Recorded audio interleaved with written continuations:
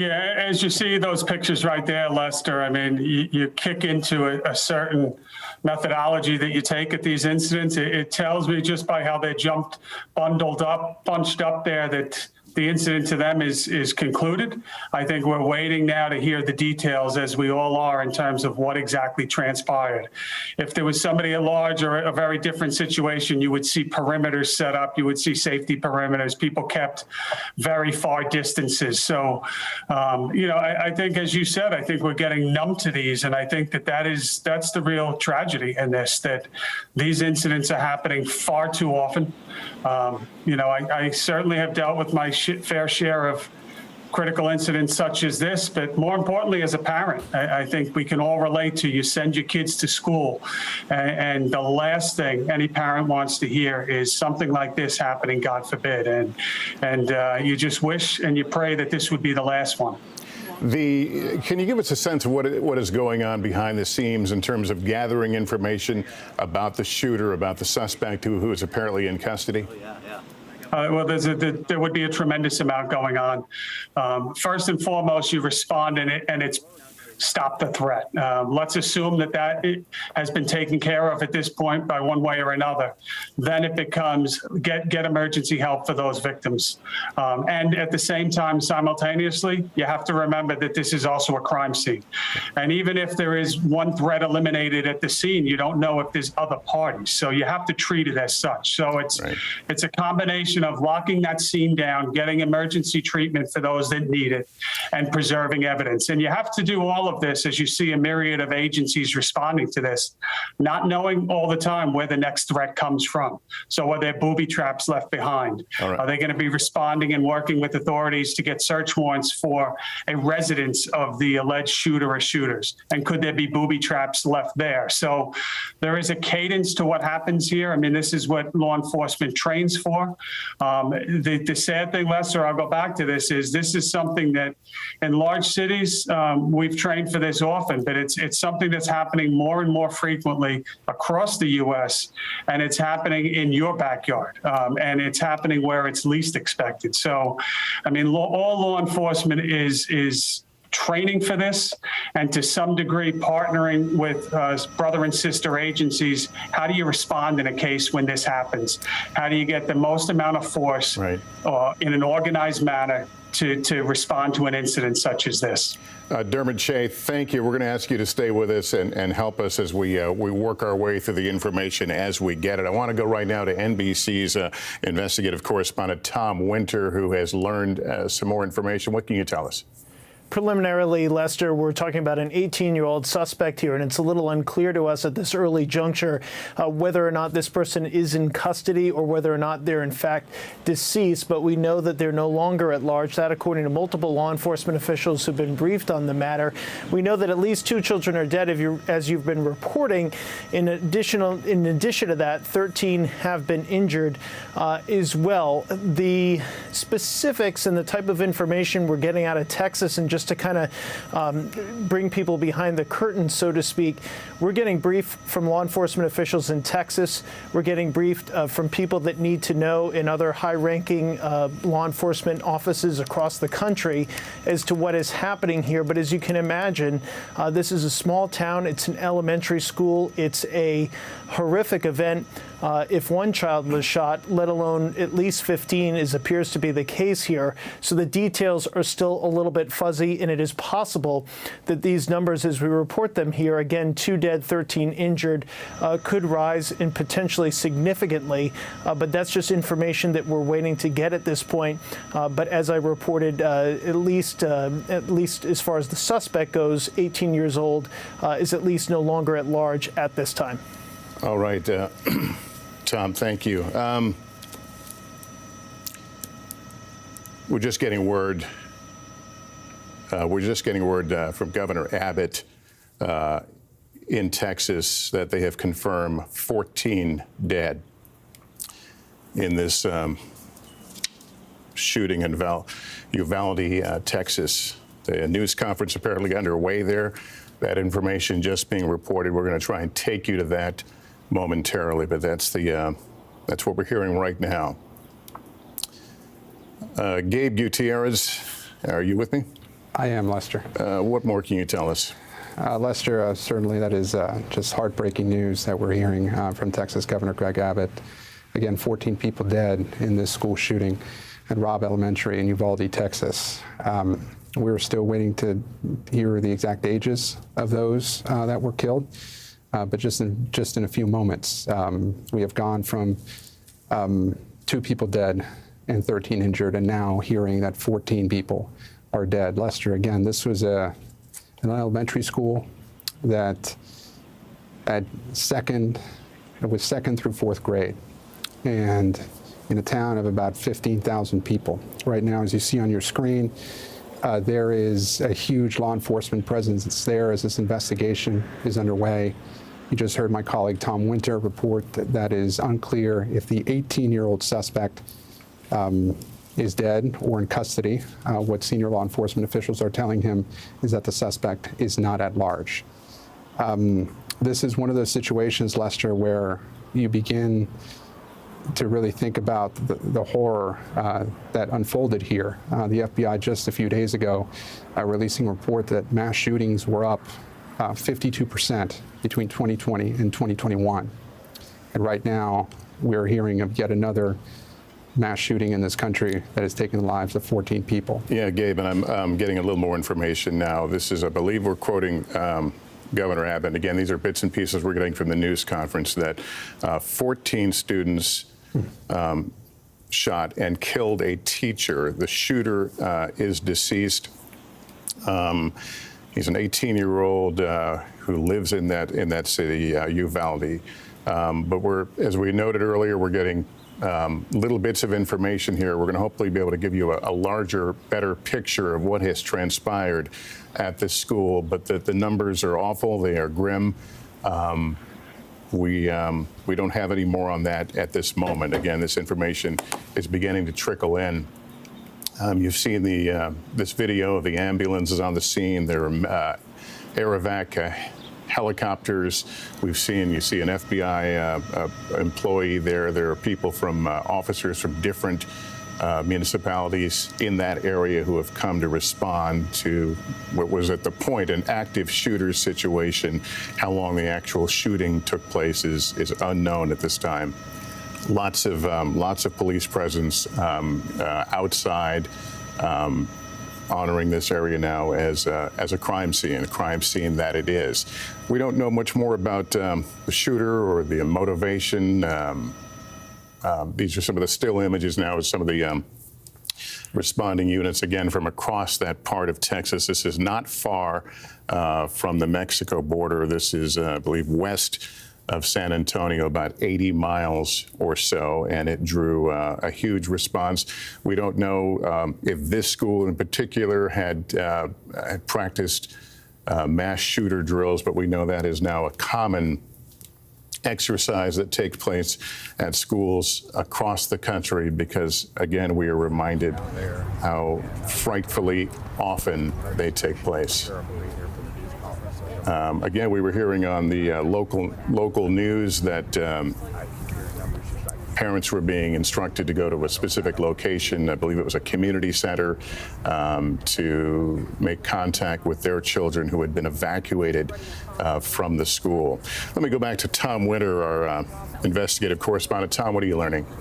Lester, something that we're still trying to get a little bit of a handle on, but might perhaps provide us with a bit of a fuller picture as to what occurred here. There's some indication that this 18-year-old suspect, who again, as we reported, is believed to be no longer at large at this point, whether that person is in custody or deceased is something we're trying to get some additional detail on.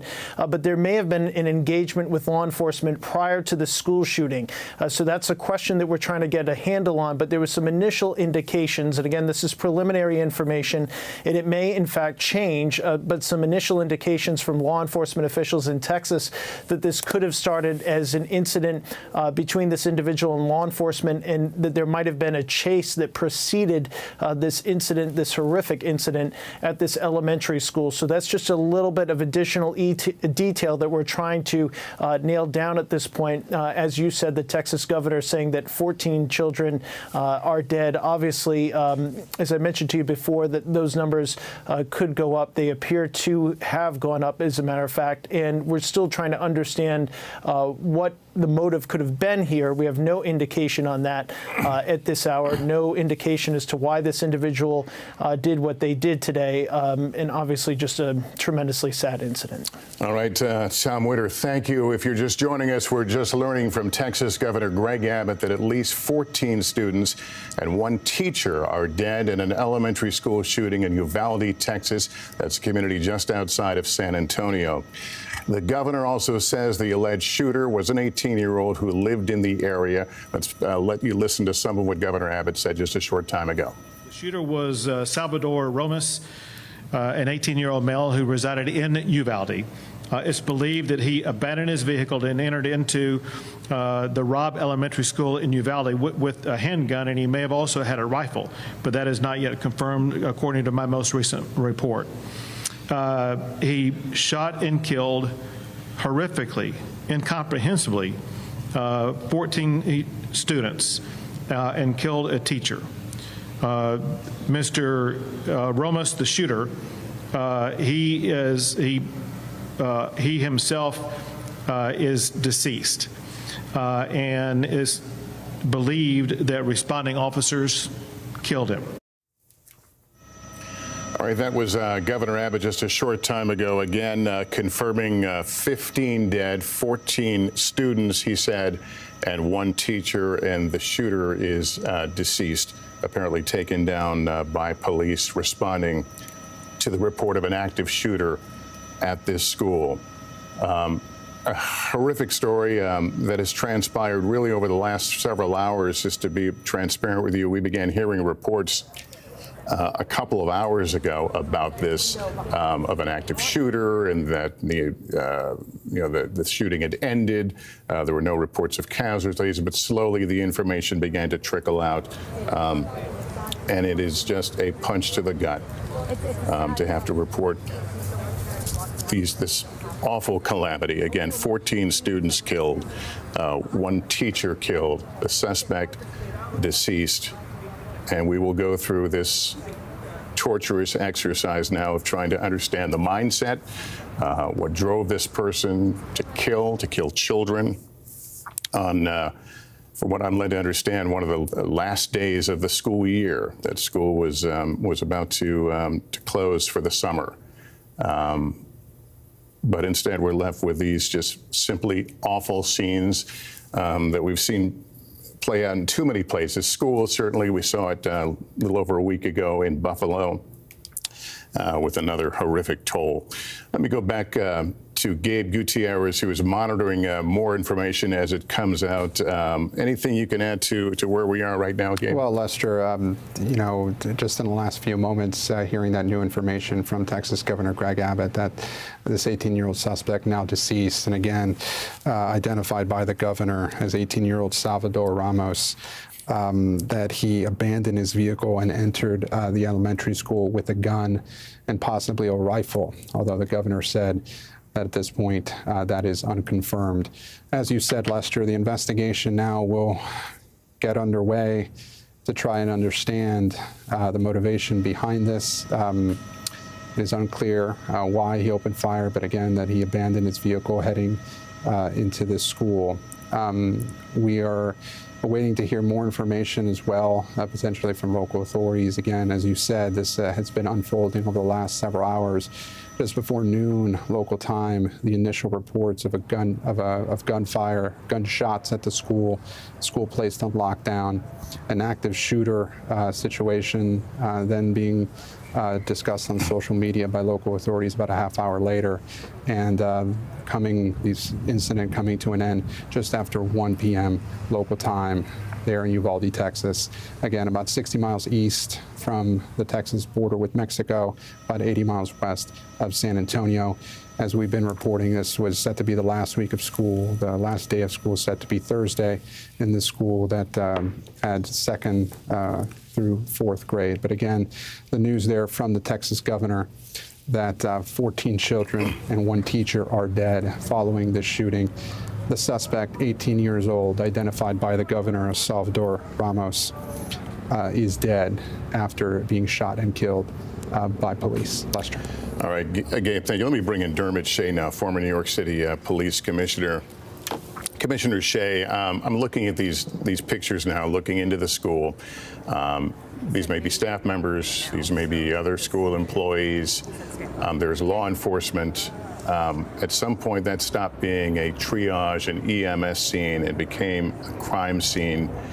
I have to think about the people in that school right now, what they have seen, what they have heard, what they have witnessed. You've been through this as a leader of the nation's largest police force. What about them? What's the toll this takes on first responders and those others who were in that building? As I look at the pictures, Lester, your heart rips out for the grief that everyone feels watching this right now. And you'll have a range of emotions, everyone wanting to do more when there was nothing more that could be done.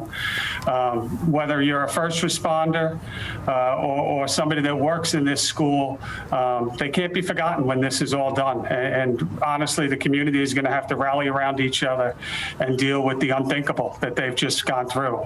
Everyone's heart obviously goes out for the victims and the families of this unspeakable action. And then at some point, we'll have to remember that all of these other people, from the EMS to the people coming, anyone that stepped foot into that school, frankly, saw things that no human should ever see. And, they're professional and they'll do their job and they'll try to determine motives. And you have to ask yourself, what possible motive could there be to somebody to go into that school and to hurt the defenseless? So, that's where we are right now. It's just a terrible, terrible day. People will rally together and they'll get through it. But again, as we started this show, I would ask the same thing. It was barely a week ago that we're talking about Buffalo, and here we are again. So this will inevitably lead to the discussion that continues to come up, and it generally circulates around access to firearms, mental illness, and security at schools. And we probably will be having some version of that discussion again, but we have to get to a place where this cannot be the norm. And becoming numb to this is not the answer. We have to have action. We have to have, concrete steps to keep our kids safe. And it's just heartbreaking to see this video. It heartbreaking, beyond heartbreaking, to watch this video and to know, as you point out, we've been down this road so many times. And you have to think right now about the families who are, trying to connect with their children, trying to get information, trying to find out what happened.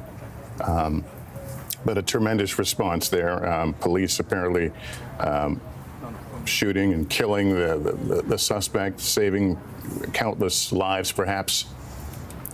But we are, and I could tell you, Lester, I could tell you that they won't view it that way. And it's kind of like making a great arrest in a particular case. It doesn't do a darn bit in a case like this. And that's the kind of psychology that will go through their heads.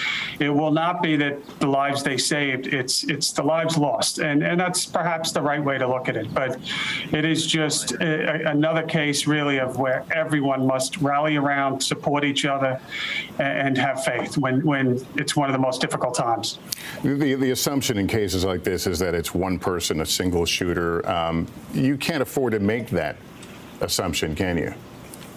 No, I guarantee there is countless professionals right now at the local level, at the state police level, as well as the FBI, running down leads. And it has to be that way, because you can't assume that this is isolated and that the threat is taken over, because you always have to kind of, in our world, assume the worst. What if this was part of a larger action? And inevitably it's not, and that's one silver lining. But those things are going on right now to try to make sure that nobody else is hurt. What set this person off? Are there people that are injured in his or her house? And all of these things are being examined as we speak. I have no doubt. Commissioner, we appreciate you staying with us. I want to go to Tom Witter now, our investigative correspondent.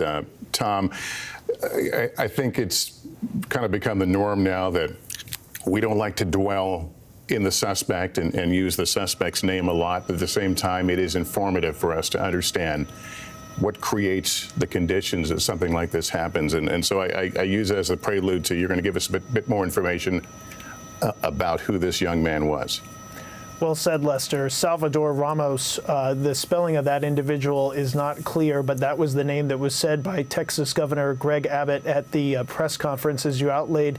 He said that he brought a handgun to the school, perhaps a rifle, though that wasn't immediately confirmed by the governor. 14 teachers dead, 14 students dead, one teacher also dead. He is deceased. As we said, he was no longer outstanding, and now we do know, in fact, that this individual is dead. We had previously reported that he's believed to be 18 years of age. We are also still trying to track down this information, Lester, as to whether or not he was involved in some sort of incident just prior to the shooting at this elementary school occurring. A couple of things stick out.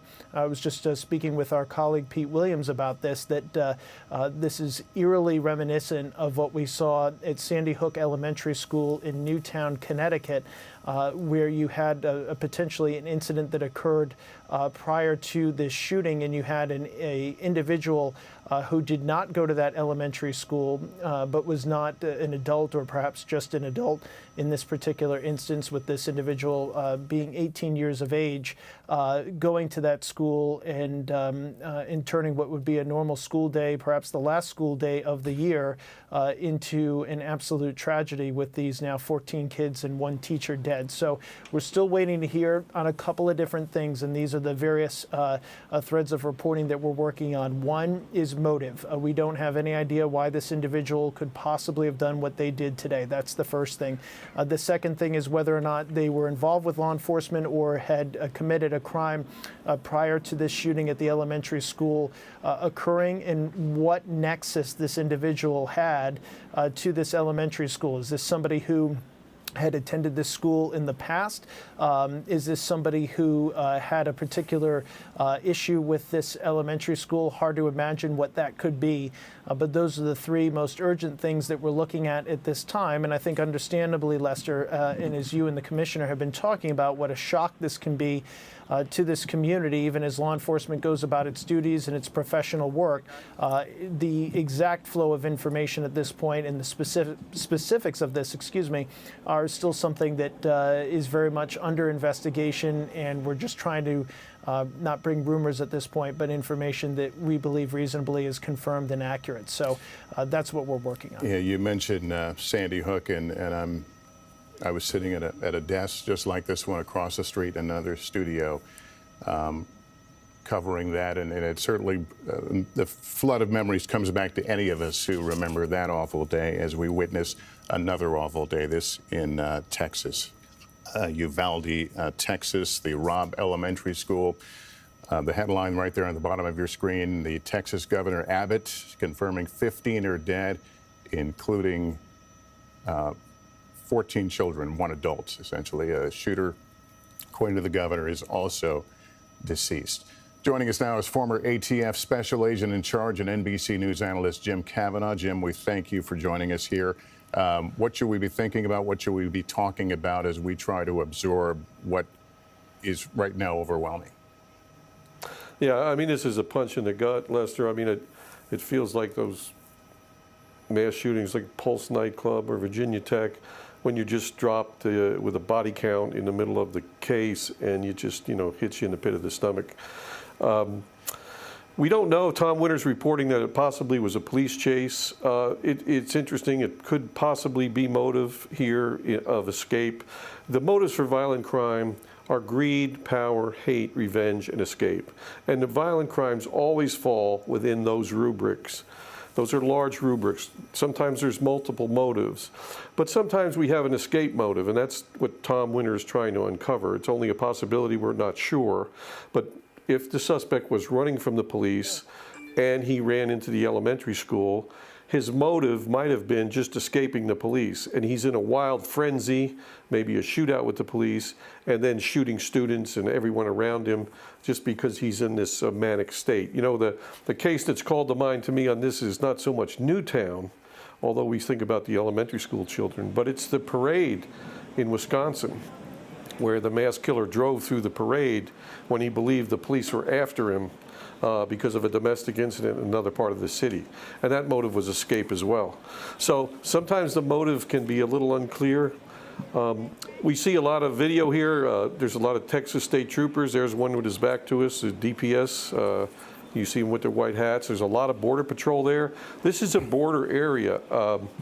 I was the assistant special agent in charge in Dallas, know Texas well. This is a heavy border area. There's a lot of border patrol there. I've seen a lot of border patrol on the video feed. I've seen the feds there. I've seen the state troopers. They're going to get all the help they need, but you know it doesn't unroll the tragedy.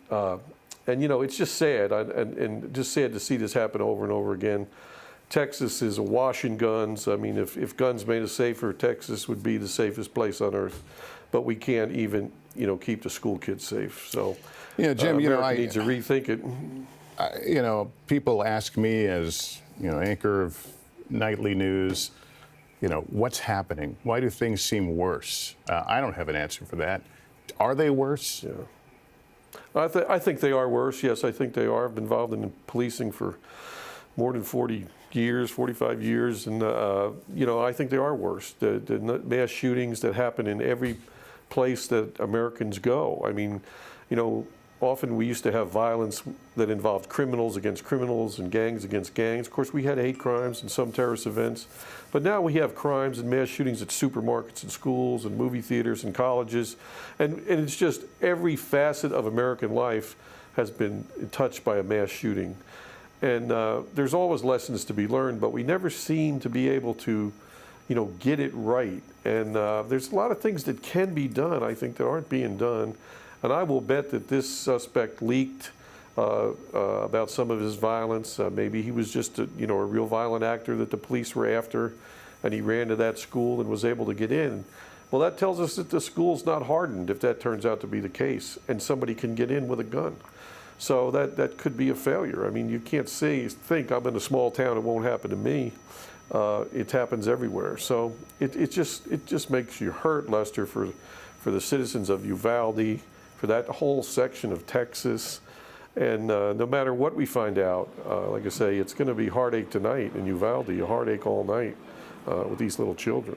14 children, one teacher killed. Let's go right now to NBC News correspondent Gabe Gutierrez, who continues to monitor information coming from the scene. Gabe? Hi there again, Lester. So we're getting two pieces of information more from Governor Abbott. And the first thing is that the governor says that it appears two responding officers were struck by rounds, although they have no serious injuries. So again, two responding officers were hit by gunfire, but they have no serious injuries. The second piece of information, Lester, we're hearing from the governor is that he says it's been reported that the suspect shot his grandmother right before entering the school. Again, according to the governor, he says that the suspect, 18 years old, shot his grandmother before entering the school. It's not yet clear how that shooting may have been related to him opening fire on these children inside the school. But again, that's two pieces of information, Lester, that two officers were hit by gunfire but do not have serious injuries. And the governor says that the suspect shot his grandmother before entering that elementary school 80 miles west of San Antonio. Lester. I was scribbling some notes when we were playing part of the governor's remarks. I just want to make sure I heard it correctly, that the suspect had a handgun and a long gun? At this point, Lester, and I'm reading a transcript of what Governor Abbott said. He said that he had a handgun and that it appears that he may have had a rifle, although at the time the governor said that that had been unconfirmed. So we do know, according to the governor, again, that he had a handgun and he may have had a rifle, Lester. Right, and then if I can just clarify also, was the governor quoting a report that the grandmother had been shot, or was he reporting it as What fact? I'm being told here, it has been reported that the subject shot his grandmother right before entering the school. Again, this information coming in, as you have said, in drips and drabs, and we're waiting to find out more information about, what led up to this, and whether there was in fact some sort of chase that the suspect may have been trying to escape from. Again, all those details part of this massive investigation, which involves not just local authorities, but obviously state authorities and federal officials as well. The governor saying that the Texas Department of Public Safety is there on the scene. We have seen Border Patrol agents there as well in this town, Uvalde, Texas, a town of about 15,000 people, just 60 miles east of the Mexican border. But again, 2 officers also have been shot or at least grazed by gunfire, but according to the governor, their injuries do not appear to be life-threatening, Lester. All right, and we've been watching folks come and go from, I don't know, I assume the lobby of the administration building of the school. Some appear to be of civilians, perhaps school employees who are coming out. What we had heard the reporting from the local NBC station in the area is that parents, families were being advised to go to another location to hopefully pick up their children or to get more information about their children. So what we know, and that banner at the bottom of the screen doesn't get any better. BB, so they want some. The Texas governor again confirming that 14 children, 1 teacher has been killed in this horrific shooting.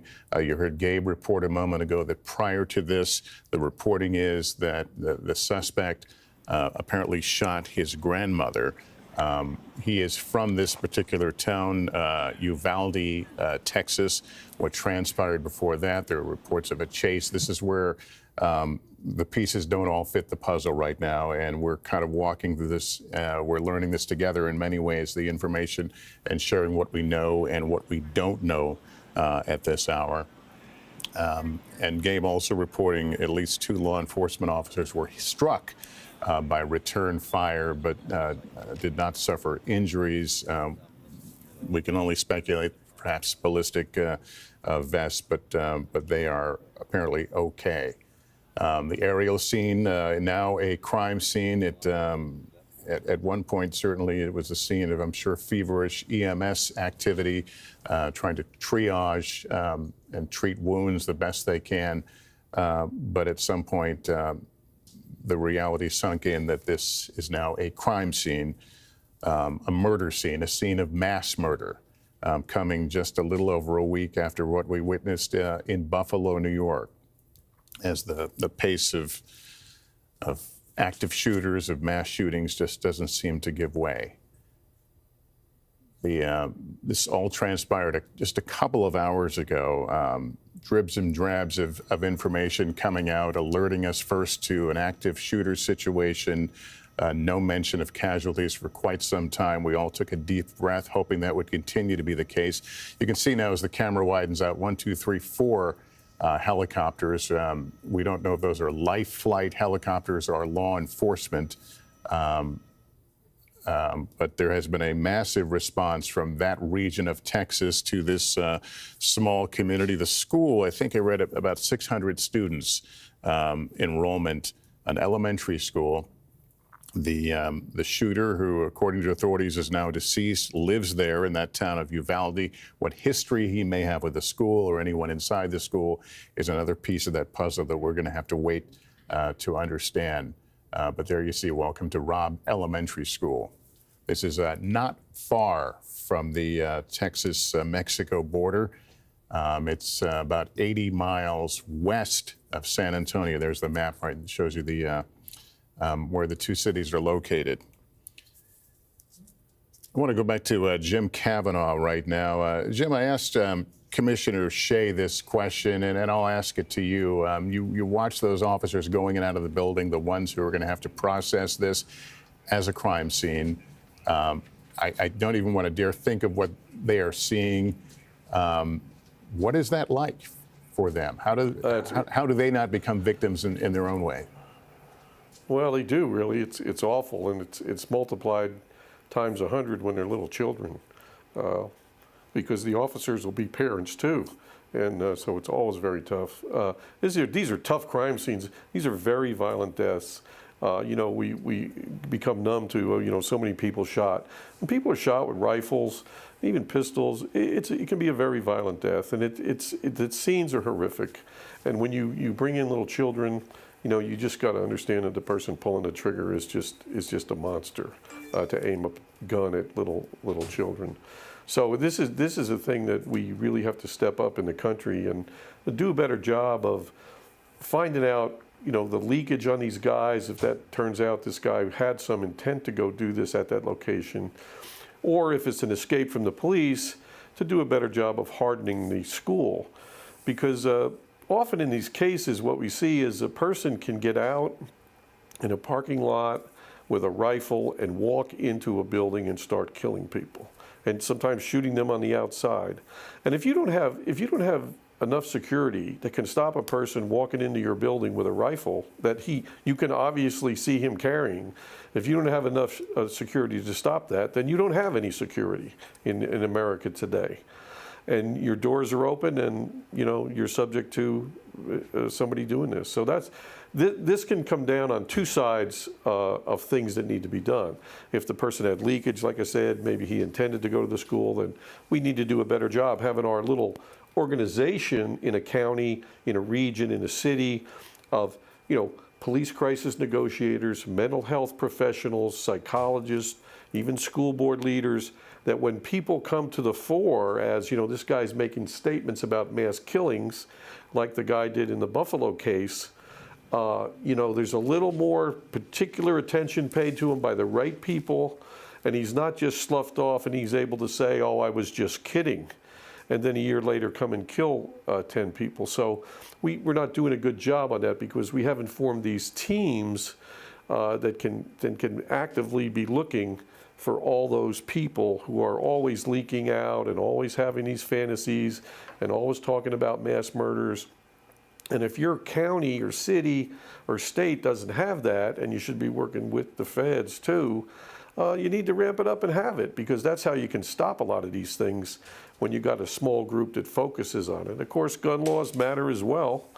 If you're 18 years old in America, you can buy a long gun, any kind of long gun, and devastating weapons that can, magazines with all the rounds you can hold, 100-round drums. There's no limitations at all. So, we need to relook at that without hurting people's Second Amendment rights. We just sort of go to the fantastical. Jim, I'm going to have to cut you off here. It looks like a news conference is about to begin. We certainly want to get the very latest.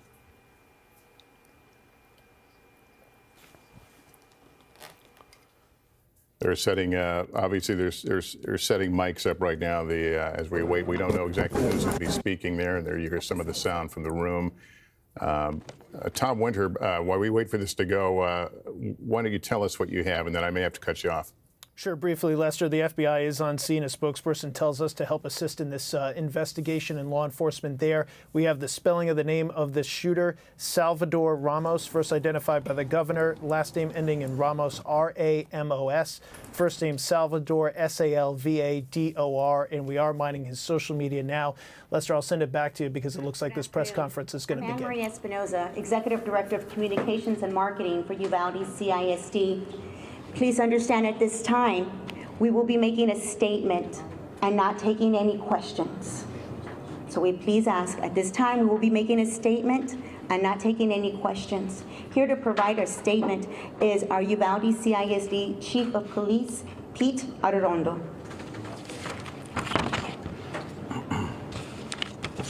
Good afternoon. As she mentioned, I'm going to make a statement, and at this point we won't take any questions. We will give you a time when we'll be addressing the media soon. At approximately 11:32 a.m. this morning, there was a mass casualty incident at Robb Elementary School in Uvalde, Texas. The school has children that are in 2nd, 3rd, and 4th grade. I can confirm right now that we have several injuries, adults and students, and we do have some deaths. The suspect is deceased at this point. DPS is assisting with the investigation. And at this point, the investigation is leading to tell us that the suspect did act alone during this heinous crime. Families are being notified, and we are providing services to them as the district should. As far as the rest of the district is concerned, safety measures were taken to make sure that we had a safe release for the rest of the district. throughout our city of Uvalde, and we had numerous law enforcement officers and agencies that assisted with the safety release for those students. We do want to keep all their families in their prayers. I hope you do as well, and we also want to respect the privacy of the family. Is still being worked on, and again, we'll notify the parents and the families as soon as we have some news for them. Thank you so much. We greatly appreciate your understanding and patience with us. Please know at this time, we are only making a statement. We will be releasing more information as the investigation continues. We appreciate your courtesy. At this time, it concludes our press conference. Thank you. Okay, a statement from authorities there, differing somewhat or shining a different light. He referred to injuries, some injuries, so we don't know how many individuals may have been injured and are still being treated, but noting that this school, Robb Elementary School, 2nd, 3rd, and 4th graders, so very young children, in that school when this vicious attack happened today. So we actually in many ways learned a little bit more from the governor than we just learned in that statement, and frankly that's going to happen as different agencies decide how much they want to release, what they know to be factual and what they're still trying to nail down. Let me go back to Tom Winter right now. Tom, I'll be honest, I had a technical adjustment here. I missed some of that. Anything stand out to you? Not in particular, Pete. A lot of what we would understandably hear, I think, at this point from local officials there in Uvalde, Texas. A couple of details, and this is bringing together the reporting of my colleagues Pete Williams, Jonathan Dietz, and Andy Blankstein. The individual here who police believe is responsible for this shooting is a Salvador Ramos, Salvador, last name Ramos, Ramos, with a date of birth of May 16th, 2004. So he recently had a birthday. That would make him 18, as you and I talked about approximately a half hour ago. Last known address is in Uvalde, Texas. So he's somebody who has at least some recent ties to this community. But again, May 16th, 2004 is the date of birth. And this according to 4 senior U.S. law enforcement officials that have been briefed on this absolute tragedy today. He does have some social media accounts that we're still in the process of going through, Lester. We want to be cautious, as we saw in the Buffalo shooting and was well reported on at the time. There were a number of postings that occurred surrounding that shooting regarding white supremacy, regarding a motive for that shooting. It's unclear whether any of that information exists on Ramos's accounts, but there are some posts there of concern to us that we want to go through. We want to make sure that they are accurate, that they are valid before we report on those and bring them to you just out of an abundance of caution. But again, this 18-year-old individual, Salvador Ramos, believed to be from that town in Texas, is the person who police say, and the governor has said, is responsible for this shooting. Brought a handgun to this school today, perhaps a rifle, according to Texas Governor Greg Abbott. So we know that they used a handgun. And then, as Gabe alluded to before that press conference, and the governor spoke about, you and I have spoken about, this idea that there was perhaps a shooting prior to the incident at the elementary school, perhaps involving a relative of Ramos. That's something that we're still trying to get some additional details on, and whether or not there was any sort of police involvement just leading up to this. And as Gabe reported, it appears that several officers were injured in the course of trying to end this incident today. Ramos is deceased, as we have said previously. In the investigation, as Commissioner Dermot Shea laid out, is one that will remain ongoing. We know the FBI is involved in an assist mode. So basically, they will assist with any sort of law enforcement things they can help out Texas authorities with. The Texas Rangers, perhaps are the lead agency here, although I want to get a little bit more confirmation on that, Lester. Yeah, I understand the need for caution as we go through social media information, and I'm sure police are going through the same process, the same exercise as you. Can you tell me this? Is there any indication that would make authorities suspect that he did not act alone, that maybe there were others involved here?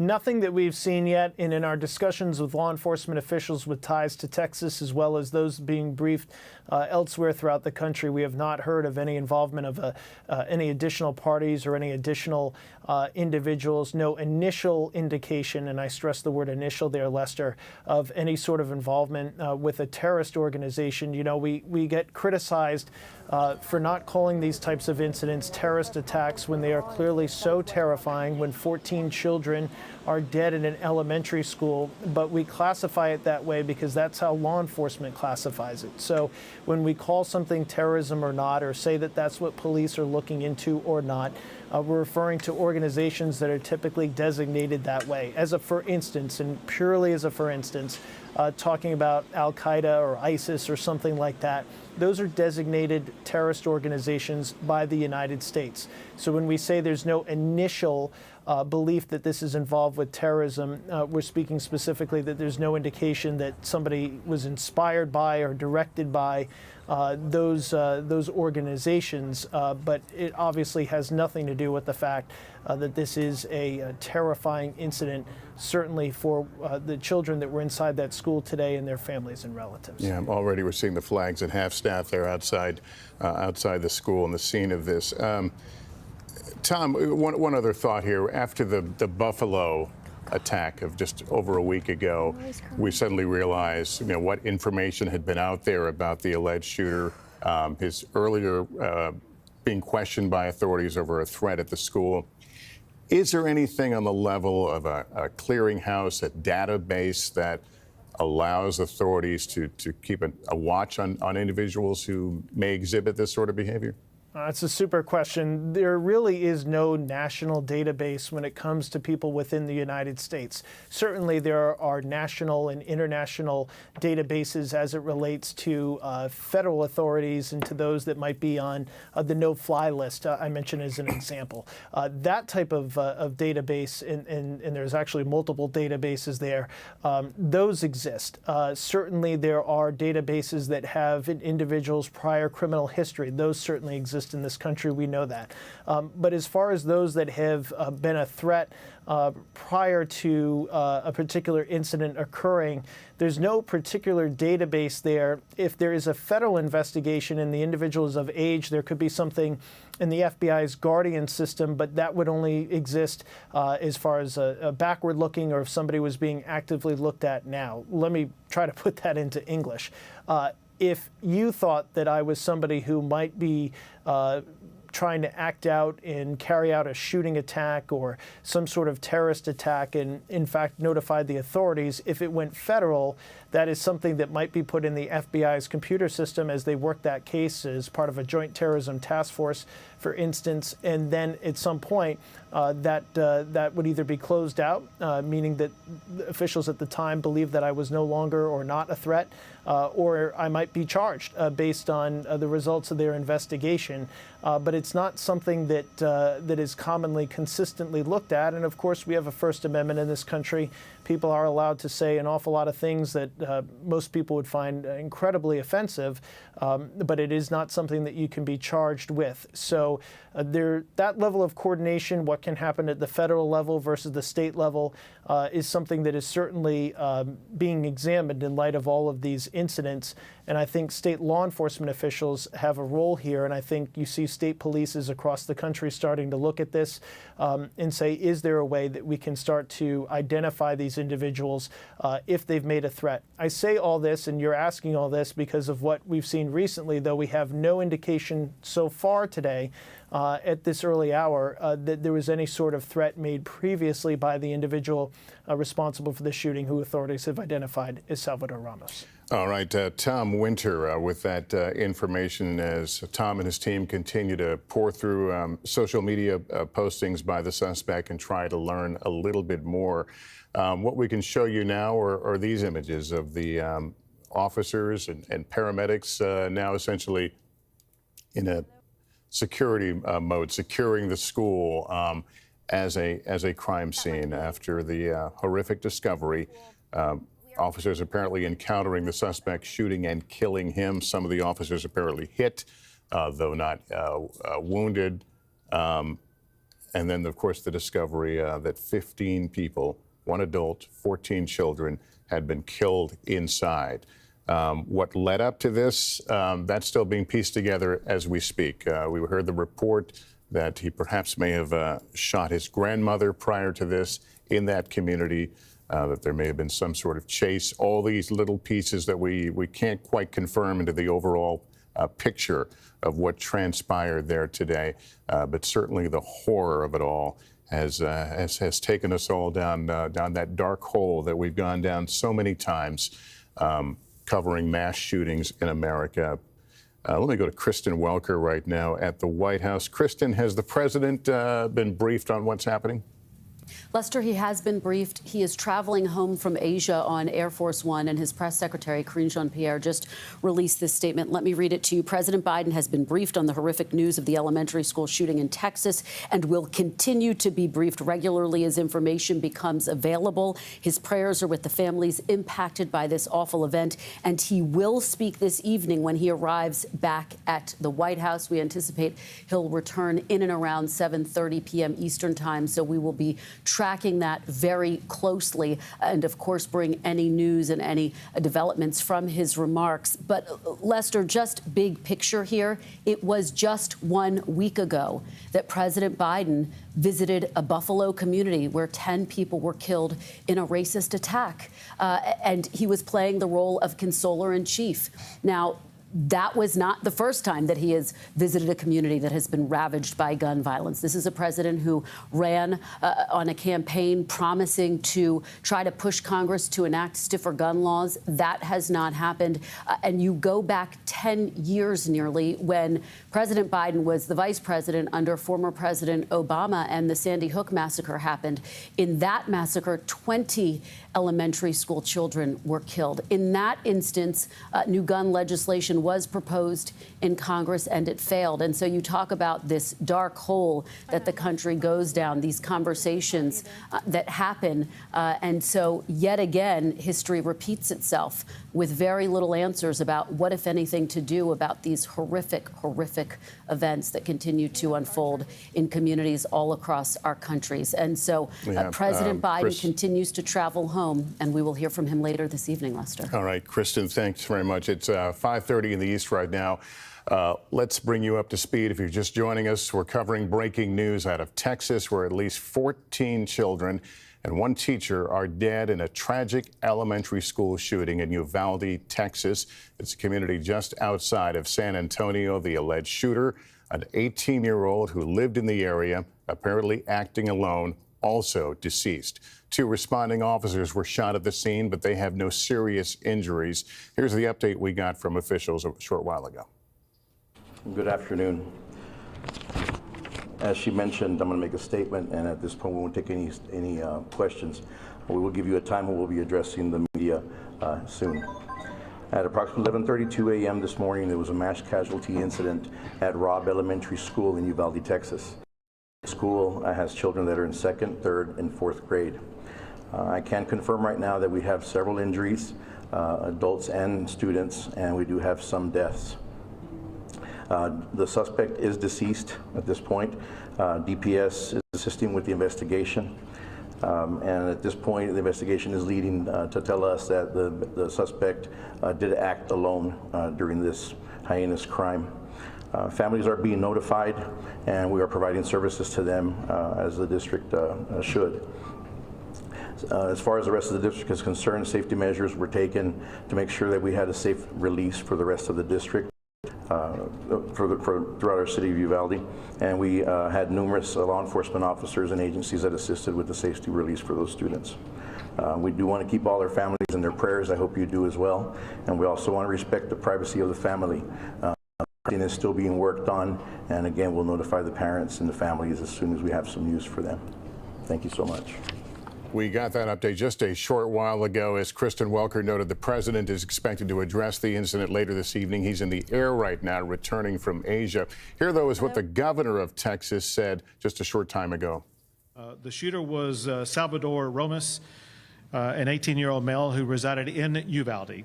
It's believed that he abandoned his vehicle and entered into the Robb Elementary School in Uvalde with a handgun, and he may have also had a rifle, but that is not yet confirmed according to my most recent report. He shot and killed horrifically, incomprehensibly, 14 students and killed a teacher. Mr. Ramos, the shooter, he himself is deceased and is believed that responding officers killed him. Let's bring in NBC News correspondent Tom Costello now. Tom, an FBI report just released shows active shooter incidents in the U.S. in 2021 increased by more than 50%. So for those of us, saying, does it seem to be getting worse? The answer is yes. Yeah, and that headline actually is maybe a little misleading, only because 2021 compares to 2020 when much of the country was in lockdown. But the next stat is just as concerning, if not more so. When you look at the number of mass shootings in 2021, we had, listen to this number, a 171% increase, up 171% over 2020. 61 incidents in 2021. And the shooters generally are male, 60 male and 1 female out of all of those cases. 14 of those shooters were killed by law enforcement, 4 shooters killed by armed citizens, and then 11 shooters committed suicide. For 2021, the FBI says it observed an emerging trend, and this is important here, involving roving active shooters here. These would be shooters who shoot in multiple locations, either in one day or in various locations over several days. And as you know, we've been making mention of this. The FBI's guidance right now is not to name the shooter or to provide as little information, give them as little publicity as possible, hopefully, therefore, de-emphasizing them, and therefore they don't become a hero to the next shooter in waiting out there. But that has been an emphasis over the last few years as law enforcement really tries to put the emphasis instead on the victims, on the community, on the healing, if you will, and not on the individual shooters. As you know, they have become household names, especially in these notorious shootings, like, for example, the Columbine massacre. But again, the FBI report is affirming what you and I think we feel every time we turn on the news of yet another mass shooting. 52% increase in 2021 over 2020. But again, there was a pandemic lockdown in 2020. So if you compare that instead to for example, 2017, we had a dramatic increase and up 171% over 2020. So this, in fact, is a trend that the FBI is confirming. Tom Costello. Tom, thank you. Let me bring in NBC News producer Amy Calvin, who has now made her way to the scene. Amy, can you tell us what you're seeing and what you've learned? Hi, Lester. It is absolutely horrific here at the convention center. This is where the children were brought to be picked up by their parents. Teachers have been trickling out with their family. Kids have been picked up with by their parents. It's very emotional. It's heavy. There's law enforcement here, DPS, Border Patrol, local police. They just brought us in for a very short media briefing, and inside there was more teachers and very emotional inside. I talked to one husband of a teacher who had just brought his wife some flowers before the shooting. She's retiring on Friday, so he brought her some flowers, and he said when he got back into his truck, he heard the gunshot. He said his wife got the children and went to the cafeteria real quick, and they turned off the light. She's okay, but obviously a horrific situation for everybody here. Can you confirm that the children were within the 2nd, 3rd, and 4th grades? I can't, but I will go inside and ask that. They were bringing teachers from the 2nd, 3rd, and 4th grades into a room after the media briefing, and I believe a chaplain was going in with them. So I will check on that and let you know. All right. And so again, the unharmed children were taken to the convention center, and parents are being reunited there. No parents are going to the school, as far as we know. I've only been to the convention center, but this is where many parents were picking up their children. So I believe they were brought here, and the teachers as well. Lots of the teachers' family were also meeting them. All right, Mary, I'll let you go for the time being, but we thank you, Mary, on the scene there outside the convention center, where that's serving as a reunification center, if you will, for families as well as school staff. Let me go back to Tom Winter right now, our investigative correspondent. Tom, what do you have? Sure, Lester. So the full name of the individual who's believed to be responsible for this shooting is identified by the Texas governor and multiple law enforcement officials to the NBC News investigative team here is Salvador Rolando Ramos. Born in May of 1994, so he recently had a birthday on May 16th. He's 18 years of age. Unclear if he had any prior involvement with law enforcement. It does appear that he had 2 social media accounts. We are in the process of going through those now to identify whether or not there was anything that spoke specifically to the actions that he allegedly took today. He is deceased, according to those officials and the Texas governor. He arrived at this school apparently with at least a handgun, if not also a rifle, according to the governor, and then committed this horrific act, according to those officials. His last known address was in this similar town, Uvalde, Texas. We are trying to determine at this point whether or not he actually went to this elementary school. Obviously, he's 18 years of age, so he would no longer be going to this particular school, but whether or not he attended there in the past. We continue to report out details of what the governor said, as well as what law enforcement officials have told myself, Jonathan Dienst, and Pete Williams, that there was some sort of an incident that occurred prior to the shooting at the school today, possibly also involving a relative, and then the incident at the school happened, trying to determine whether or not there was any sort of pursuit by law enforcement. As we reported just a few moments ago, the FBI is on scene to assist Texas authorities, and as you heard from the just about 10 minutes ago, Lester, when you played it, from the local police chief in Uvalde, that they believe at this point this individual acted alone. The investigation from here would focus on the handguns. Were they in fact legally purchased? If not, was anybody involved in assisting him in getting these guns, or should anybody have stopped this along the way, did not perform their duties under law? It's way too soon for that type of information to come out, though we are trying to get that information because obviously it's an important part of what we look at here, and obviously an important part of any sort of investigation, and that component might very well involve the ATF as well. So that's kind of where we stand as far as where this goes from here. When you have an alleged shooter who is deceased, from an investigative standpoint, there's not a whole ton to do there. But whenever we see an incident like this, and you've mentioned it a couple of times, Lester, I think back to it because I was one of the first people that responded to Newtown, and when that incident happened, and I remember being there and just the enormity of it all. When we talk about this amount of children that are dead, there is an investigation that occurs as to how this could possibly have gotten to this point. And the Connecticut State Police and the Connecticut Department of Public Safety put together a very comprehensive investigation. They even examined whether or not there were vibrations in the neighborhood of the shooter there, Adam Lanza, that could have been responsible for triggering some sort of mental episode that led to this.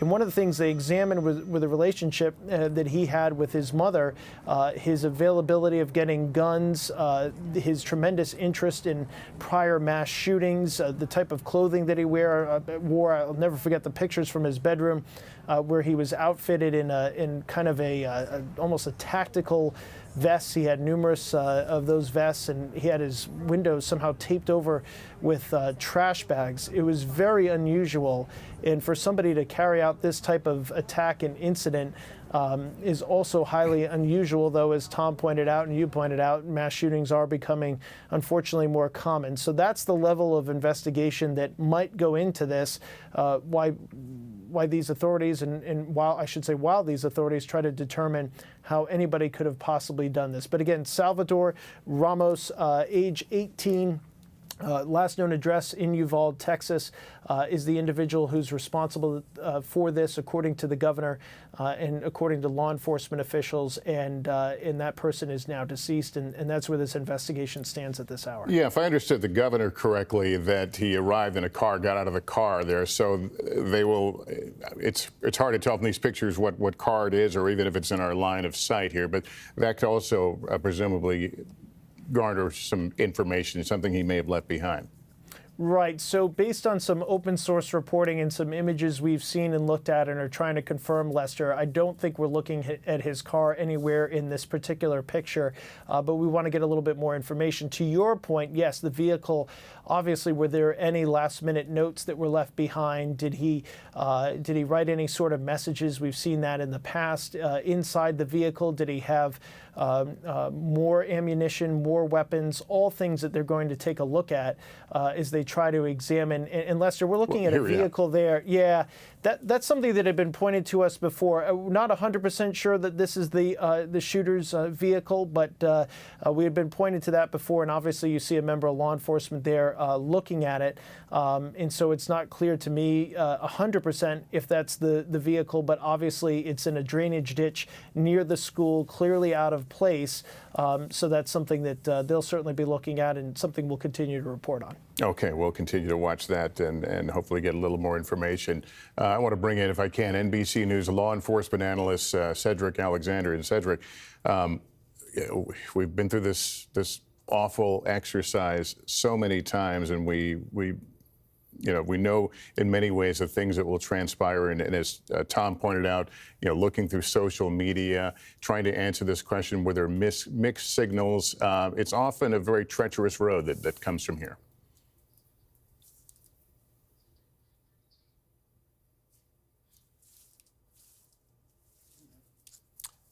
Cedric, try me where we at. We didn't have your audio. You want to try one more time? Yes. Good afternoon, Lester. Let me say this. First of all, one of the challenges here, of course, for us as a nation, we have seen this over and over and over again. And we are basically saying the same thing that we said during the Buffalo shooting last week and the shooting before that, the shooting before that. There's something really very different that's going to have to take place in this nation around gun laws. And of course, it's just not where guns are being sold in licensed places of business. It's also the number of guns that are out there on our streets every day. And it's not just those who may have some mental health issues, supposedly. This issue is just so far reaching. And we, over the years as a nation, and our Congress in particular, has really failed to do anything about these tragic shootings that we see year after year. And I tell you, for someone who spent 40 years in law enforcement and do a lot of work consulting with police departments who are doing their very best to get in front of things, the very best that they can, this nation needs help from a congressional level, from Washington, D.C. And this talk on both sides of the aisle, I don't care whether it's the right or the left, people tonight in this country really should be angry. Everyone should be angry that 14 babies, teacher, lost their lives again. You're right. Last week, covering the events in Buffalo, I raised the issue of how do you find the ticking time bombs among us, individuals who are capable of this kind of crime. Is there a good answer to that question?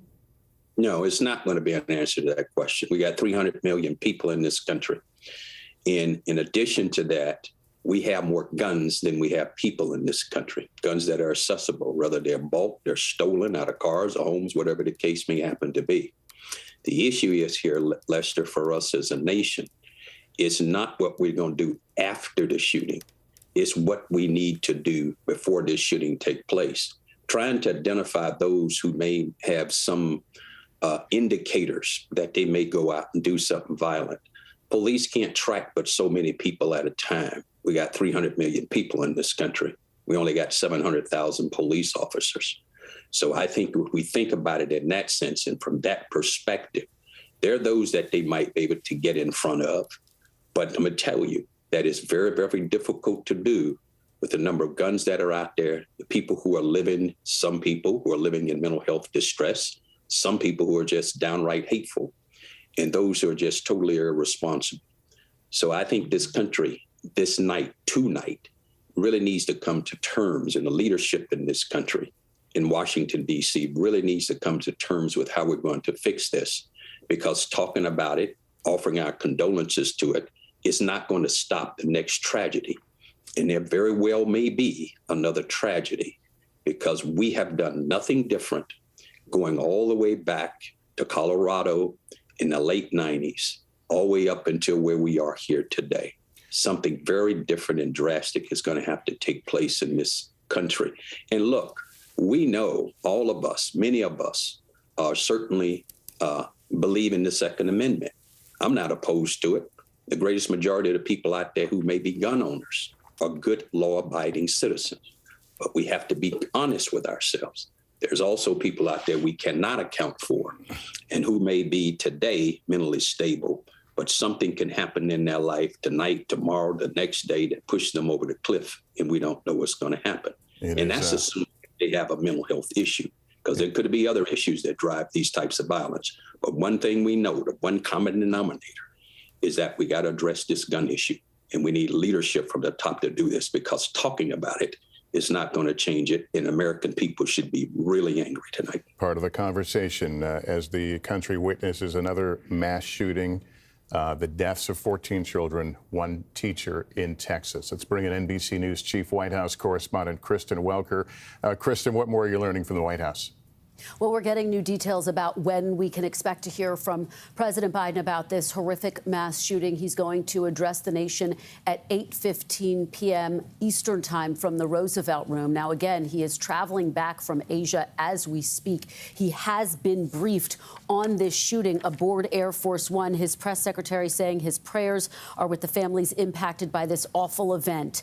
So we will hear him undoubtedly reiterate those remarks when he addresses the nation later this evening, extend his condolences to the families. And again, Lester, it was just 1 week ago that he was visiting Buffalo, a community there that was riven by a mass shooting. 10 people killed in that incident.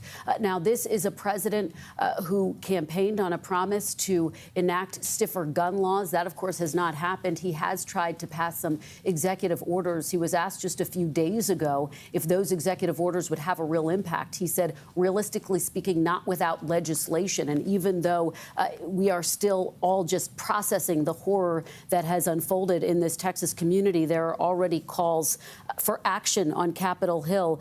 Democrat Chris Murphy saying in an interview, what are we doing? Why are you here, meaning in Congress, if not to solve a problem as existential as this? So already the calls for action have started. But as you and I were talking about earlier, Lester, this is not the first mass shooting to impact children. Nearly 10 years ago, 20 children were killed during a massacre at Sandy Hook Elementary School in Connecticut. And there was a lot of debate in the wake of that incident, but nothing significant changed legislatively. There, of course, is a robust debate in this country about what, if anything, should happen to prevent these types of horrific incidents from happening.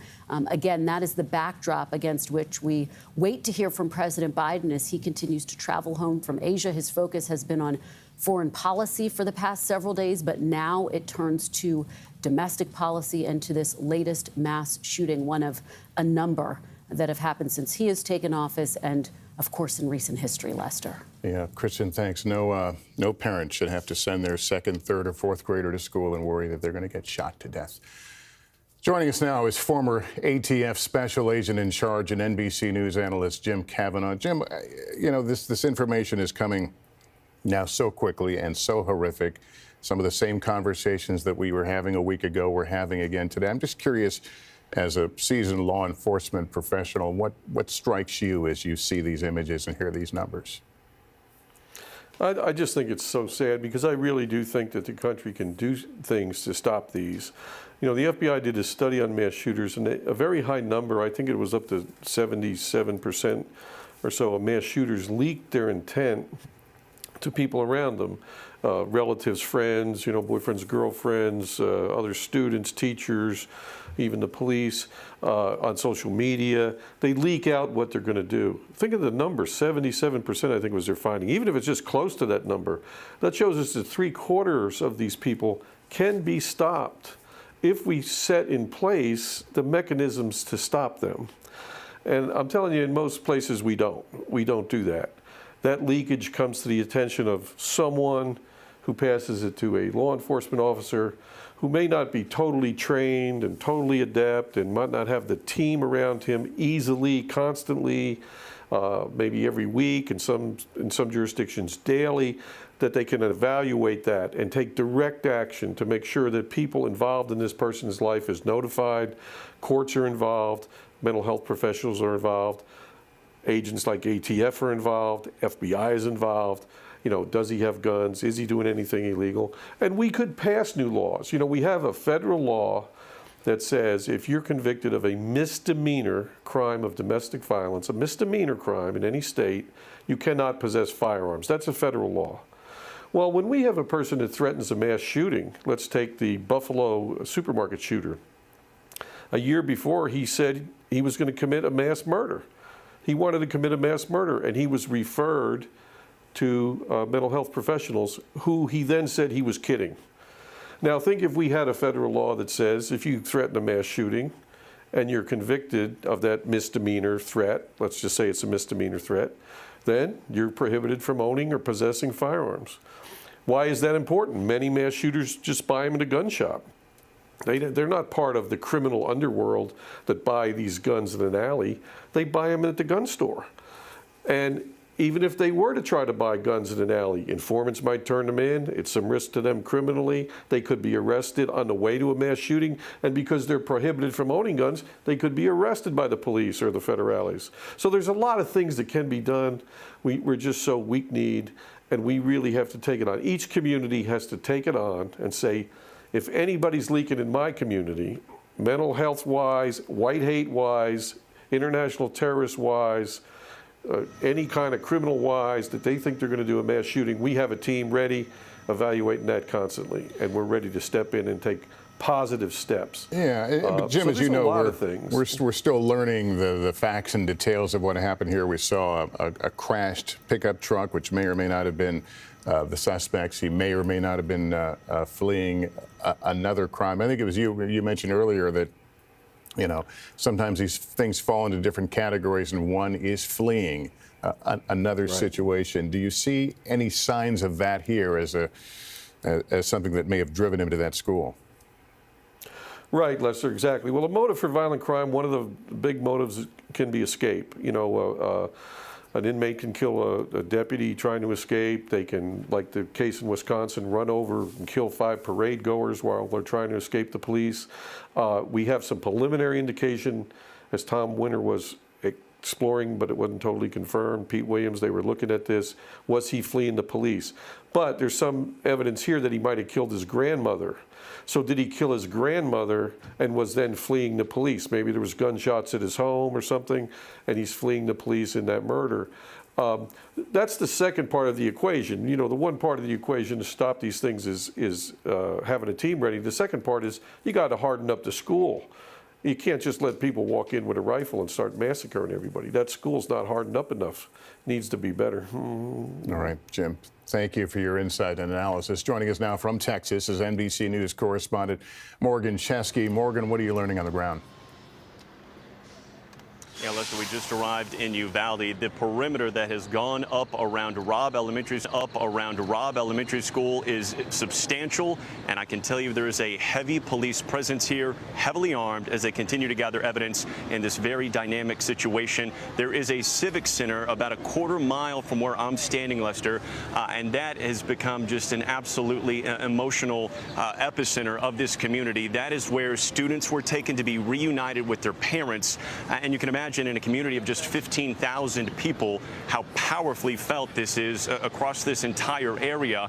We have seen one husband in particular arrive at that reunification center, and he shared with our producer that he had brought flowers to his wife today to celebrate the last week of school, and that's when he initially heard the gunshots and realized something was horrifically wrong. We heard Texas Governor Greg Abbott today confirming the absolute worst. 14 students killed here in Uvalde, Texas today. One teacher lost. And Lester, if I could just share one quick story with you on how tight-knit this community is. When I arrived here and I began walking towards the school, I parked in front of a gentleman's home and I made sure that it was okay to do so. He said yes, and he said, by the way, the teacher that was killed inside that school today is my niece. We are going to hear more of these stories in the coming hours and days, but as of right now, it is a heartbreaking scene here in Uvalde on the edge of the Texas Hill Country, about 90 miles west of San Antonio. And this elementary school joining a heartbreaking list of so many others that have been impacted by school shootings. We do anticipate another update from officials tonight, Lester. We want to hear more about this gunman that walked inside with a handgun, potentially a rifle as well, when he started to open fire earlier today. We do know that police were initially dispatched to this location at about 11:42 a.m. That's when the calls of the active shooter initially went out. And there are still some gaps in the timeline that we are seeking clarity in as this investigation goes forward. We do know that that gunman is dead tonight. We do know he is from the city of Uvalde, Texas. But again, no word on any potential motive, and we are still awaiting to hear the names of those deceased. 14 students and one teacher. Lester. Yeah. Morgan, thank you. We've been covering the tragic story out of Texas where an alleged lone 18-year-old gunman killed, as we just heard, at least 14 children and one teacher at Robb Elementary School in Uvalde, Texas, a community just outside San Antonio. The alleged shooter lives in the area and is also deceased. Later this evening, the president is expected to address the nation on the incident. We're going to keep a close eye on the story as it develops. We'll bring you all the latest tonight on NBC Nightly News. In fact, we'll be joining our viewers in the East and Central time zones in about a half hour. For all of us here at NBC News, I'm Lester Holt in New York. Good day, everyone.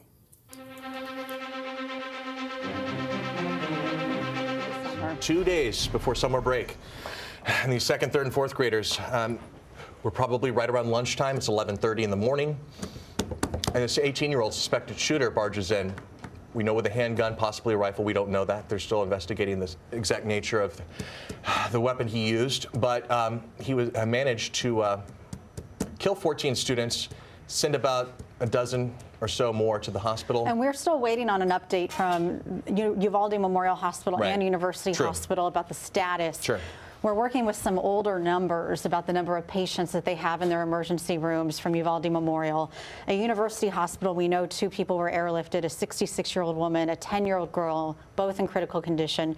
At Uvalde Memorial, we don't really know the status of those patients right now, and if some of those numbers coincide with the very gut-wrenching numbers on your screen, 14 students and 1 teacher dead. And over the course of the past 4.5, 5 hours, those who survived, those who weren't injured, have been reunited or are in the process of being reunited with their parents who are coming to the school, to the Civic Center to pick up their children. You said in the past it can be so gut-wrenching because oftentimes these parents don't know where to go. They look around. I've heard accounts of other school shootings where the parents look around at each other and they're kind of avoiding eye contact, but they suddenly realize we're the last ones in the room for a reason. That's a very hard thing to hear from families of these small children. We don't know, though, where the families of the victims have been taken right now. We don't know if they're at the Civic Center or at the hospital or both. This can be a little bit of a chaotic situation. 600 students evacuating during a mass shooting. The school district says we need your patience as we take our time accounting for every last student. You are watching News 4 San Antonio at 5 on an incredibly somber day, as we are taking on the news together with you at home that 14 students have been killed. 1 teacher has been killed in a mass shooting at Robb Elementary School in Uvalde, Texas. All right, we're going to reset now and officially start News 4 San Antonio at 5. News 4 San Antonio at 5. We're here for you.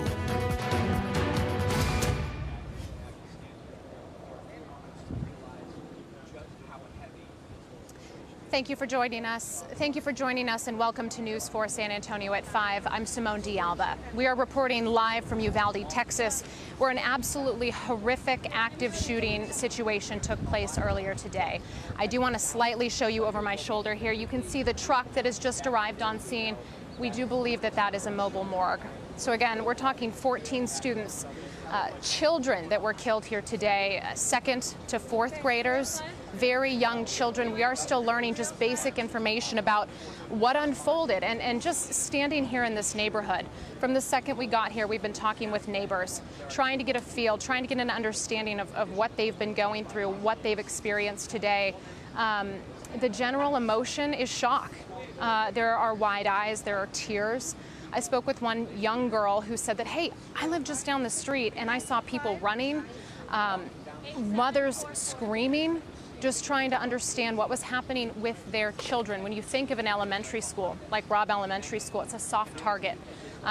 You know, we do know that 2 officers were also hit in the gunfire. So again, 15 people total are dead. We have 14 students, 1 teacher, but again, 2 officers also hit in that gunfire. No known motive at this point in time. The governor did provide quite a bit of information when he briefed the state. And the governor did say Texans across the state are grieving. They're grieving for this senseless crime. He was telling us the 18-year-old shooter is dead and that he was a student at Uvalde High School. And so we've had team coverage today. We have reporters all across Uvalde, not only Uvalde, but in San Antonio, trying to make sense of this, trying to bring you the facts and the information. And so, producers, who are we going to next? Can you tell me which reporter's standing by? I believe we have Jordan Elder. We're going to see if maybe she's coming up next, because you know what, she's been gathering the facts for us. And Zach Hedrick, who I know we do have on scene. Let's see if we can go ahead and bring you in, Zach, and come on over and we'll chat. We're going to be on the same camera here. He was one of the first reporters here, trying to make sense of what's been happening. What have you been seeing just since you've been here today? Really heartbreaking scene, Simone. We've been out here maybe the past 30, 40 minutes or so. I spoke with a woman who, as you mentioned, it's a real tight-knit community around here. Robb Elementary, she was saying, everybody up and down the street. She even went to this school. Yeah.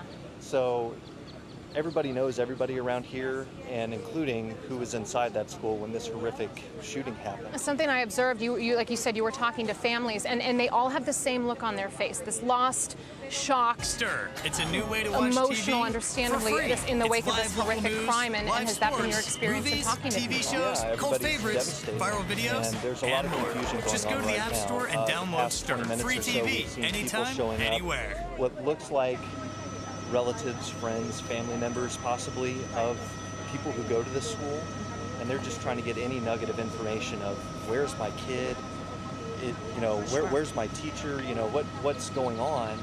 And there's been a lot of confusion of where parents need to go because they've heard go to the Civic Center. No, reunifications are happening back here at the school.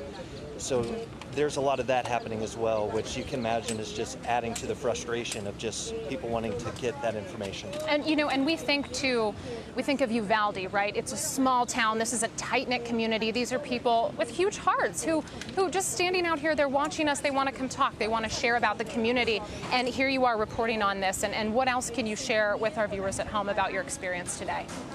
It's tough to see those parents show up and try and just get any information of where is my kid? Is my kid okay? I can say that a state trooper told us that right now there are no more kids here at the campus right now. Okay. He couldn't tell any more details of whether the shooting scene happened outside somewhere on the campus or inside. So that's something that even the state troopers are working to nail down for sure right now. But still a lot of moving parts as well. But yeah, lots of stuff to still confirm and find out. Absolutely. All right, Zach. Appreciate your insight. Thank you so much. And I wanted to go ahead and bring in Jim Lefko because he's our eyes on the ground for us in San Antonio. And Jim, if you can hear me, I wanted to toss it over to you because we know that there were some patients, some people who were sent to San Antonio with injuries. What can you tell us?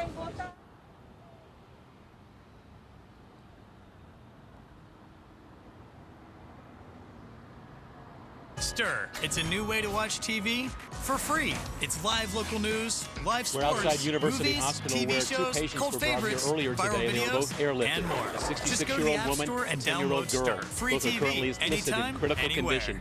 We did just get an update from hospital spokespeople who tell us potentially they could receive one more victim this evening. That person might be brought here by car, hence the delay. But so far, 2 victims have been brought here. 10-year-old woman, a 10-year-old girl, 66-year-old woman, both currently listed in critical condition. Biden's fighting That's the scene words. from University Hospital. Jim Lefkoe. The president Back to doubling you. down on the U.S. military defense of Taiwan. This morning, the new warnings from China and the policy confusion. Today's primary I just wanna election emphasize I test, can't hear. voters turning out in 4 states this morning. All right, so that was Jim Lefkoe. Jim, thank you so The much for your governor's race perspective. measuring Again, President we are Trump's continuing to GOP learn and gather performance ahead of the information. midterms. We wanted to And see, monkeypox we have Jordan outbreak. Elder also More here in cases Uvalde, and we're reported going to in get the our US. cue to go to The her CDC as soon sounding as the we have alarm it. But as meanwhile, we the White learn House more has said that about the President virus. Biden has been Then the briefed secrets on the behind shooting, so we targeted know that. political ads. He Facebook revealing new will be details speaking on what tonight. you see. How the This is information reminiscent could of impact Sandy Hook. When you campaigns think of months 20 ahead of children, those critical right, who lost their midterms. lives in an absolutely Title 42 horrific future, manner, the fight it's over something the that's really policy hard to ramping up. comprehend. There's only a temporary. And let's go ahead and we're going to bring in Robin Security strain, O'Genier. A massive migrant surge a top concern. We've seen record numbers. The measure placing Melissa Vega Democrats here at the in the live hot desk. seat. As Simone had mentioned, we are waiting on reaction from President. It's believed that he abandoned his vehicle and entered into the Robb Elementary School in Uvalde with a handgun, and he may have also had a rifle, but that is not yet confirmed according to my most recent report. He shot and killed horrifically, incomprehensibly, 14 students and killed a teacher. We do want to keep all their families in their prayers. I hope you do as well. And we also want to respect the privacy of the family. Everything is still being worked on. And again, we'll notify the parents and the families. As soon. Of these 14 young lives and their teacher in Robb Elementary School, our hearts break. What must also break is the gun lobby's control over some in Congress. Now, actually, the House floor right now, they are discussing gun control. Some House members bringing that up. So obviously, that is going to be a point of contention. We also just learned moments ago that President Biden should be addressing the nation about 7:15 tonight. Of course, we will bring you the latest from the president just as soon as we get it. That's the latest from the live desk.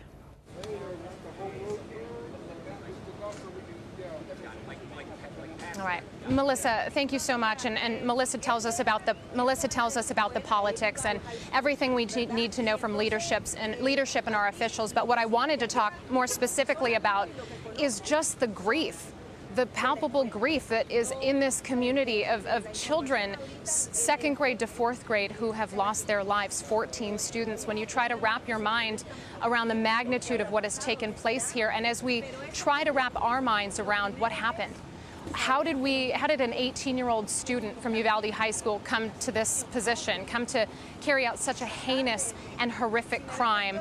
And so we are working to gather that information. And then the school police chief has said that the shooter acted alone. So again, as we continue to bring you more information, a mobile morgue has arrived here at Robb Elementary School. We are on scene in Uvalde working to bring you the latest, and we will be back after this break.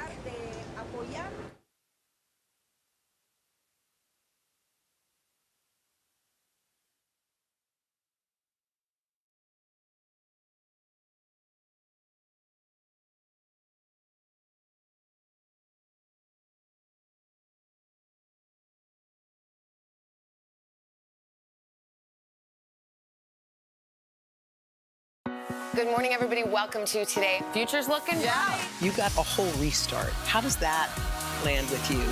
Is climate change and the environment one of your top priorities? Sounds so good. Love it.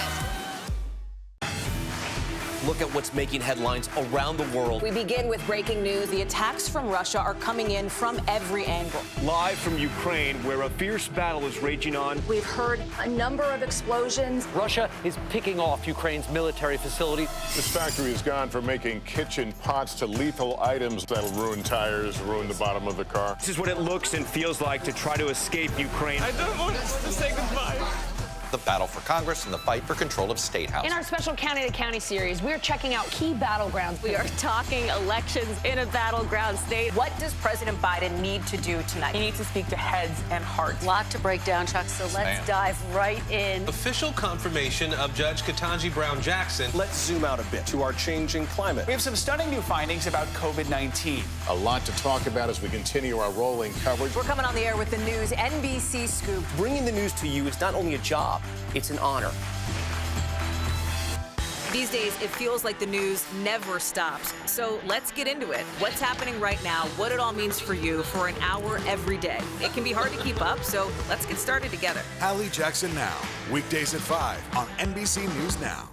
Women's basketball has been systematically held back. After 49 years of Title IX, we still have work to do.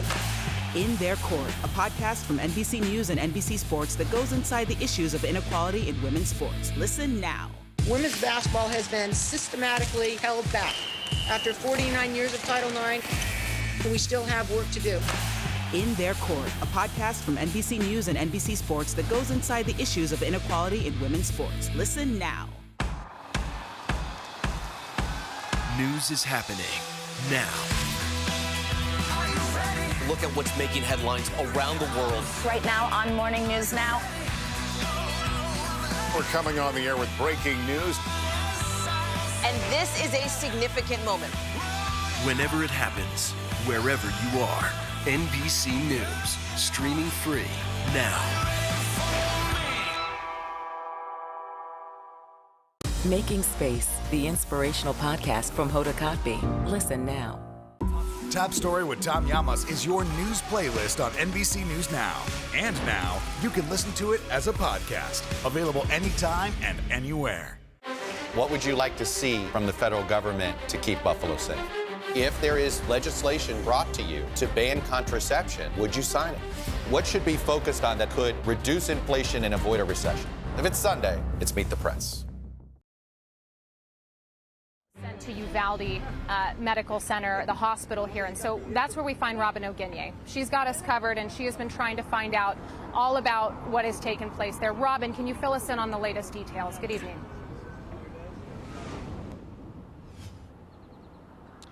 That's right. We are right across from the entrance to Uvalde Memorial Hospital. You can see that police here are directing traffic.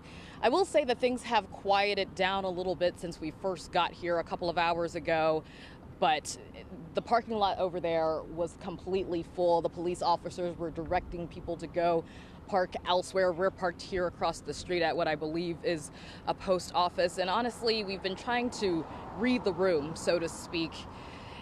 Everyone looks somber and it's sad. We haven't seen anyone look terribly upset as they've come in and out of the hospital, but you can just tell that the mood here is definitely one that is dim. Since we've been here, we've seen an ambulance come in. We've seen at least 8-9 helicopters land here at the hospital. So again, it was very busy earlier. It seems to have quieted down a bit. Now, one of the first things I did when I got here, I reached out to the mayor because I wanted to see his insight on exactly what was going on. And of course, he's tied up with so many things right now. I have not heard back from him. And we have been working to find out who's okay, who is in sustained condition, and maybe who's still in critical condition. But that's been more difficult to find out. But again, we are working to find those answers for you. So as soon as we learn any more information, we're posting on Twitter, we're posting on Facebook, we're posting on our website. So you will have no shortage of answers from us tonight. But for now, I'll send it back to you. How's your shingle? All right. Robin, bringing us up to speed. Thank you. Thank you, Robin, bringing us up to speed. We appreciate your hard work. And also, I wanted just to bring you back out here to Robb Elementary School. We're still trying to piece together, make sense what exactly happened here, what took place. Governor Abbott, speaking earlier today, he identified the shooter as 18-year-old Salvador Ramos. Again, this was a student at Uvalde High School. And so in terms of motive, what would cause someone to come inside of an elementary school and murder 14 students? That's still what we don't know the answer to. And we are working to get those answers around the clock. We'll be right back after the break. Sometimes the news can be difficult and overwhelming for kids to understand. Ukraine and Russia. Could you help me understand what's going on? So to help make sense of it, we've created a newscast just for them. We hope your family will watch Nightly News Kids Edition. News is happening now. Look at what's making headlines around the world. We're coming on the air with breaking news. This is a significant moment. Whenever it happens, wherever you are, NBC News, streaming free now. Good morning, everybody. Welcome to Today. Future's looking bright. You got a whole restart. How does that land with you? Is climate change and the environment one of your top priorities? You know what? Our hearts are ready for something like this. Come on. It's a great workout. It's everything you need. Look who's back together. Oh, I'm so happy. That's what it takes to set a record. So glad to see you. Sometimes the news can be difficult and overwhelming for kids to understand. Ukraine and Russia. Could you help me understand what's going on? So to help make sense of it, we've created a newscast just for them. We hope your family will watch Nightly News Kids Edition. News is happening now. Look at what's making headlines around the world. We're coming on the air with breaking news. This is a significant moment. Whenever it happens, wherever you are, NBC News, streaming free now. Good morning, everybody. Welcome to Today. Future's looking bright. You got a whole restart. How does that land with you? Is climate change and the environment one of your top priorities? You know what? Our hearts are ready for something like this. Come on. It's a great workout. It's everything you need. Look who's back together. Oh, I'm so happy. That's what it takes to set a record. So glad to see you.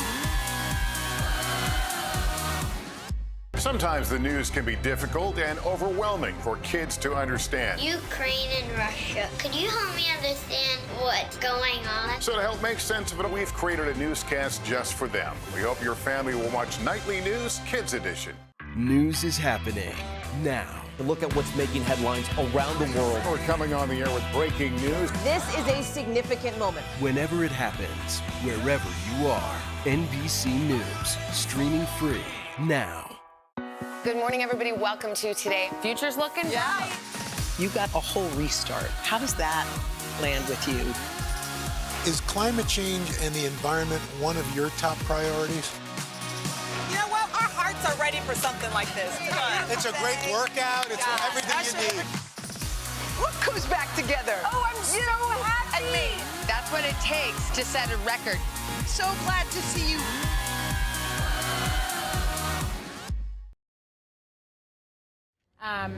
And we're told that the shooter at some point had abandoned his car. He entered the elementary school with a handgun, possibly a rifle, and then he horrifically shot and killed, again, 15 people. And as we are learning and gathering more information, we just wanted to give you some context here. What Uvalde is like, just about an hour and a half west of San Antonio. This is a small town. This is the type of town where people know each other. They've grown up together, and more than that, their families have grown up together. And the second we got here, we started talking to neighbors, and they came up to us and they said, hey, this is what we were seeing earlier today. You know, my uncle's friend's sister, these are people who know everyone. And they were saying the horror, the fear, some of them saying mothers screaming as they were running towards the school. Imagine that, wondering if your child is okay. It is such a small elementary. We're talking about 535 students in a town of just about 16,000 people, Uvalde. And so that's what we know so far. Let's go ahead and send this over. We have our team coverage tonight. Jordan Elder is live at the Civic Center, where she has been gathering more information to give us more guidance on what exactly took place. Good evening, Jordan. What have you learned? Simone, we've been here at the Civic Center for hours now, and it has served as a reunification site today for those elementary school children to get back together with their families, and it has been very, very emotional out here. At the same time as all that's been going on, this was also a polling place today for the primary runoff election, so there's been a stark contrast in people going in and out of this building. We've seen people coming out of the building who have just cast their ballot, but we've also seen people who are walking out holding the hand of a child, safely reunited with them after hours of uncertainty. So as you can see now, we're packing up for the day. A lot of these law enforcement officers have been escorting people back to their vehicles, some of them having to physically hold up family members who are so grief-stricken after getting news We did attend that press conference inside the building a little bit earlier. It was very short. We were told we would get to ask more questions later on tonight, but as we were leaving, you could see rooms full of people who were crying and leaning on each other, not getting great news, obviously, in those rooms. So we'll keep you updated. We are actually being moved to another location, so we'll bring you more updates as they come. All right. That was Jordan Elder reporting again when she talks about the heartbreak, the emotion that comes to mind when you think of these parents who heard in this small town community of Uvalde that there has been some kind of a shooting at an elementary school of all places. They had to then go to the Civic Center to be reunified with their children. Imagine the emotion of waiting to see if your child was going to be there. Some parents not lucky enough to have that. And so as Jordan was touching on, the deep shock, the trauma that so many are trying to process and understand. That's what we're hearing. Those are the stories that are starting to come to the surface today. Just as a side note, this school was letting out for the summer on Thursday. We're going to send it over to Chris Suchan for the latest in the Weather Center. Chris, over to you. All right, Simone, thank you very much. Well, in the midst of all that breaking news out in Uvalde, we do have a severe weather risk coming into our area tonight. Right now, a pretty quiet picture up into the hill country. That's our World Car Weather Cam view there from Kirk.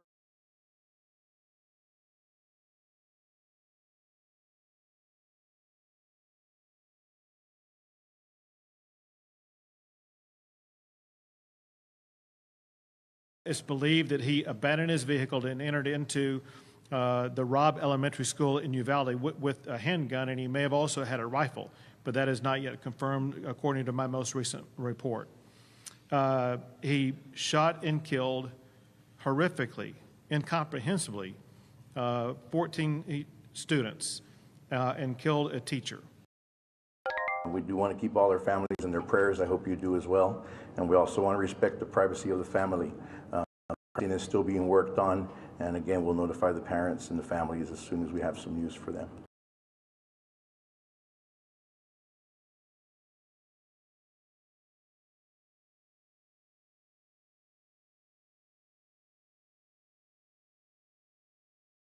Making Space, the inspirational podcast from Hoda Kotb. Listen now. Sometimes the news can be difficult and overwhelming for kids to understand, so we've created a newscast just for them. We hope your family will watch Nightly News Kids Edition.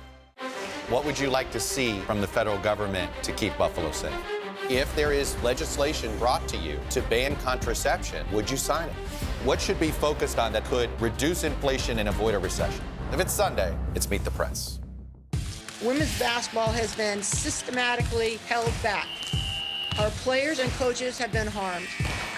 After 49 years of Title IX, we still have work to do. In Their Court, a podcast from NBC News and NBC Sports that goes inside the issues of inequality in women's sports. Listen now. Still to come on the Channel 2 News. Well, the waters are certainly receding now. Still too close to call. Lester Holt reporting from Ground Zero, as it's being referred to. It is, in fact, a taste of freedom. The Haitian people know a little something about resiliency. What's the biggest risk right now? Some of the troops who have been proud. I want to welcome you to the first presidential debate. In fact, we've been told we can't go any farther. You with some resilient folks, let me get a hint.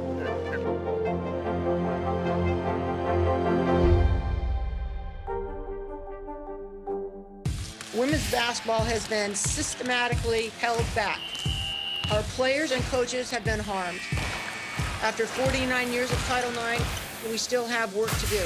In Their Court, a podcast from NBC News and NBC Sports that goes inside the issues of inequality in women's sports. Listen now.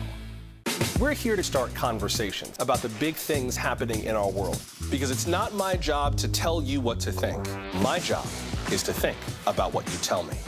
Now Tonight with Joshua Johnson, streaming weeknights at 8 on NBC News Now. Live from Ukraine, from Mayfield, Kentucky, from Waukesha, Wisconsin. To cover the news, you have to be in it. This is how so many towns and cities are protecting themselves. You can actually see they're pushing the gates open. I also want to get home. You'll get home. You'll get home. Do you remember any tornado as bad as this one? You look at this and you're thinking, we're not going to have power for weeks, if not months. Exactly. Every night, it's your news playlist. Top Story with Tom Llamas, weeknights at 7 on NBC News Now. Women's basketball has been systematically held back. After 49 years of Title IX, we still have work to do. In Their Court, a podcast from NBC News and NBC Sports that goes inside the issues of inequality in women's sports. Listen now. Sometimes the news can be difficult and overwhelming for kids to understand. Ukraine and Russia. Could you help me understand what's going on? So to help make sense of it, we've created a newscast just for them. We hope your family will watch Nightly News Kids Edition. Making Space, the inspirational podcast from Hoda Kotb. Listen now. Sometimes the news can be difficult and overwhelming for kids to understand. Ukraine and Russia. Could you help me understand what's going on? So to help make sense of it, we've created a newscast just for them. We hope your family will watch Nightly News Kids Edition. News is happening now. To look at what's making headlines around the world. We're coming on the air with breaking news. This is a significant moment. Whenever it happens, wherever you are, NBC News, streaming free now. Good morning, everybody. Welcome to Today. Future's looking bright. You got a whole restart. How does that land with you?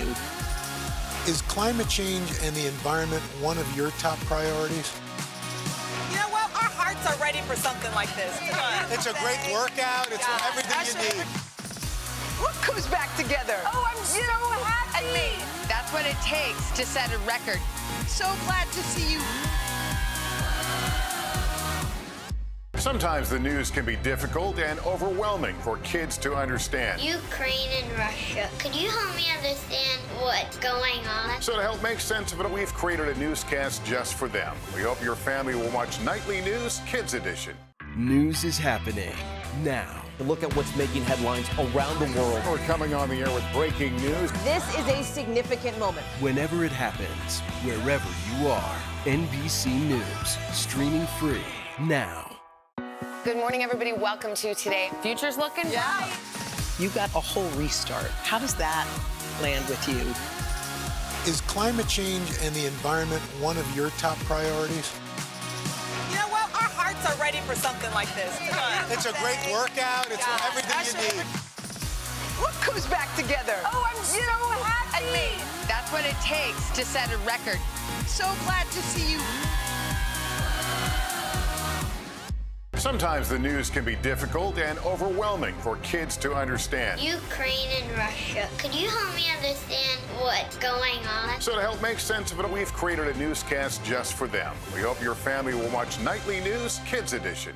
News is happening now. To look at what's making headlines around the world. We're coming on the air with breaking news. This is a significant moment. Whenever it happens, wherever you are, NBC News, streaming free now. Good morning, everybody. Welcome to Today. Future's looking bright. You got a whole restart. How does that land with you? Is climate change and the environment one of your top priorities? You know what? Our hearts are ready for something like this. It's a great workout. It's everything you need. Look who's back together. Oh, I'm so happy. That's what it takes to set a record. So glad to see you. Sometimes the news can be difficult and overwhelming for kids to understand. Ukraine and Russia. Could you help me understand what's going on? So to help make sense of it, we've created a newscast just for them. We hope your family will watch Nightly News Kids Edition. Good morning, everybody. Welcome to Today. Future's looking bright. You got a whole restart. How does that land with you? Is climate change and the environment one of your top priorities? You know what? Our hearts are ready for something like this. It's a great workout. It's everything you need. Look who's back together. Oh, I'm so happy. That's what it takes to set a record. So glad to see you.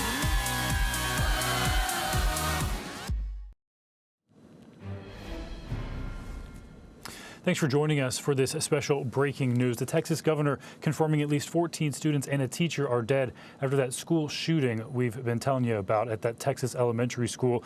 It happened in Uvalde. That's about 100 miles, about a 90-minute drive west of San Antonio, as you can see on the map there on your screen. Police still at that very active scene outside of Robb Elementary School. They believe the 18-year-old shooter acted alone in this. They've also released a name of that 18-year-old shooter, Salvador Ramos, saying that he is now dead. They said his birthday was just back on May 16th, so he's barely 18 at that. This all happened during the school day just before noon. Governor Abbott saying it had been reported that the teen shooter may have also shot his grandmother. Two senior law enforcement officials telling NBC News they are investigating that right now to see whether the suspect did shoot his grandmother prior to this, something they're looking into. Also, they say he abandoned his car before going into the school, armed with a handgun and possibly also a rifle, another thing that they are investigating right now. The governor also went on to say 2 officers were wounded in that shooting. They were not fatally wounded, thankfully. The hospital also reporting a 10-year-old and 66-year-old woman had to be airlifted to the hospital from this incident. The elementary school has about 600 students, and they are 2nd to 4th graders where this happened. School was supposed to end on Thursday, just 2 days from now, and no students would have been in that building at all. President Biden has been briefed on that shooting. He will speak at about 8:15 Eastern this evening when he arrives back at the White House.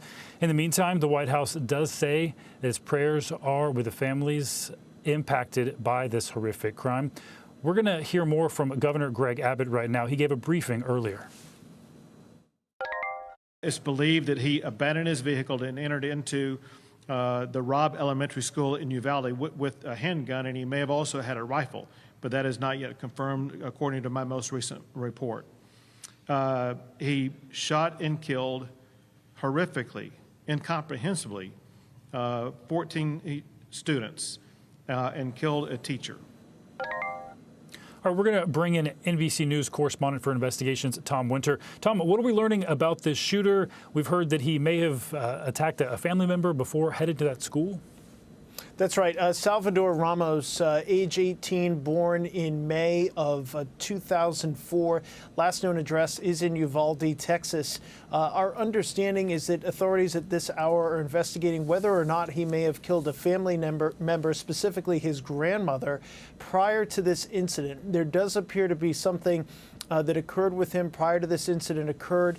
Obviously, being 18 years of age, he did not go to this elementary school, or at least not now. That's one of the things we're trying to determine, is whether or not he did attend this school at some point. But it does appear there was some sort of a shooting incident that occurred prior to this mass shooting that then occurred at the elementary school that has tragically left 14 children dead. And Tom, we do know that the shooter is himself dead as well. Do we know that if he was killed in a gunfire exchange with law enforcement? That's correct. He was killed in a gunfire exchange with law enforcement, and according to the Texas governor, 2 law enforcement members of law enforcement, I should say, were also wounded in the course of this. They are believed to have non-life-threatening injuries.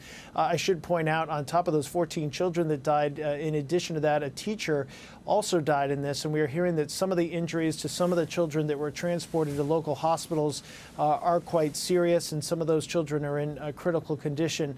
We hope tonight that obviously their condition doesn't deteriorate. Just heartbreaking for those families and the students that had to endure this. And Tom, we don't know any indication of why that suspect was there in the first place. Are you hearing anything on what would have brought him to that school? Yeah, that's a big question, the why right now. So we don't have any sort of motive. He did have several social media accounts. We are pouring through those. Obviously, law enforcement pouring through those at this time. There are some potentially concerning posts on there, though we have not seen anything if in fact it's confirmed, and that's why I'm not speaking specifically to what we have discovered so far. But if in fact it is confirmed that those are his social media accounts, we haven't seen anything, for instance, like we saw in Buffalo, New York, where there was a very specific online post that detailed the reason why that shooter wanted to target that particular store in the black community. He was somebody who espoused white supremacist views, somebody who espoused, frankly, just an inordinate amount of hate. We haven't seen any social media postings so far. If this is his confirmed account, and obviously this is all kind of developing real time, that points us in any sort of direction along those lines, but it's early. And so that's something that we're going to look into. Obviously, police are going to look into the suspect's vehicle, the shooter's vehicle, I should say, is another avenue that they're going to pursue. Did he leave anything behind in there, any sort of writings, write anything in the car, any sort of notes that he left behind? They'll obviously look into that. From a law enforcement perspective, the Uvalde police chief says at this point they don't believe he acted with anybody else. So the question will be whether or not the guns were purchased legally. Texas gun laws are a bit different than a number of other states in this country, and they're not as strict as some other areas of this country. So any potential tripwires with respect to the illegal purchase of a gun, or more specifically whether or not he was entitled to carry those, it's just not the same as say, New York, for instance. So those things will all be looked into. The governor said that a handgun was used, potentially a rifle. Still waiting to get some details specifically on the types of guns that were used in a gun or guns that were used in this incident. But at this point, with this shooter deceased, it kind of switches to a different type of investigation. Many people looking for a motive in this situation, but for those families, for all those people affected, no motive is going to make this make sense for them. Tom Winter, thank you for that report. Let's go now to NBC News' special report with Lester Holt.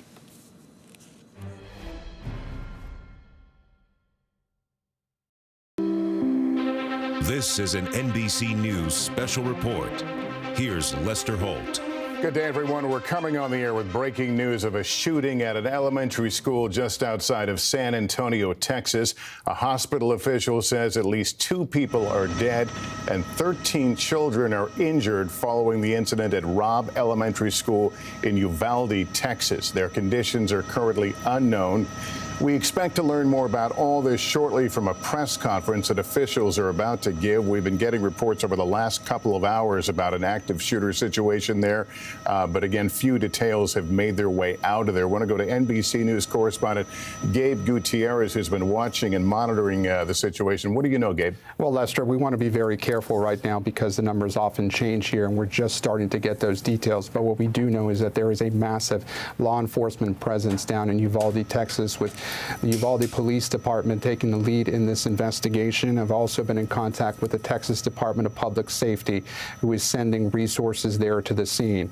As you mentioned, Lester, this happened at Robb Elementary. It is a school for 2nd to 4th graders, and we understand that Thursday was set to be the last day of school there. According to the timeline here, that this school was placed on lockdown around 11:43 a.m. local time. About a half hour later, the school reported an active shooter on the scene, and the Uvalde Police Department reported at just after 1 p.m. local time that the shooter had been taken into police custody. Again, Lester, there's a lot we don't know here. We don't know the age of the shooter, who it might be, whether that person was somehow related to the school. This area is about 80 miles west of San Antonio, about 60 miles east of the border with Mexico. But again, the latest numbers we have is that 2 people are dead. At least 13 children have been transported to the hospital. We don't have the conditions of all those who were transported, except to know that at least 2 that were transported, one a 10-year-old girl, the other a woman in her 60s. So we're still awaiting to find out more information, Lester. Again, we expect to have a news conference from authorities on the scene in just a few minutes. But the latest we have is that 2 people are dead and 13 children have been injured in this Texas elementary school shooting about 80 miles west of San Antonio, Lester. Yeah, and prior to coming on the air, I was monitoring some of the local reporting from the scene.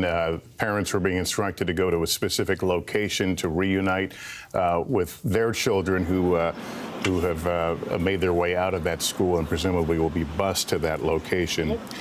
Also, Gabe, I'm sitting here looking at that picture. I see somebody with an FBI windbreaker on. This has been kind of an all-hands-on-deck response in that part of Texas.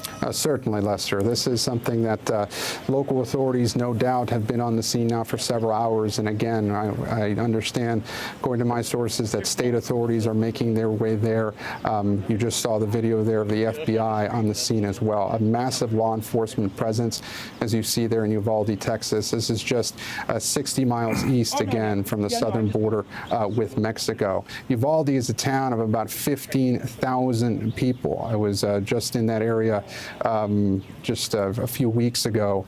Again, it is just about 80 miles west of San Antonio.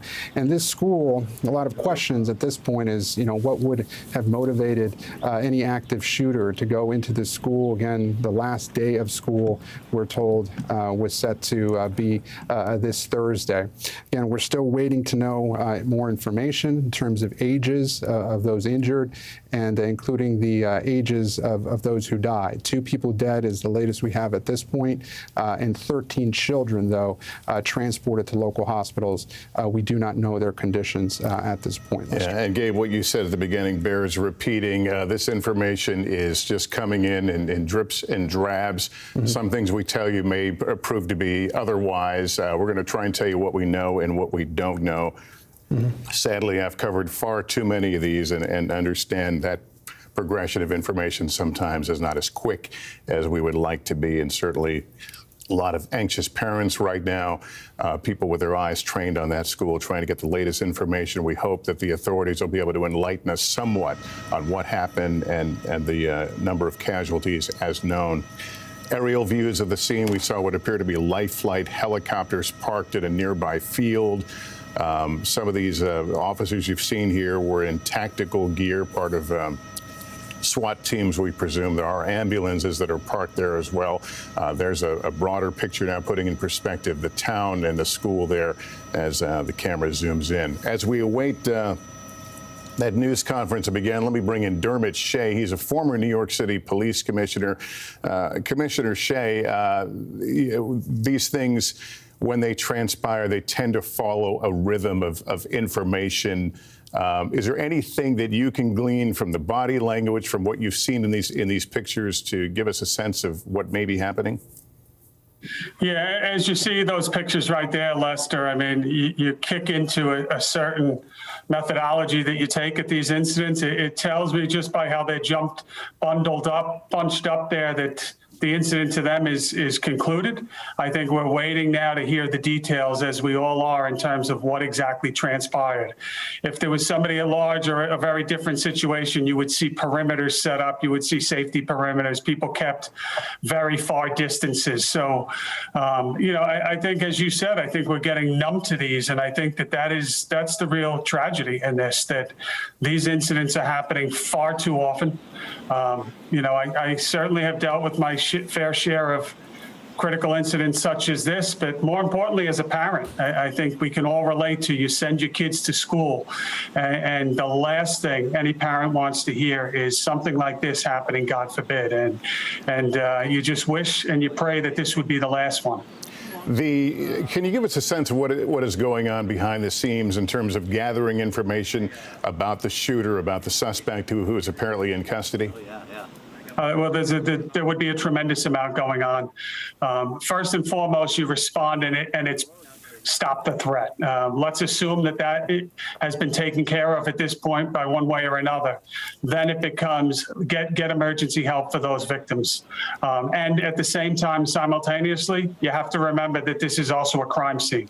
And even if there is one threat eliminated at the scene, you don't know if there's other parties. So you have to treat it as such. So it's a combination of locking that scene down, getting emergency treatment for those that need it, and preserving evidence. And you have to do all of this as you see a myriad of agencies responding to this, not knowing all the time where the next threat comes from.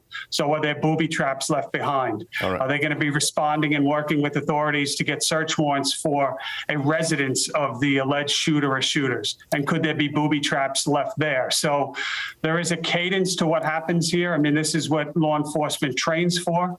The sad thing, Lester, I'll go back to this is something that in large cities, we've trained for this often, but it's something that's happening more and more frequently across the U.S., and it's happening in your backyard, and it's happening where it's least expected. So, I mean, all law enforcement is training for this and to some degree partnering with brother and sister agencies. How do you respond in a case when this happens?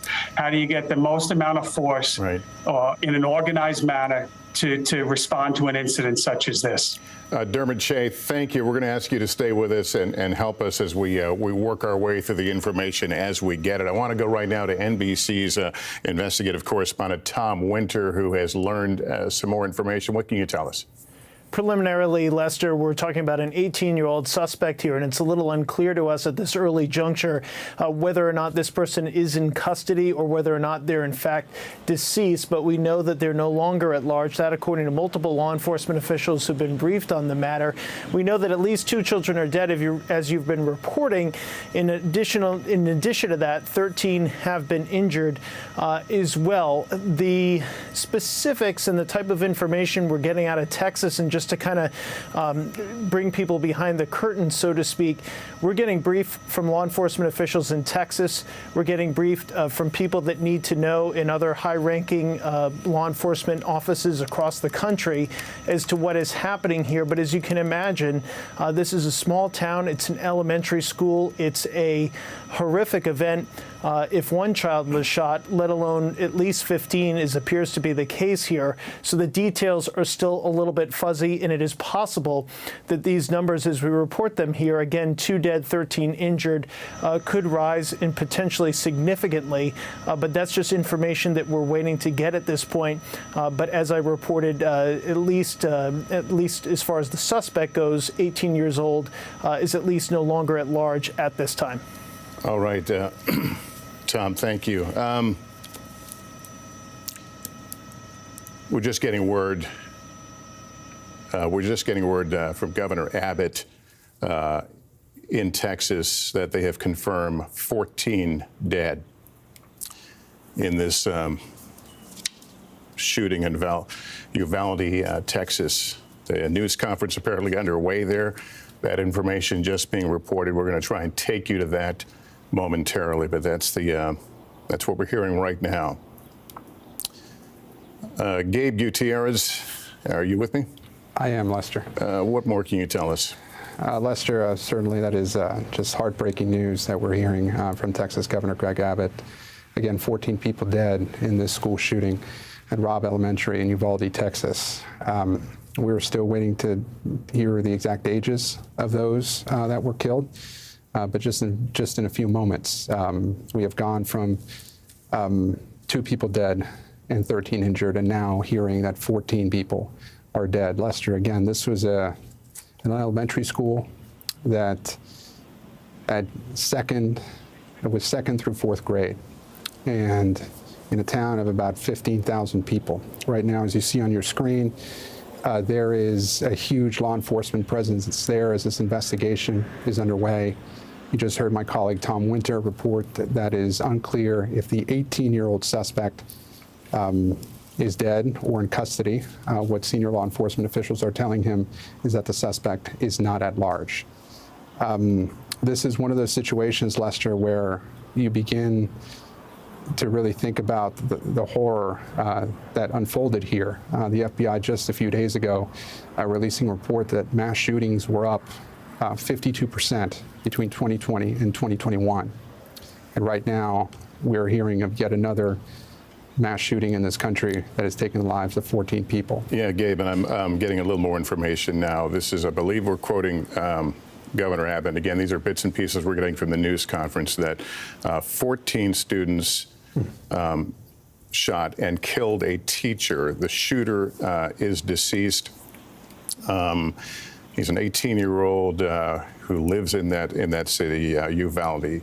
But as we noted earlier, we're getting little bits of information here. We're going to hopefully be able to give you a larger, better picture of what has transpired at this school. But the numbers are awful. They are grim. We don't have any more on that at this moment. Again, this information is beginning to trickle in. You've seen this video of the ambulances on the scene. There are air-evac helicopters. You see an FBI employee there. There are people officers from different municipalities in that area who have come to respond to what was at the point an active shooter situation. How long the actual shooting took place is unknown at this time.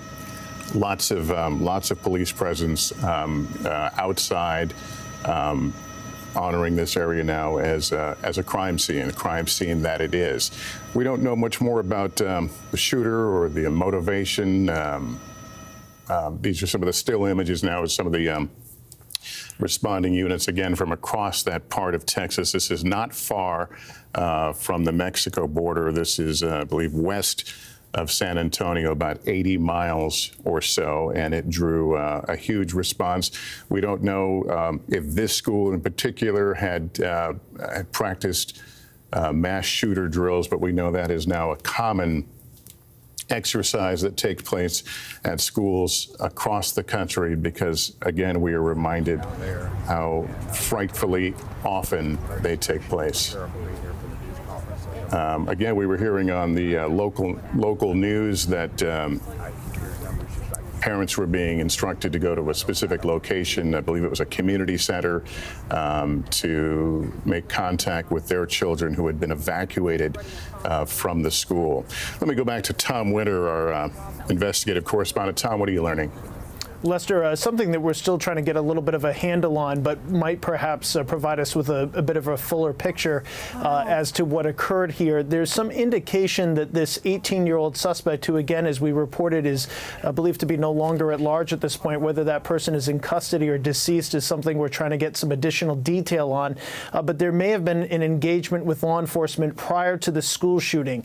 So that's a question that we're trying to get a handle on. But there was some initial indications, and again, this is preliminary information, and it may in fact change, but some initial indications from law enforcement officials in Texas that this could have started as an incident between this individual and law enforcement, and that there might have been a chase that preceded this incident, this horrific incident at this elementary school. So that's just a little bit of additional detail that we're trying to nail down at this point. As you said, the Texas governor saying that 14 children are dead. Obviously, as I mentioned to you before, that those numbers could go up. They appear to have gone up, as a matter of fact, and we're still trying to understand what the motive could have been here. We have no indication on that at this hour, no indication as to why this individual did what they did today, and obviously just a tremendously sad incident. So certainly Uvalde in the path of potentially some storms coming in, not in the near term, though. You see, we do have a severe thunderstorm watch for Kerr County, Real, Edwards, Valverde County. Here you see the risk assessment right now with this watch, and this probably will extend to include additional counties later this evening into the overnight hours here. So that's just the first watch of probably it's going to be 2 or 3 more to come here. Here you see the storms right now in Uvalde. We have the cloud cover. That's just clouds from these storms just across the border from Eagle Pass. Those storms are moving off to the southeast. And then you see the Robb Elementary School in Uvalde with a handgun, and he may have also had a rifle, but that is not yet confirmed according to my most recent report. He shot and killed horrifically, incomprehensibly, 14 students and killed a teacher. Mr. Ramos, the shooter, he himself is deceased and is believed that responding officers killed him. All right, that was Governor Abbott just a short time ago, again confirming 15 dead, 14 students, he said, and 1 teacher, and the shooter is deceased, apparently taken down by police responding to the report of an active shooter at this school. A horrific story that has transpired really over the last several hours. Just to be transparent with you, we began hearing reports a couple of hours ago about this of an active shooter, and that the shooting had ended. There were no reports of casualties, but slowly the information began to trickle out, and it is just a punch to the gut to have to report this awful calamity. Again, 14 students killed, 1 teacher killed, a suspect deceased. And we will go through this torturous exercise now of trying to understand the mindset, what drove this person to kill children on, from what I'm led to understand, one of the last days of the school year. That school was about to close for the summer. But instead, we're left with these just simply awful scenes that we've seen play out in too many places. Schools, certainly, we saw it a little over a week ago in Buffalo with another horrific toll. Let me go back to Gabe Gutierrez, who is monitoring more information as it comes out.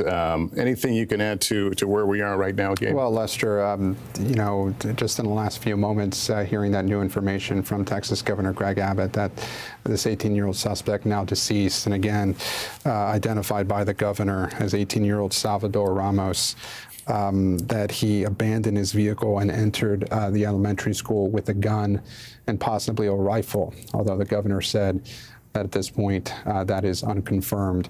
As you said, Lester, the investigation now will get underway to try and understand the motivation behind this. It is unclear why he opened fire, but again, that he abandoned his vehicle heading into this school. We are waiting to hear more information as well, potentially from local authorities. Again, as you said, this has been unfolding over the last several hours. Just before noon local time, the initial reports of gunfire, gunshots at the school placed on lockdown, an active shooter situation then being discussed on social media by local authorities about a half hour later, and this incident coming to an end just after 1 p.m. local time there in Uvalde, Texas. Again, about 60 miles east from the Texas border with Mexico, about 80 miles west of San Antonio. As we've been reporting, this was set to be the last week of school. The last day of school is set to be Thursday in this school that had second through fourth grade. But again, the news there from the Texas governor that 14 children and 1 teacher are dead following this shooting. The suspect, 18 years old, identified by the governor as Salvador Ramos, is dead after being shot and killed by police. Lester. All right, Gabe, thank you. Let me bring in Dermot Shea now, former New York City police commissioner. Commissioner Shea, I'm looking at these pictures now, looking into the school. These may be staff members, these may be other school employees. There's law enforcement. At some point, that stopped being a triage and EMS scene and became a crime scene. I have to think about the people in that school right now, what they have seen, what they have heard, what they have witnessed. You've been through this as a leader of the nation's largest police force. What about them? What's the toll this takes on first responders and those others who were in that building? As I look at the pictures, Lester, your heart rips out for the grief that everyone feels watching this right now. And you'll have a range of emotions, everyone wanting to do more when there was nothing more that could be done. Whether you're a first responder or somebody that works in this school, they can't be forgotten when this is all done. And honestly, the community is going to have to rally around each other and deal with the unthinkable that they've just gone through. Everyone's heart obviously goes out for the victims and the families of this unspeakable action. And then at some point, we'll have to remember that all of these other people, from the EMS to the people coming, anyone that stepped foot into that school, frankly, saw things that no human should ever see. And, they're professional and they'll do their job and they'll try to determine motives. And you have to ask yourself, what possible motive could there be to somebody to go into that school and to hurt the defenseless? So, that's where we are right now. It's just a terrible, terrible day.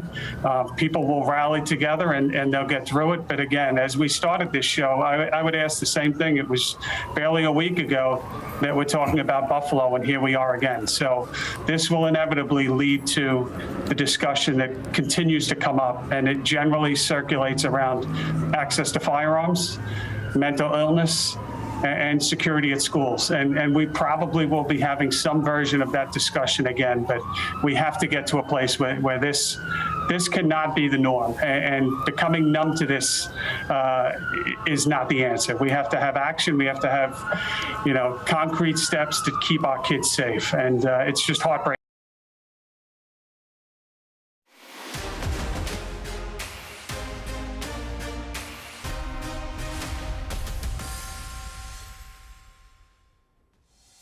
Good evening, everyone. I'm Aaron Gilchrist. Tom Llamas is on assignment tonight, and we begin Top Story this evening with continuing coverage of yet another deadly school shooting in this country, this time in Uvalde, Texas.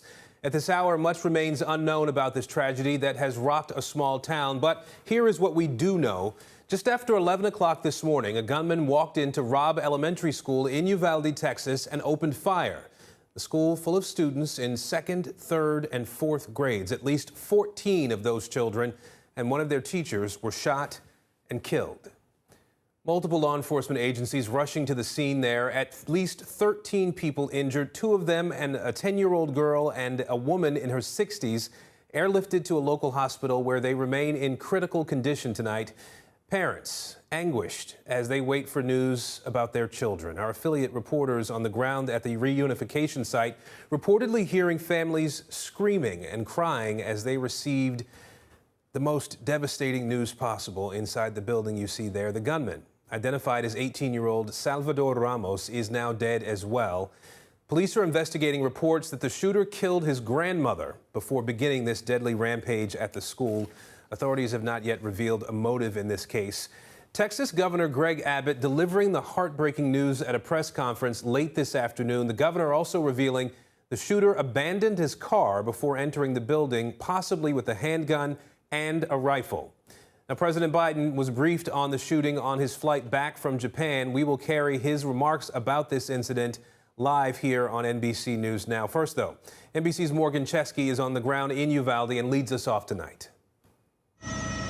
Not attempt to get closer. We got shots fired. Tonight, at least 15 lives have been tragically cut short, and another school in America has become the scene of a mass shooting. He shot and killed horrifically, incomprehensibly, 14 students and killed a teacher. This time it happened in South Texas at Robb Elementary School for 2nd through 4th graders in Uvalde, about 80 miles west of San Antonio. At least 13 people were injured, according to a hospital official.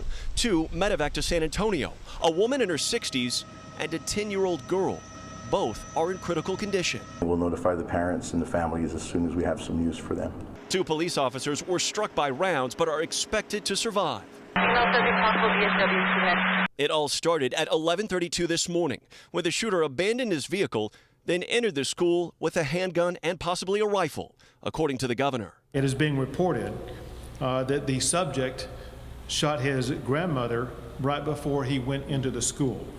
Tonight, police say the gunman is dead, the governor naming him as 18-year-old Salvador Ramos from Uvalde.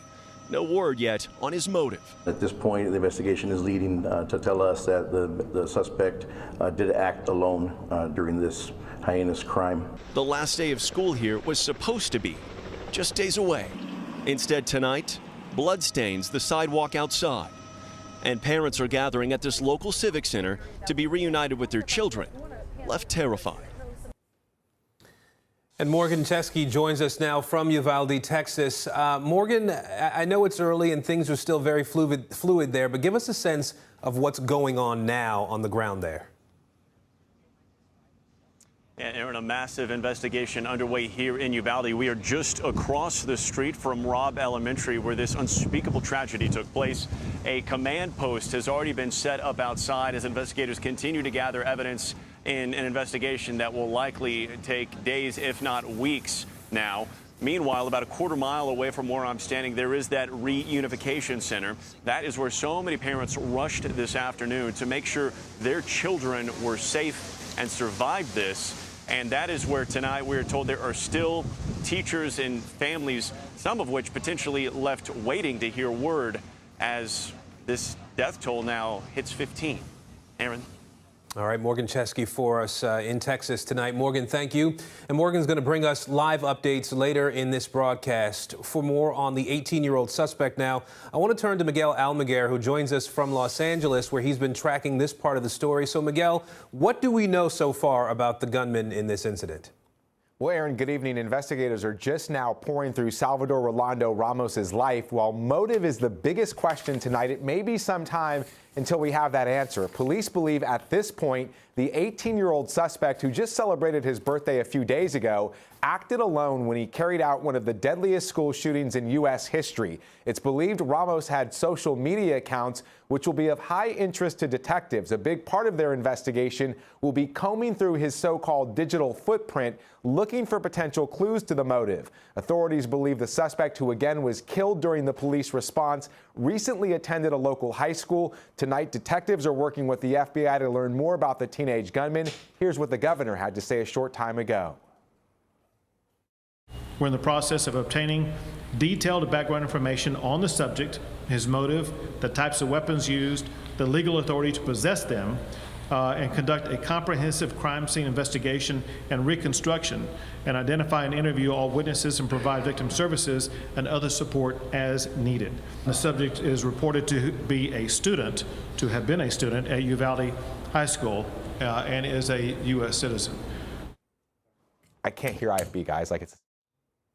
As reported, authorities believe the suspect was armed with a handgun and may have also had a rifle. They are certain to work with the ATF to determine how those weapons were obtained. It's unclear if Ramos had ever attended the local elementary school or if he had been familiar with the campus's layout. Aaron?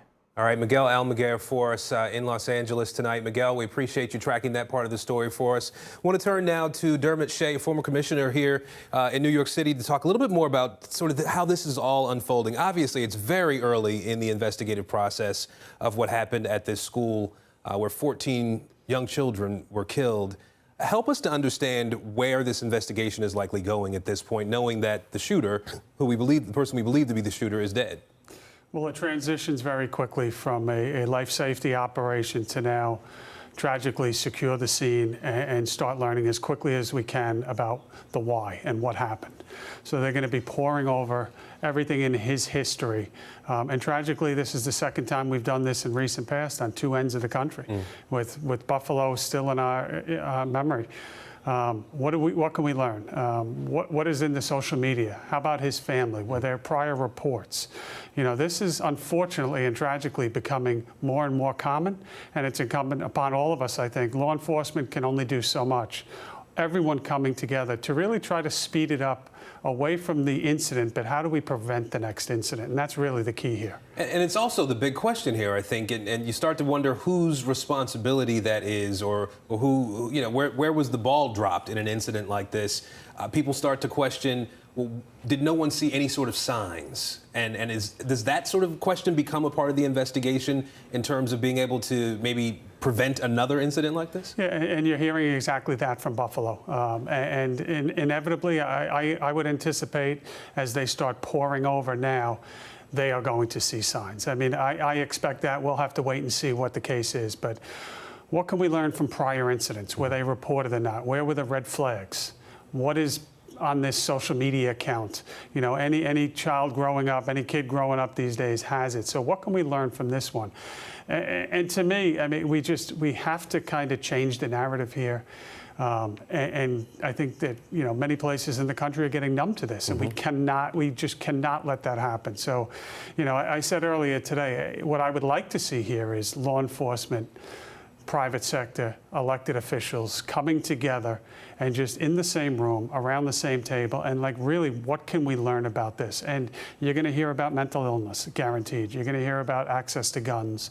You're going to hear about freedom of speech and social media. But knowing all of that, I don't think it's a time to be pointing fingers. I think it's a time to be, what's the strategy to make sure this doesn't happen again? Because no community in our great country should go through what happened today. What's the strategy to prevent this from happening again? You know, I think about covering the shooting at Virginia Tech 20 plus years ago, or almost 20 years ago, and you in some ways you think not much has changed or not enough has changed in order to stop something like that, because we've seen so many incidents since then.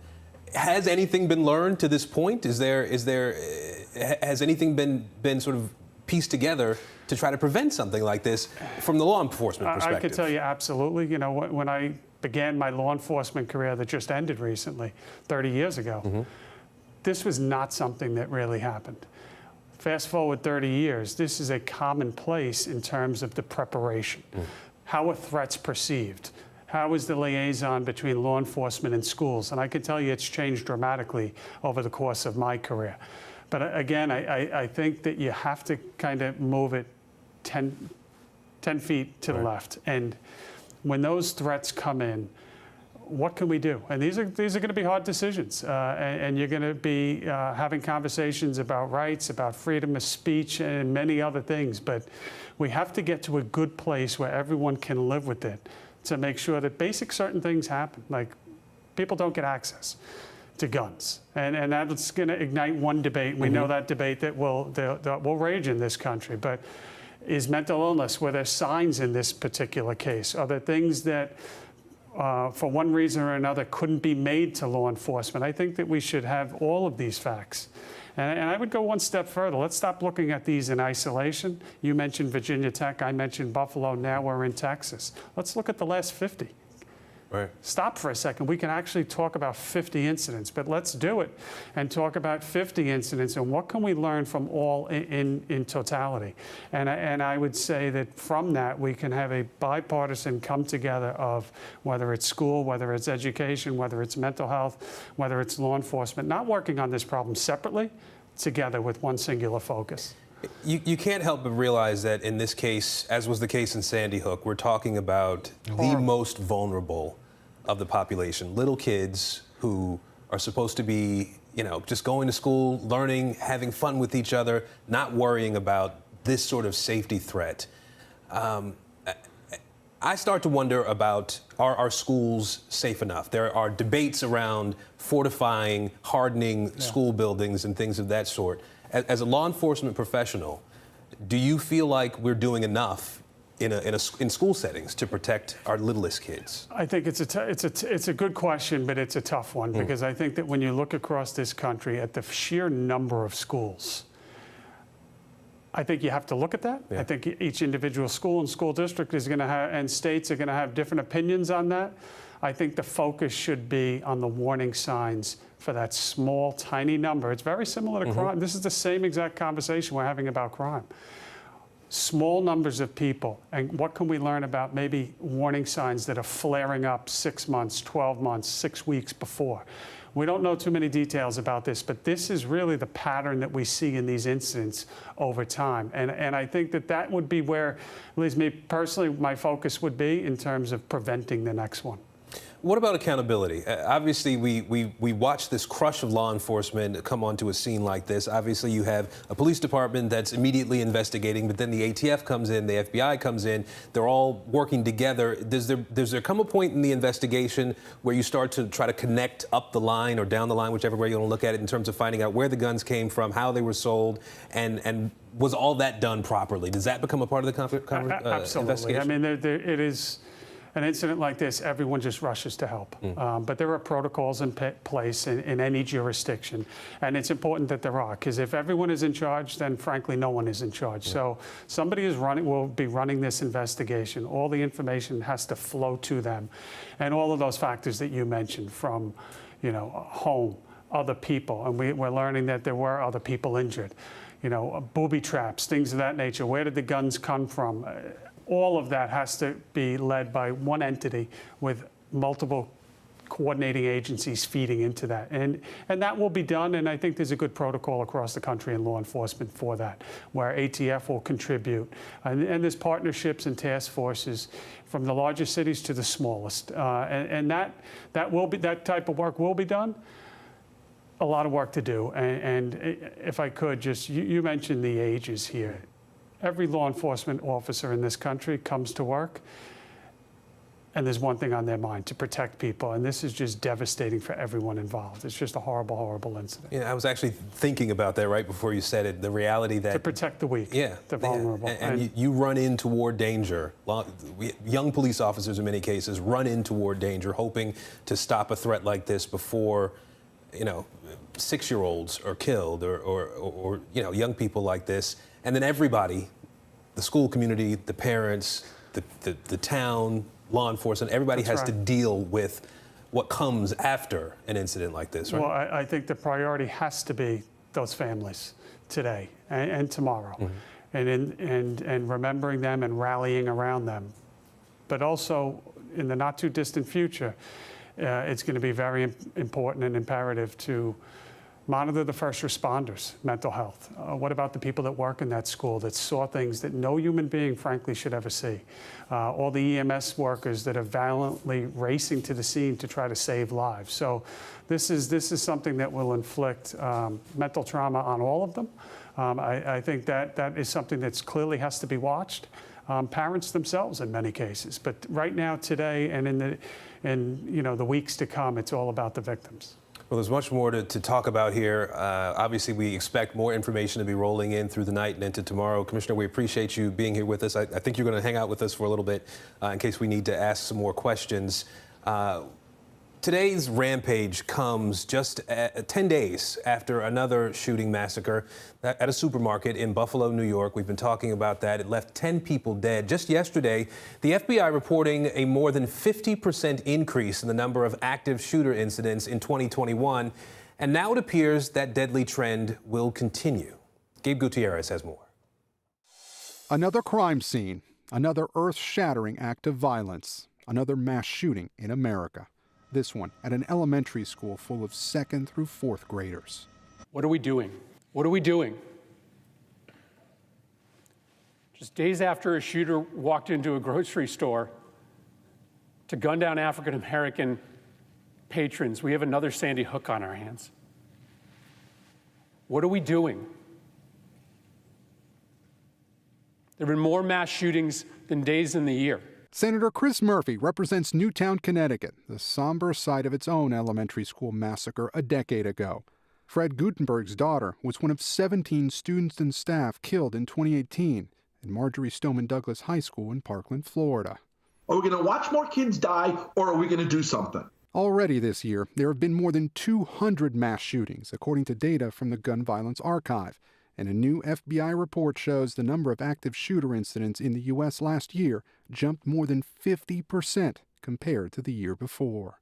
The shooters increasingly choosing soft targets. Just days ago, 10 people were killed at a supermarket in Buffalo. Their funeral is still underway. In California, a gunman targeted a church.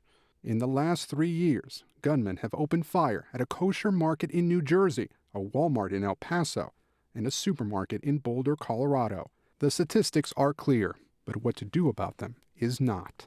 We are seeing way too many of these horrific mass murders, and we need to devote far more law enforcement resources to stopping violent criminals and preventing these kind of absolute acts of evil. And Gabe Gutierrez joins us now to break down this alarming rise in shootings that we're seeing. And Gabe, you've been looking at the data. Obviously, we just ran your story there. The FBI has said that they're seeing this rise in the number of active shooting incidents really started in 2020. Tell us a little bit more about that. Yeah, that's right, Aaron. So between 2019 and 2020, the number of those shootings actually went up 33%, and then it increased more than 50%, more than 52% in 2020, the next year. So this has been going up now for the last several years, and as you saw in that report, already more than 200 mass shootings already this year.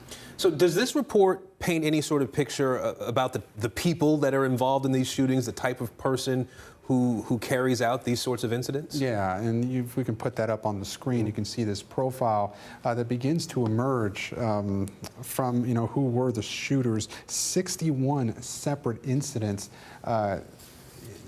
61 in that report. 60 of them were male, so virtually all of them were men. The youngest shooter was 12 years old. The oldest was 67. 32 of those 61 incidents, the shooters are between 19 and 34 years old. 15 of those shooters were personally connected to the place of the shooting. There are these debates that happen, and often one of the refrains we hear is the only thing that stops a bad guy with a gun is a good guy with a gun. Are there numbers that speak to that at all? Well, here's the thing. In 2021, there was a little bit of an increase in citizen involvement. However, only twice did they actually shoot back and kill the suspect. 2 other times they got involved, but they managed to tackle the suspect. So certainly that is a refrain that we've now heard for many years, especially from the NRA. But according to this report, only 2 incidents of a citizen shooting back during a shooting incident in 2021. All right, Gabe Gutierrez for us, helping us understand some of the numbers involved here. Gabe, thank you. For more on the law enforcement response now, I want to we actually want to turn to Ken Delaney in Washington, who's been tracking this investigation.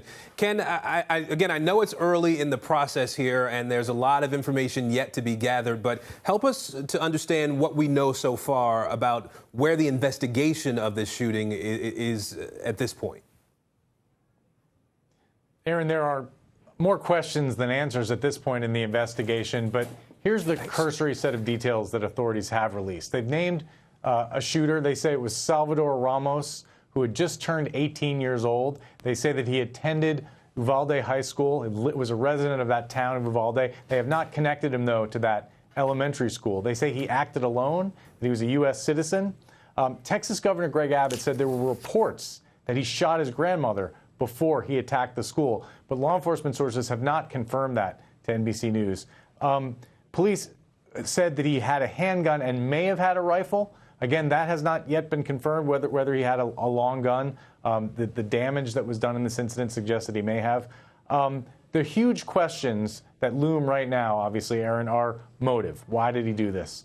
How he got the guns, whether the guns were purchased legally, whether he had any previous interactions with police, and whether there were any warning signs. Did he tell anybody that this was going to happen? And, Aaron, we've seen in so many of these past incidents, distressingly, there were warning signs. And just as recently as the Buffalo shooting 10 days ago, that suspect had an interaction with the state police and had been taken for a psychiatric evaluation. And it was deemed that he was not a danger to himself or others. That was many, many months before he carried out that mass shooting. So these are the big questions being asked about this suspect right now, Aaron.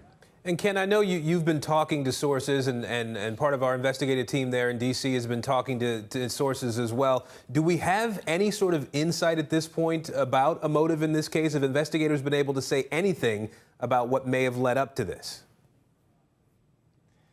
They really haven't, Aaron, and it's perilous to speculate. Really have not heard a single thing about a motive. We can look at past cases along these lines, and there are some echoes in this case. If in fact he shot his grandmother, again, not confirmed, there's an echo of the Newtown shooting where that perpetrator killed his mother before going to that school and committing the worst shooting of a K-12 elementary school in American history. This would be the 3rd worst of a K-12 shooting based on the current death toll, but of course, it's possible that number will change, Aaron. We've also, Ken, been watching the video here coming out of Uvalde, Texas, and we've seen, obviously, local law enforcement, Texas state police agencies there as well. But we see the FBI jackets. We see the, ATF and DHS has confirmed that Customs and Border responded immediately to this area as well. What does that indicate to you? What does that tell you about possibly the scope of this investigation? Well, the horrific nature of the crime, I think, is the thing that really demands this sort of whole of government law enforcement reaction. And then, of course, whenever there's an incident like this involving weapons, for example, the ATF gets involved to trace the provenance of the guns, to try to figure out where the guns came from. The FBI is generally involved in these things. This is a small town about 80 miles west of San Antonio. So, they've probably never dealt with anything on this scale before, the law enforcement in that community. And so the FBI is always in a position to help. And in fact, there are actually FBI victims assistance teams, Aaron, that will come into a situation like this in the wake of a mass shooting or some other horrific event, will immediately fan out to those victim families and basically provide them services. These are not necessarily FBI agents, they're FBI employees, though. Their whole job is to sort of be there for the victims, do what needs to be done, help them out, support them in any way, retrieve items, for example, from their lost loved ones. And you know, when you think about the age of these victims, you know, the horror of this scene is only beginning to sort of dawn on us. I think there's going to be some really rough days to come on this one, Aaron. Yeah, we know for so many people, obviously related to these young children and the folks, the teachers that worked in that building, and a lot of other folks in that very small town. Ken, I can't help but to wonder, we talk about, you know, what happened in Buffalo a week or so ago, and the response to that, the reaction to that from law enforcement agencies, the effort to stop shootings like this from happening again. Are there any moves that have been made since Buffalo to sort of make that a reality, to try to control these sorts of incidents before they can happen? Is the federal government doing anything? Well, there are lots of proposals, and you know, everybody's first instinct, of course, is to talk about guns, because the United States of America is the only country where these kinds of mass shootings happen with this frequency, and there are 400 million guns in this country. But you know, that debate has been so gridlocked for so long that when I went to interview experts in mass shootings in the wake of the Buffalo incident, a lot of them told me, look, we're putting the gun issue aside because that hasn't been fixable for years. So there are other things we can do, though, they say, to try to stop these incidents. And the biggest thing is there are these teams called behavioral threat assessment teams that are present in many school districts across the country, and some police agencies, not a lot, not in the New York State Police, for example, but LAPD has one. And their whole approach is when they see any kind of a sign that somebody is going down the path of violence, this person may not have committed a crime, may not be arrestable. They will intervene. They will try to figure out what's going on with that person, talk to relatives, get that person counseling. It's a resource-intensive process, but it works. It's worked in many cases, experts tell me. And you know, the problem is you have to figure out where there's a suspect or a potential dangerous person. So in the case of Buffalo, they did know that suspect made a threat, and he was evaluated and he was sent home. And experts told me that was really an opportunity for intervention, and that was a missed opportunity in the case of Buffalo. In this case, the authorities are going to want to know, you know, what did this person do on social media? Were there signs? Did other people around him know that he was planning this violence? You know, if he had weapons, when did he get the weapons? And did he make threats? And very importantly, Aaron, were there interactions with police? Were there missed opportunities here for a threat intervention team to come in? Because the experts I talked to say that can really work if you catch the person at the right time, Aaron. All right, Ken Delaney for us in Washington tonight. Ken, thank you. And for our viewers, I just want to reset a bit here, if we can, as we approach the bottom of the hour. We are following the breaking news out of Uvalde, Texas, where a school shooting has taken place. This happened early this morning, local time, just after 11 a.m. 14 children, one teacher killed in the shooting there. The believed gunman here is dead as well. At this point, we anticipate there may be another news conference from officials there in Texas any moment now. When that happens, we will bring that to you live. We also know that President Biden plans to speak in the 8 p.m. Eastern hour. And when that happens, you can anticipate an NBC News special report as well, carrying the president's comments. Now, as another community grapples with tragedy of the sort that we're talking about tonight, I want to bring in Jacqueline Schildkraut. She is an associate professor of criminal justice at the State University of New York at Oswego and an expert on mass shootings. We appreciate you making time for us this evening, Jacqueline.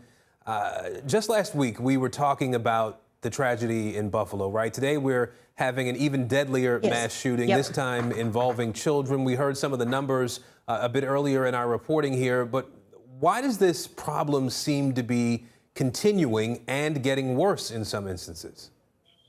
Yeah, you know, that's a great question. And there was a lot of important information that was given. You know, I think one of the things that's really important is we tend to get very focused on the motive and why people are committing these acts. And there's so much variation within and between that. And there is no actual profile of mass shooters. They're as varied as they come. But where there's a lot of similarities is in the steps that they take from, you know, whatever their grievance is to the actual attack that creates opportunities for intervention. In many cases, cases, we as a society tend to be very reactive and not very proactive.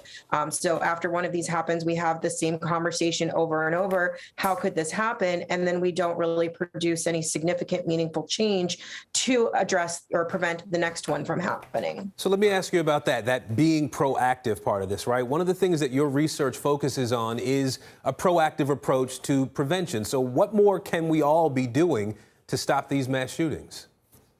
Absolutely. You know, one of the things that's most important is that we do know in cases that one of the most significant predictors is leakage. This is when individuals will effectively tell people what they're going to do. That may be, you know, communicating person to person. It may be posting it online, as we saw with the Buffalo shooter. But in almost every single case, there are telltale warning signs before this ever happens. And so it's really important that we sort of break down this bystander effect, whereby people are not reporting because they think other people are reporting, or because they are potentially afraid of, you know, retaliation or harm that may come to them from bringing this information forward. There are mechanisms in communities where you can report information like this anonymously, and let's get the information into the hands of law enforcement and others in the community who can go ahead and conduct these threat assessments and determine the credibility of the threat. We just can't continue to sit idly by and, you know, worry about not if, but when the next tragedy is coming. You know, I know that you also wrote an op-ed after the shooting in Buffalo. You talked about how to support mass shooting survivors. Those families we know in Buffalo got the worst possible news, and the same thing happened again today in Texas. How can the community there and the country support these folks moving forward? The most important thing is we have to do this on their terms. You know, all too often our policymakers are telling mass shooting survivors how they should grieve, how long it should take, what resources they need, and that really defines victimhood. One of the challenges that I've seen a lot in my research is if we look at, you know, federal funding and how that is available, it's a very limited definition of who qualifies for those resources. And when we look at an impact or a tragedy like mass shootings, these are very widespread community impacts that affect numerous people beyond that initial impacted site.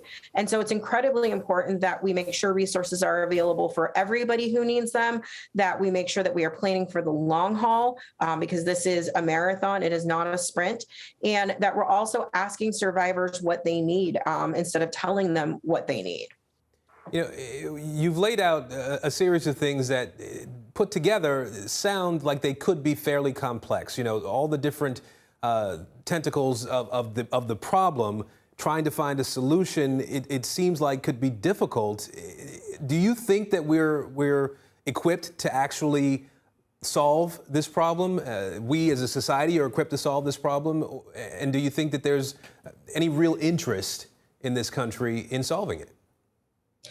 You know, as somebody who grew up in the Parkland, Florida community and went to college in Orlando, where we also had a very significant mass shooting, I certainly hope that we all have a vested interest. I know that I do. You know, I think one of the challenges is that what we're doing right now isn't working. And, you know, if the plan doesn't work, you have to change the plan. I think that there needs to be a much more significant reliance on experts who are producing research, you know, so that whatever we're putting into place are evidence-based. Because if something isn't working, we can test it and find out. But this experiment that we're doing right now isn't working. Well, Professor, we appreciate your time and your perspective, your expertise on this, and your call to action on this issue of mass shootings in this country, unlike anything we see anywhere else in the world. Thank you again. Thank you for having me. Now, as we said a few moments ago, President Biden has been briefed on the shooting in Texas. The flags at the White House already have been lowered to half staff, and the Vice President, Kamala Harris, just spoke a while ago as well. We want to turn now to NBC News correspondent Ali Rafa at the White House, where she's been monitoring developments there. I know the president has arrived back at the White House. He's just off this trip to Asia. What do we expect to hear from the president in his remarks later tonight? Yeah, Aaron, after that nearly 14-hour flight from Tokyo, Marine One landed just minutes ago. President Biden telling reporters that he will brief about this shooting at 8:15 from the Roosevelt Room, but he didn't answer any reporter questions. But reaction is continuing, especially from Vice President Kamala Harris, who reacted during a gala for the Asian Pacific American Institute for Congressional Studies just blocks from here at the White House. I'll read you a couple of her powerful quotes from that speech. She said, "Our hearts break, but our hearts keep getting broken," adding, "Our broken hearts are nothing compared to the hearts of the families of these victims."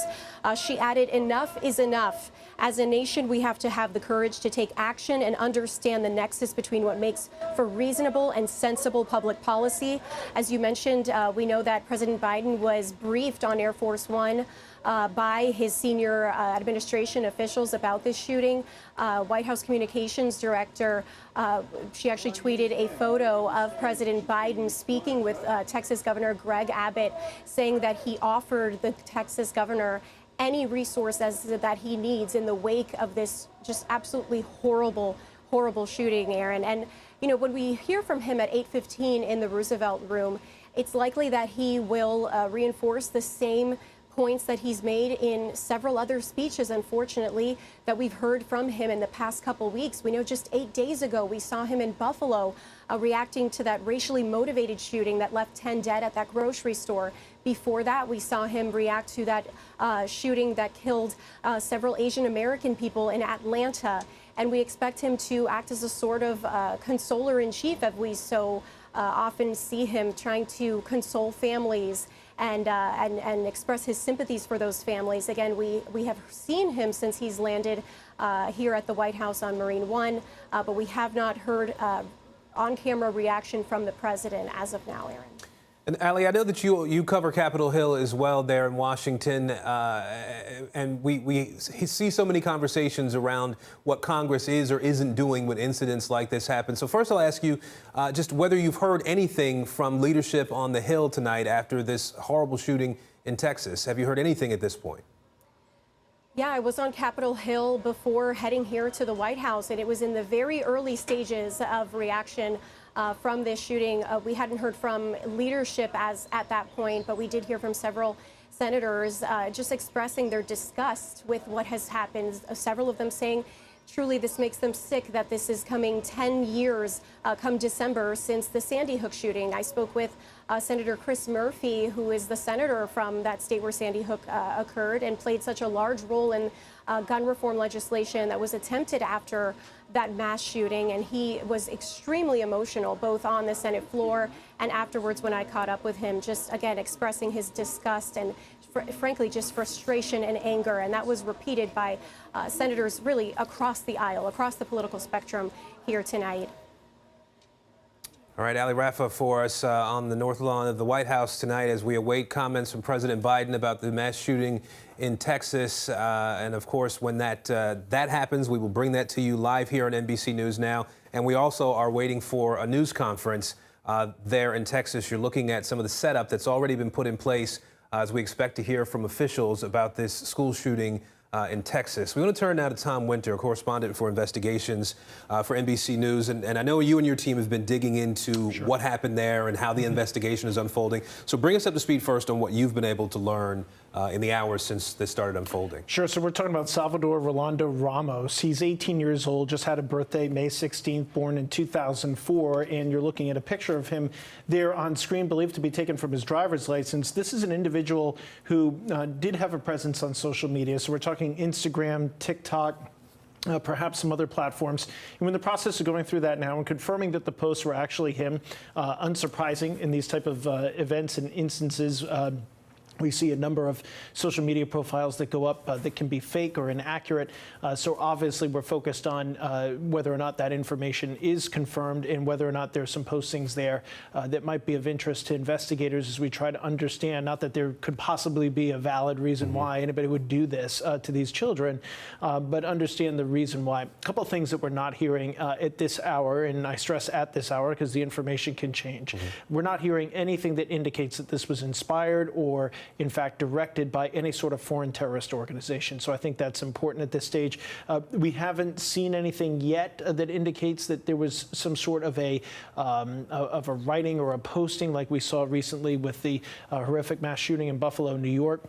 We don't know what they found inside of his vehicle. One thing that they are investigating is whether or not he shot and killed a family member, specifically his grandmother, just before he went to this school, and what was known about that and what happened with the family. So those are some pretty big questions that are being looked at right now.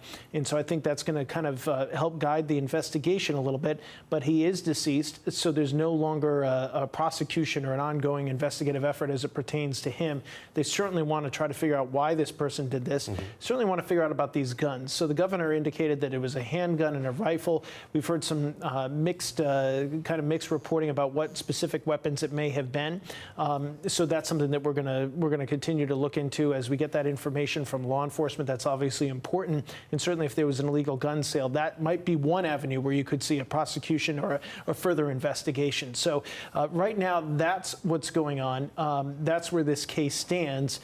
We have heard, unfortunately, that the possibility exists for this death toll to go up because of his activities either prior to the shooting or the severity of the injuries that unfortunately these wounded children had when they were taken to the hospital. Certainly hope that's not true, but it doesn't appear that we're in for much of good news tonight. You know, oftentimes in instances like this, we hear about sort of the search for any potential threat beyond the shooter in cases like this. Can you talk a little bit about that effort, whether they've completed sort of the extended search around this incident? Right. It's absolutely the right question. So the police chief in Uvalde, Texas, says that at this point they believe he completely acted alone, that there's no other actors or conspirators or coordinators of what happened today at this elementary school. And so that, you know, this person who is now deceased engaged with gunfire with law enforcement, 2 law enforcement officers injured in the process of this, wounded in the process of stopping the shooting here today. Apparently, it was just him that was acting in this instance. And frankly, that's what we see in the vast majority of these cases and mass shootings that we see around the country. It's typically one person. For a variety of reasons they've convinced themselves of to carry out these specific shootings and these attacks. We just don't often see that there's others involved, and that appears to be the case here too. We see, obviously, this seems to start out as a local law enforcement issue, right? But then we see so many more agencies come in, bring resources in. Help us to understand what role the federal government, federal agencies are playing in an investigation like this and the value that they present for a town of fewer than 10,000 people. Well, there's definitely a value there. So we know an FBI spokesperson has confirmed that they are there to help out Texas authorities. Texas is a little bit unique in that between the Texas Rangers and the Texas Department of Public Safety, there is a robust state law enforcement presence. So it's not just on, as you said, this is not a major city in Texas. So it's not just on those local law enforcement agencies to carry out this investigation. So the FBI can be particularly helpful when it comes to evidence.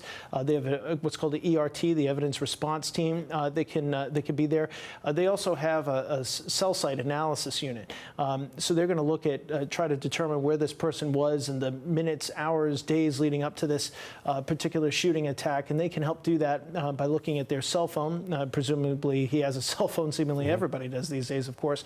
And they can start to pinpoint where this person was. If he has any sort of laptops or devices that he left behind, they have a computer analysis team that will take a look at that called a CART team, and they'll look at all that information and extract it and figure out if there are any sort of writings or manifestos or anything of the like to try to determine and help find out what the motive might be here. So that's what the FBI brings. The ATF brings a gun component to it. Were these weapons legally purchased? If not, did somebody make a mistake somewhere? Did somebody break the law somewhere? That would be their primary focus with those state agencies.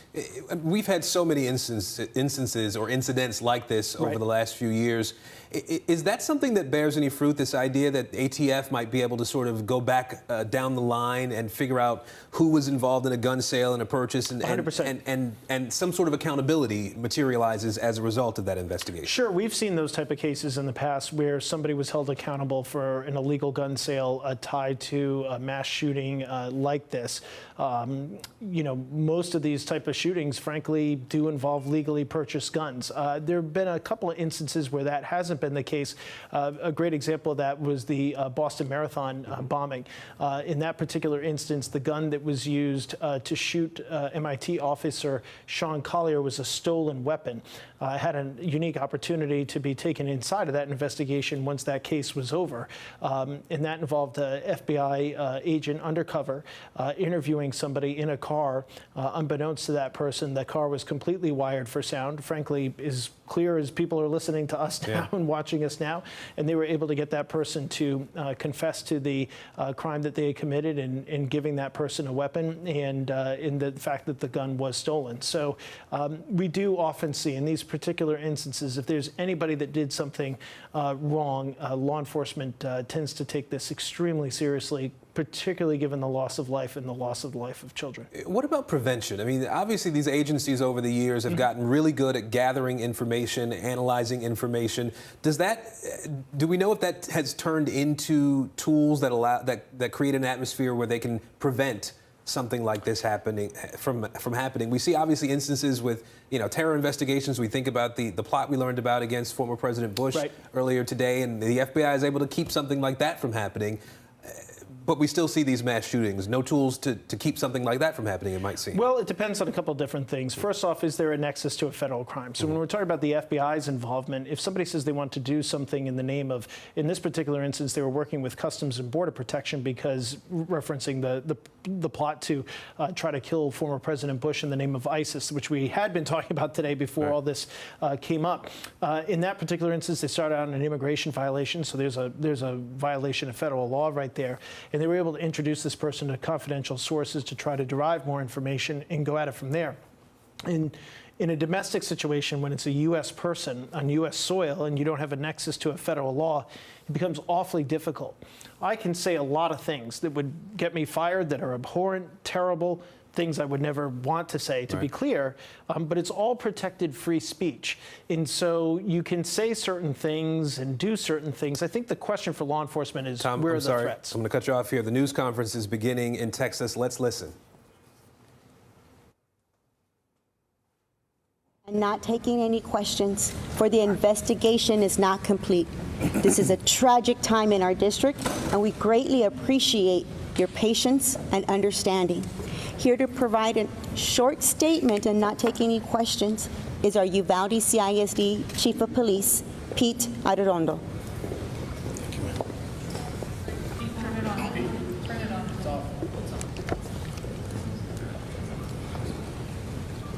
I don't see you. Switch. Would you like for me to do this again? Let's do this again, Pete. Sure. I apologize. I did not realize we were not on, and you probably could not hear what I was saying.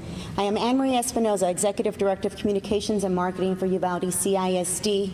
This is a tragic time in our district, so please know the investigation is not complete. We will only be sharing a statement with you, not providing questions. We greatly appreciate your patience and understanding. Here to share a statement and not take questions is our Uvalde CISD Chief of Police, Pete Arredondo. Thank you. Good evening. Again, briefly, as of now, we're still working on this active investigation. Once we're able to provide information to the families, we will do so.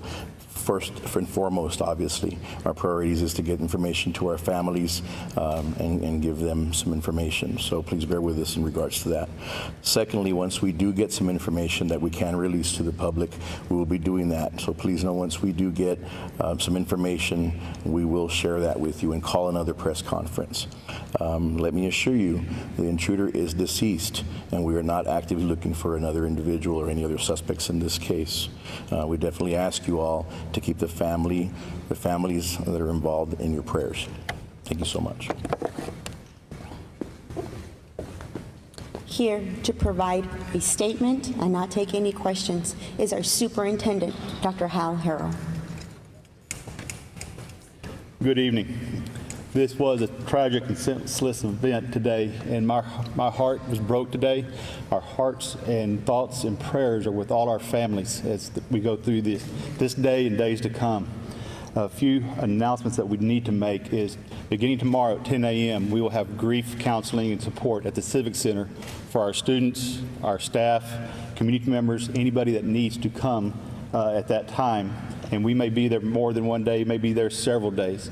Our Robb staff will meet at 8 a.m. at the Civic Center as well. We'll begin with visiting with them and seeing what those needs are. School will be closed. The school year's done. We will have no school tomorrow or Thursday. All activities are canceled throughout the district. No graduation is on people's mind. We will come out with a notice on that at a later time. All the staff members, they will report to their campuses, other than Robb campus, which will come to the Civic Center. Again, my heart was broken today. We're a small community, and we'll need your prayers to get us through this. Thank you. Again, this is a tragic event in our community. We are very sorry that we cannot provide you more information, but greatly appreciate your patience and understanding during this very difficult time. We ask that you pray for all of the families affected. Thank you, and be safe.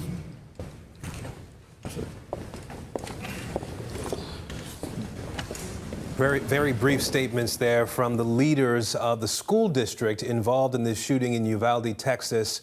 The police chief for that school district, and that is the case in Texas. School districts, in many instances, have their own sort of police forces. The police chief there saying that now they're working to get information to families about what happened here, about the deaths of 14 children and one teacher in that school building, and about the injuries that have happened as a result of the mass shooting there earlier today. The police chief saying that they'll release more information as they're able to. First priority for them is to get information to families. He also noted, as we've been reporting, that the person they believe to be the shooter in this incident is dead and that there is no other threat to the community around the Uvalde area. The superintendent also spoke as well, obviously noting that schools are closed for the remainder of the school year. We knew that Thursday was to be the last day of school there in Uvalde, and as a result of the shooting today, schools are closed, classes have been canceled, all activities have been canceled, possibly to include graduation ceremonies. Obviously, the effort right now is to comfort the families that are dealing with this immense loss of so many children. Grief counselors will be made available to students, teachers, anybody in the community who needs that starting tomorrow morning. The police chief, rather the superintendent, indicating for us this evening in that very brief statement. We, as we've noted, do anticipate that we are going to hear from President Biden later on this evening. He has been traveling in Asia the last several days, has just returned to the White House within the last hour here. And while he was in flight, was obviously briefed on the shooting incident in Texas. And we anticipate that he will speak, not necessarily as a commander-in-chief, as you will, but he's going to speak to the pain that so many families are having to deal with in Texas right now. Just, again, on the heels of a shooting we all saw in Buffalo earlier this month, just a week or so ago. We do have more perspective on, I think we've been able to hear from some witnesses, some eyewitnesses on the ground as this school shooting unfolded. This is a woman who was working at the school, I believe, and was going to visit. This may be, I think, a spouse of a woman who was working at the school. Let's listen to the account here. They were close to, matter of fact, I had just taken her some flowers. And the minute I got in my pickup, I heard a couple of shots. And then immediately the police were there. And her class and everybody that was around her got in the cafeteria and just kind of turned off the lights, got on the stage, started papering the windows. She said the kids were real good, real quiet, and did what they were supposed to. And your wife is okay? Yeah, she's good. And why were you bringing her flowers? She's retiring Friday. Oh my gosh. Yeah. So she's done. Thank goodness. the spouse of one of the witnesses of this school shooting in Texas tonight. We want to turn back to Tom Winter, who was listening along with us to the very brief statement that we heard from the police chief and the superintendent there in Uvalde. Just interested in your perspective on what we heard from the police chief. Not a lot more detail that he could offer at this point. Does it strike you at all that he didn't say more? You're right. I thought about it. On one hand, I would have liked to have heard more. On the other hand, in this particular instance, because the shooter here is deceased, there's no need to rush. And I think, it goes back to something you and I were talking about before we heard from him and others at that press conference. And of course, it's important to remember during all of this that for that police chief, he's never had a day like this and will hopefully never come close to having a day like this. It's very difficult on that community. So we don't mean to play Monday morning quarterback from here. Having said that, I think they want to take their time to figure out what happened. Developing a timeline here is crucial. And we're starting to get information from other eyewitnesses, and that video is starting to filter through here. It might be something that we can point to later, that there were indications, and we've heard this from law enforcement previously earlier in the day, that there was some sort of a chase that occurred leading up to this. We saw a pickup truck very clearly ran into a ditch right next to the school. So that needs to be sorted out. Was there some sort of a police chase ahead of this? Did something occur that led to this moment? Was this somebody who was fleeing another crime? And we have some indications that he was probably fleeing another crime when he arrives at the school and then he starts shooting. It just adds to our understanding of what happened. Not that we could ever possibly understand the motive behind this, but I think that's the type of work that's going on there. So for a police chief, it's great to hear as much information as possible for us and for folks that are watching us. On the other hand, this is not a time to make mistakes with accuracy. So it's understandable they may want to be a little brief in their remarks. For sure. All right, Tom Winter, our correspondent for Investigations. Tom, we appreciate your reporting on this. For more on that response from law enforcement, including federal agencies, I want to bring in retired ATF Special Agent in Charge, Jim Kavanaugh. He's joining us now. Jim, you and I have spoken many times after incidents like this over the last few years, unfortunately. How do you think this shooting unfolded? What's your perspective on what we've been able to learn so far? Well, when we look at all the facts, we look at Tom Winter's reporting there, and NBC's trying to confirm those facts. But there is some things they have an inkling of, and that is that this shooter might have killed his grandmother at a different location from the school. And there's a wrecked vehicle at the school, and police may have been pursuing him. So the way that possibly could have unfolded was neighbors could have reported gunshots at the scene of the grandmother's house. Police respond, vehicles racing away. Maybe they get in pursuit. We don't know for sure, but just piecing together what may have been. And then he wrecks near the school and then would have to get out on foot and run to the school. Now, did he run to the school, Aaron, because it's the first building and he's trying to escape capture? And escape is often a motive in violent death and violent crime. Inmates kill deputies, they kill other people, they carjack people. If you remember the case, and I'm sure you were covering it too, in Wisconsin when the man ran over the parade marchers, he was trying to escape the police. So escape is often a motive that's overlooked in violent crime. And this could have been part of that motive or the main motive. Now, we don't know that for sure, but that's just a possibility. And he could have went into school and, just starts shooting wildly at everybody he sees. He's in a manic state. He's scared. The police are after him. He's just committed a murder at his grandmother's house. So this is certainly a possibility. Now, the other possibility is that he was planning on going to the school all along. Maybe he attended that school, maybe he had people there he wanted to kill, maybe he wanted to kill his grandmother and kill everybody at the school. If so, it's going to be in writing. He's going to have left some messages, letters, notes. But these guys leak, they tell their story. So right now, that looks like some of the possibilities, some kind of vengeance on the school or just some kind of murder. Maybe he didn't even know where he was going to go. The police get involved, chasing, he wrecks, and then he runs to the school. So those are some of the top possibilities. It could have many, many twists in it, as you know.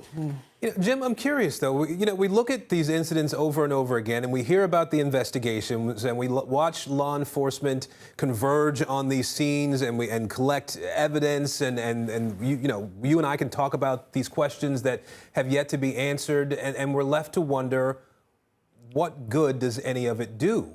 after collecting so much data and understanding, sort of understanding the motivation behind something like this and figuring out, all the boxes that can be checked in terms of getting answers to questions, and then it happens again.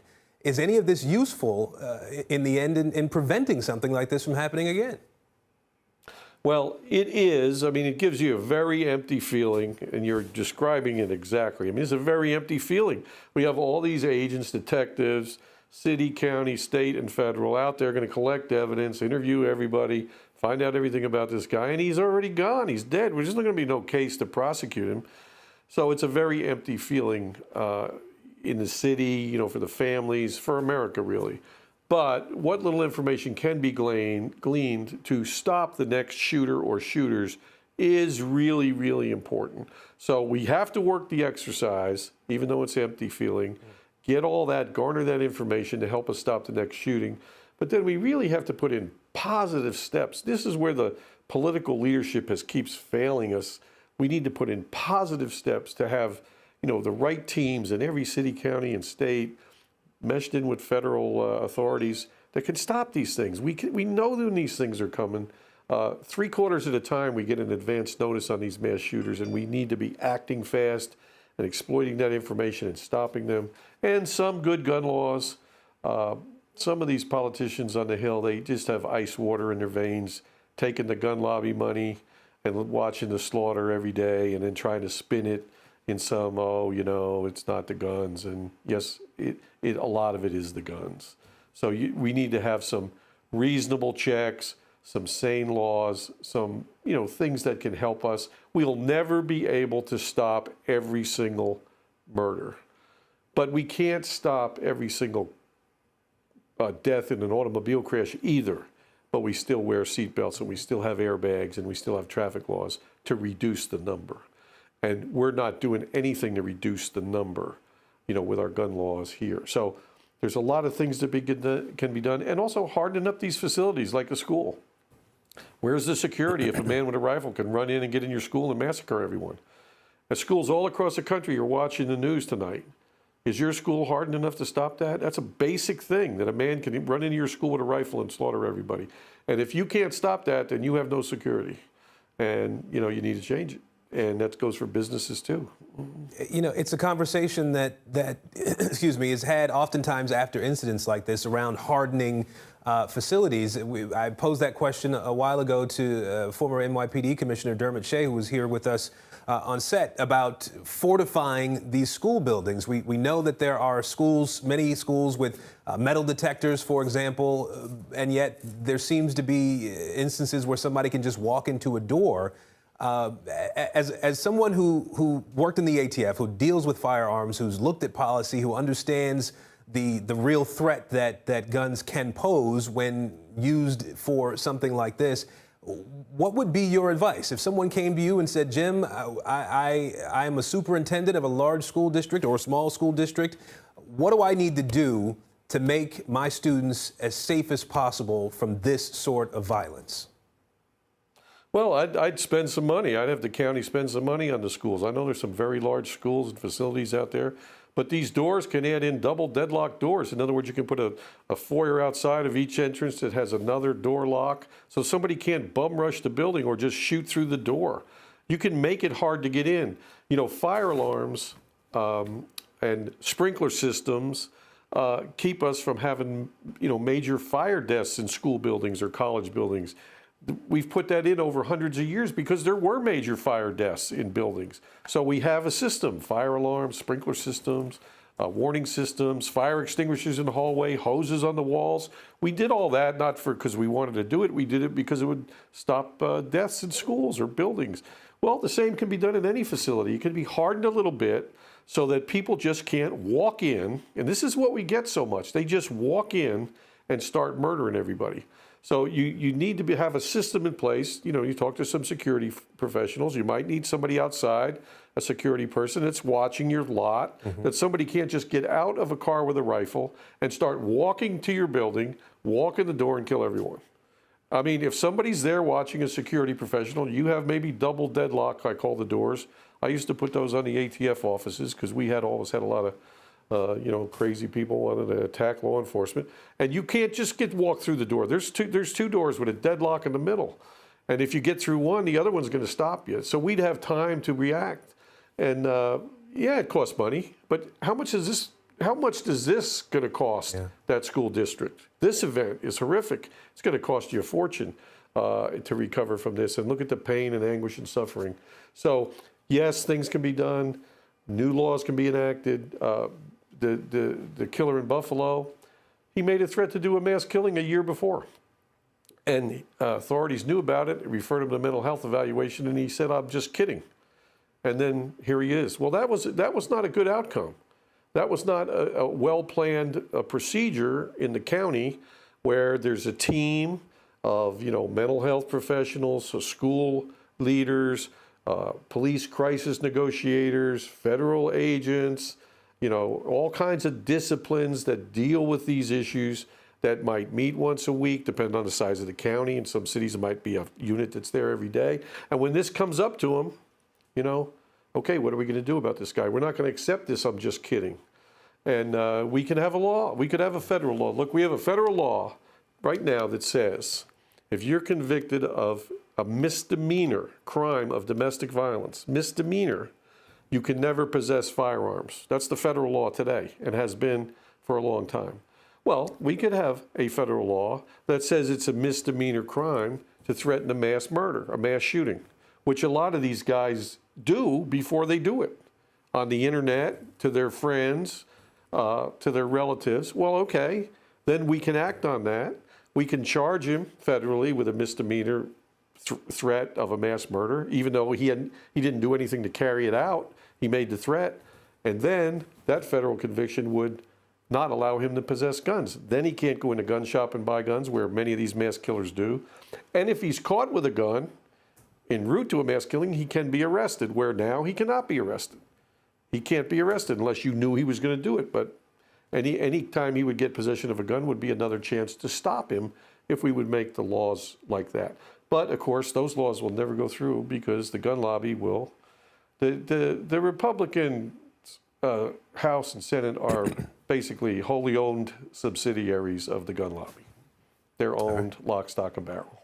And that's until the voters change it, until the voters say, no, I'm not going to vote for you because of this one issue and my kids are in danger, my family's in danger, I'm not going to vote for you. Until the voters of America do that, this will not change. And whatever your politics are on this, the reality is that there has been another mass shooting. There have been many in the past.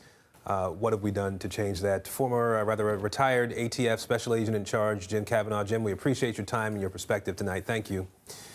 We have crossed the 8 o'clock hour now here on the East Coast. I'm Aaron Gilchrist. If you're just joining us, we are continuing coverage of a deadly school shooting in Uvalde, Texas. At least 14 students and a teacher killed. It is a small, tight-knit community we're talking about here, and Stephen Romo joins us now to help give us a better picture of this community. I know that you lived and worked in Texas for a long time, so help us to understand what you can about Uvalde, Texas. Yeah, born and raised in Texas, and I was trying to remember if I'd actually been through Uvalde, Texas, but there are just so many small communities just like this out there in Southwest Texas on your way to the border, and I can't actually remember if I've been there, but I have been to several similar communities headed out toward the Del Rio area. And these are communities, largely Latino populations there, just hardworking families trying to make a good life for their kids. We have some census information about Uvalde as well, just to sort of give you a breakdown of what it's like there. There are about just under 9,000 people in the area, and about half of them are non-English speaking natively, just to give you some idea of what the demographics are like out there in Uvalde. People who think they can send their kids to school and then they're going to be safe each and every day, and then something like this happens and just shatters that notion for them. You know, and you talk about small town America, right? I mean, 9,000 people. This is probably a place where everybody knows somebody. You know, you're connected to another family in one way or another. This elementary school is probably one that everybody who's been there for a while has been through at some point or another. What have you been able to learn about this school in particular? Yeah, Robb Elementary School, 91% of students there are minority, and about 84% 40% of the students there are considered socially disadvantaged. They come from socially disadvantaged backgrounds, to give you some indication. Also heard that they are 2nd through 4th graders who actually attend that school, as you see there on that map on your screen in that area. Something else I wanted to highlight, Aaron, is just back in 2018, there was a school shooting in Santa Fe, Texas. I've covered many mass shootings, sadly, as I'm sure you have as well. This one, though, was at a high school. 10 people were shot and killed in that situation. One of the many school shootings we've had to cover here in the country. And just talking to people, talking to parents who have had children who've lost children in these situations like this. We're taking a look at the demographics here of Uvalde. But speaking with parents who have lost their children, they do at first, they're searching for that motive, like so many of us are, trying to figure out why this could happen. Something, of course, that is very difficult in this situation, since this suspected shooter is now dead through that gunfire exchange with law enforcement. But they are just searching for a motive so hard. They want to know why, but once they do learn why, it's often not enough for them. And that is just heartbreaking to know, as I've seen it happen again and again. So thinking what these parents are going through right now, that may be another factor. It's just heartbreaking that this just 4 years after that 2018 shooting at Santa Fe High School, which was in May, by the way. So very close to exactly 4 years later there. A whole new round of parents dealing with something very similar just leaves you so heartbroken for those families. I do want to ask you about sort of the logistics of this region and how the school districts are set up there. It was the Uvalde CISD is the school district, and it has its own police department, which I think is fairly unique to Texas, where the school district has its own police force that presumably would have been the first to respond to an incident like this. Can you help us understand a little bit about how sort of the districts are composed there? Yeah, it happens in a lot of school districts in Texas. They have independent school districts. They also have consolidated school districts. That's the C and the CISD. They often have these police forces, which are smaller, as you might imagine. It's sort of an alternative to having a school resource officer, which a lot of school districts have. And they're full police departments. They can make arrests and issue traffic violations, which is a lot of what they do. They're also usually in very close contact with the city and county authorities as well to try to get responses out quickly. So I'm sure that is something that happened in this situation, to try to get them relief as soon as they can. And of course, there's going to be more involvement in states and of course federal investigators as well, offering their resources to try to figure this out. But that probably was the first line of defense. We'll be waiting to hear exactly how that played out after this shooting was reported. We heard from the superintendent a little while ago, and obviously broken up about what has happened in his school district. Likely, again, we talk about small communities and everybody sort of knowing everybody. He probably knew many of these kids, certainly their families as well. He talked about the fact that there is going to be a need for grief counselors. In a town like this, it wouldn't be unusual, it seems to me, that you'd have everybody show up and either need that sort of counseling or be a part of the group of counselors, the people who are trying to comfort so many who are going to be devastated by this. That's something that I always try to focus on, is the people that are helping. It's actually something Mr. Rogers said a long time ago, that his mother told him to look for the helpers in these situations. It's a sad situation that we've heard those phrases again and again, the grief counselors coming, and they're very helpful in these situations. People can speak to them and try to wrap their heads around what happened and start the stages of grief. And it's unfortunately a reality that we're all used to hearing. And people do turn up in these small towns. They do show up, people from the surrounding areas, they show up and they try to help as much as they can. And it's when these people actually go away, the helpers go away, that a lot of the families are going to have to deal with this. Those moments after all of the attention goes away, that's when it really hits them hard.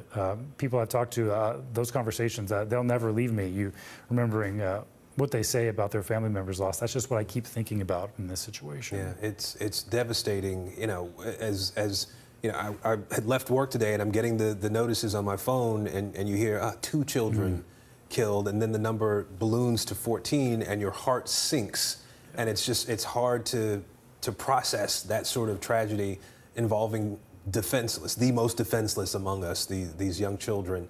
I do want to ask you, given the fact that you grew up in Texas, about sort of the safety and security around school buildings, and in your reporting as well. I think there's maybe a perception around the rest of the country that Texas is a place where, you know, people carry guns and people own guns, and it's not necessarily an oddity to have that be the case. But can you talk a little bit about the safety element when it comes to schools in particular, to the extent that you're aware of it? We talked about fortifying buildings and whether they're metal detectors and locked doors and even more security. What do you know about the safety elements that are involved with schools in parts of Texas? Well, much like many other school districts around the country, 10 years ago after Sandy Hook, they fortified their schools, and they had different protocols going in, visiting, picture visitor badges, and making sure that there was only a few specific doors that are locked and someone monitoring them at the time.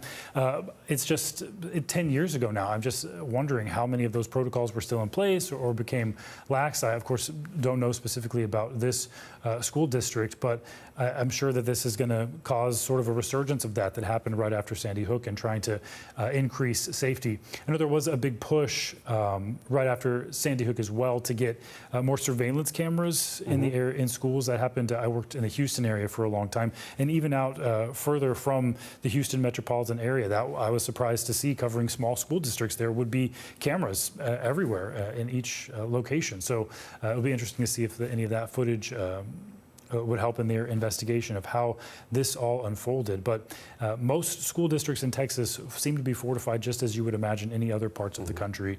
It'll be interesting to see how this specific school building, Robb Elementary, was as well. Well, Stephen, we are fortunate to have you on the team here, and we appreciate your insights on sort of how things happen in Texas and what the communities there may be dealing with right now. I want to mention for our viewers that it is 15 after the hour now. We were anticipating a statement from President Biden. We know that he has returned to the White House from his trip to Asia. He was briefed on this shooting in Texas in flight back to Washington, D.C. You're looking at a live picture of the White House now, where already the flag has been lowered to have staff there in honor of the 14 children and one teacher who were killed in this mass shooting in Texas at an elementary school earlier today. We are going to take a brief break here, reset a bit for you. We invite you to continue to stay here with us on NBC News Now.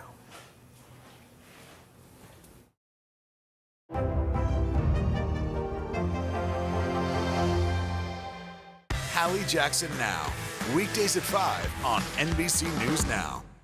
Making Space, the inspirational podcast from Hoda Kotb. Listen now.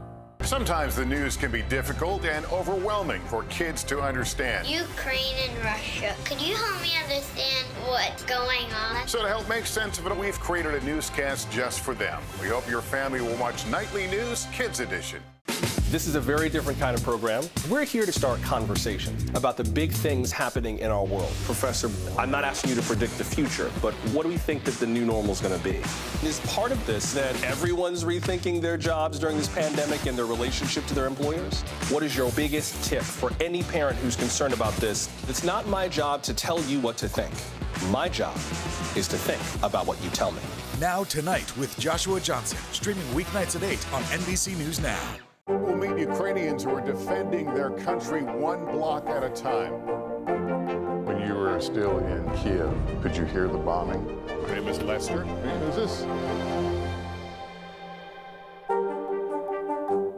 News is happening now. Look at what's making headlines around the world. Whenever it happens, wherever you are, it's here now. Top Story with Tom Llamas is your news playlist on NBC News Now.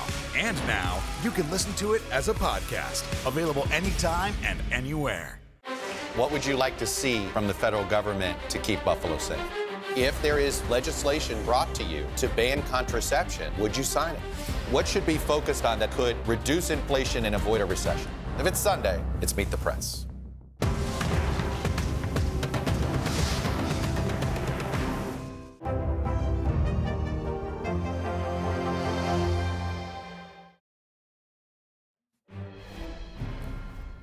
And welcome back. I'm Aaron Gilchrist. We continue to follow breaking news of a school shooting in Uvalde, Texas. We have just learned at least 18 people are dead. More than a dozen people are injured. You'll remember we had been reporting 14 killed there, but the latest update that we've been able to get, 18 people have died as a result of this school shooting. Our Garrett Hake is joining us live now outside Uvalde Memorial Hospital tonight, where he's been able to make his way to. Garrett, bring us up to speed. What have you been able to learn from there? Well, Aaron, I started this day in Laredo covering a political story, and like everyone else, as we learned what was going on in Uvalde and as the numbers related to this shooting got worse and worse, my team stopped what we were doing and made our way here to this city about 90 miles east of San Antonio. And when we came into town, we found a city that feels kind of hauntingly abandoned at this hour. There's really three major sites of activity around the city right now. There is Robb Elementary School, where this shooting took place, which is basically a giant crime scene right in the heart of downtown. An elementary school for students in the 2nd, 3rd, and 4th grades, still being searched at this hour by crime scene investigators. Then there is the Civic Center in town, which is a reunification center at this hour for families of students who are at that school trying desperately to figure out what happened to their loved ones. Where are their students? Where are their children? If they are not there at the Civic Center, perhaps then they were here at the hospital. This is the Uvalde Memorial Hospital here in town. As you can see behind me, this is a small community hospital. This is not a major trauma center. It wasn't built for that. And in fact, they were not ready for the kind of influx they got today, which was substantial. 14 patients were treated at this hospital today, 11 of them children. I just got off the phone with the hospital CEO just before we got on the air, who gave me an update and told me 5 of those injured have had to be transferred to higher level trauma centers, have been transferred up in the system for additional care. He told me that 4 patients have thankfully been discharged home, and he's looking at either 3 or 4 remaining patients, possibly 2 adults and 2 children, who will continue to be treated here. Also, he told me they did accept 2 DOA patients earlier today, both of them children. And so what we've seen as we've come into the city is a community, and city is really the wrong word for it, a community of about 15,000 people. Essentially everyone is going to be impacted by this in some way, trying to figure out kind of where their story is going to end tonight. Is it going to end at the hospital? Is it going to end with the reunification at the Civic Center? Or does it end in horror at the elementary school? That is what this community is dealing with tonight. And the sense, and you can still see some of the folks outside the hospital, kind of waiting to figure out which category they might fall in. The sense is that as we continue to learn more, we will continue to learn worse about what happened here today with this shooter at that elementary school, Aaron. Garrett, if there's something to find relief in, I guess knowing that at least 4 people have been discharged here and are okay, I guess that's a little nugget of some positive news as we've been watching this awful tragedy unfold there.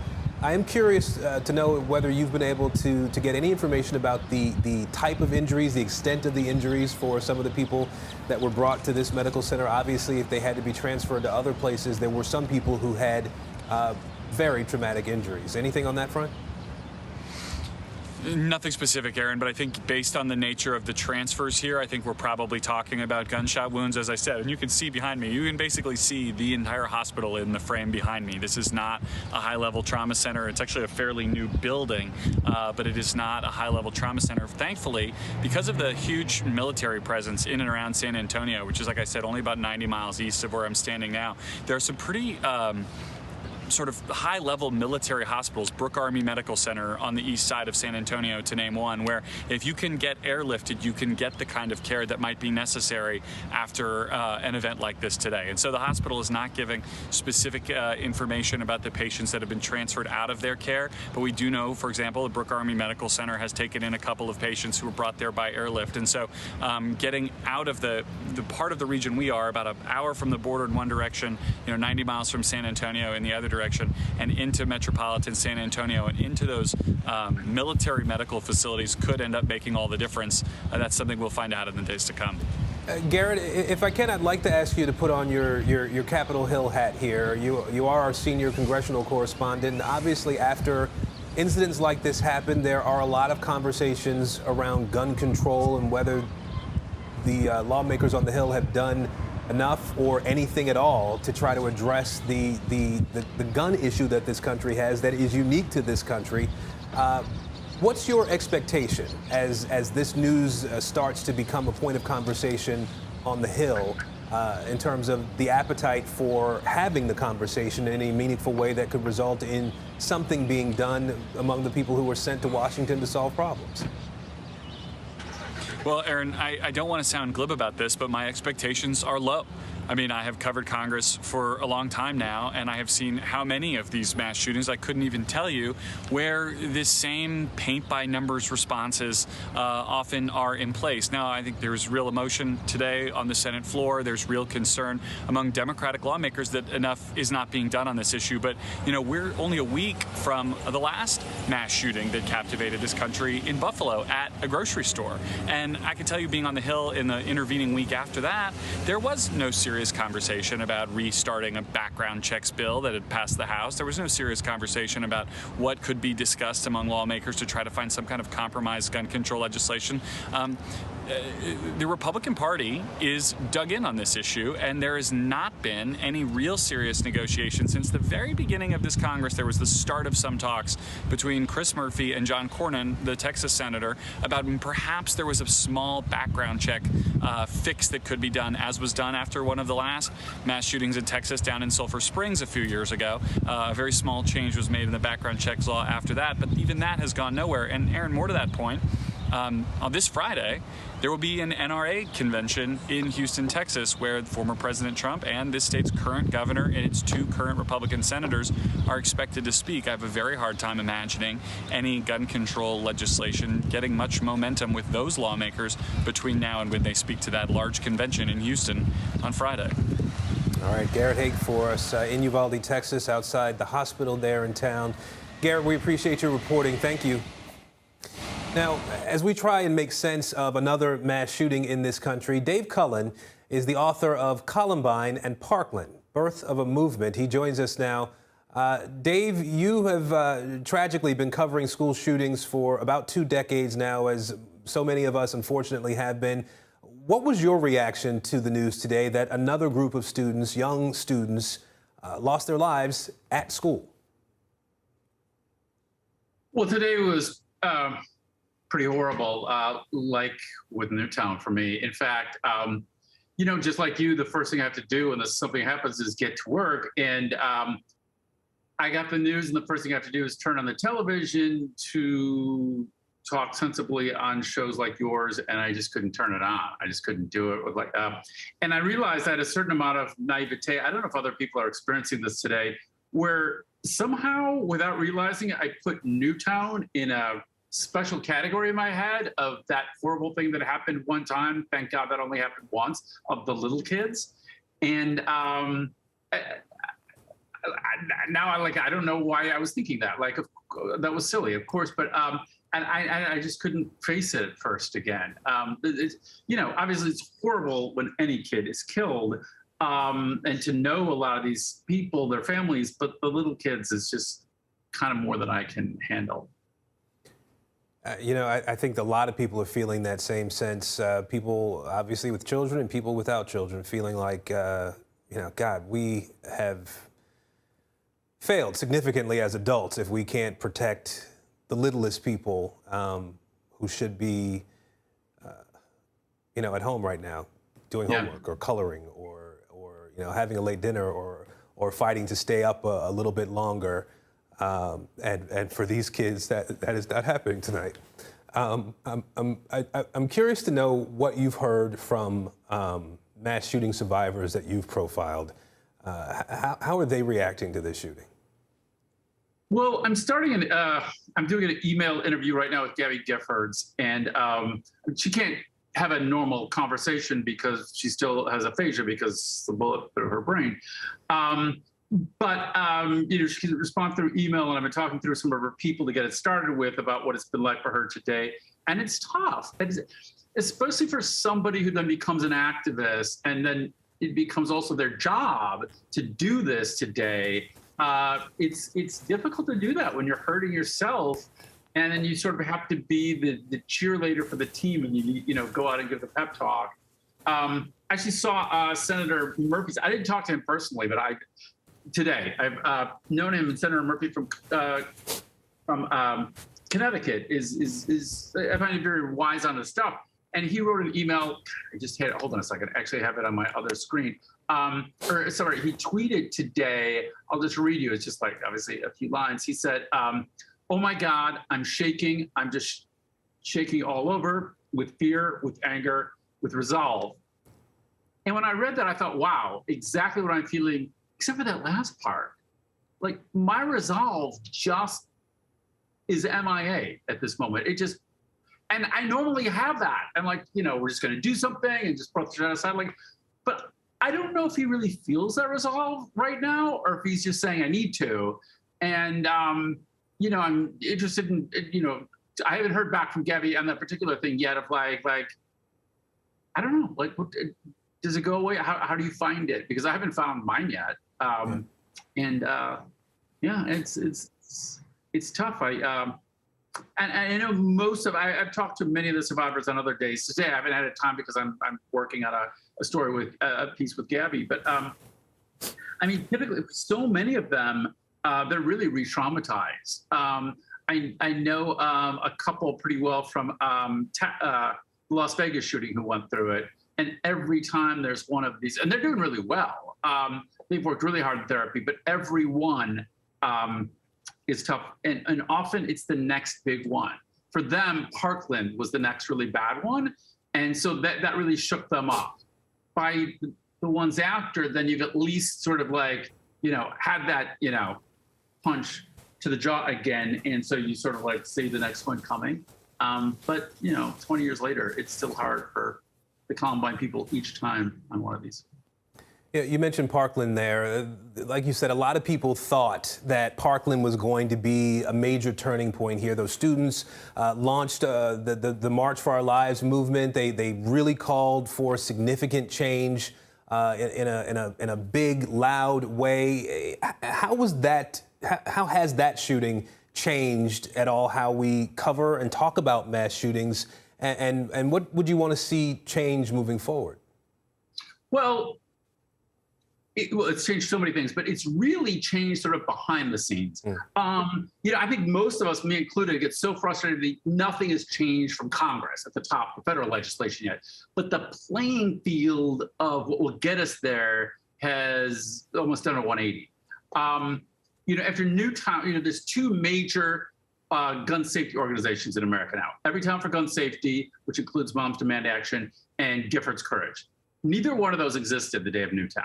They both started in response to that. Shannon Watts started Moms Demand Action as a Facebook group that day. And Gabby started her group within a month.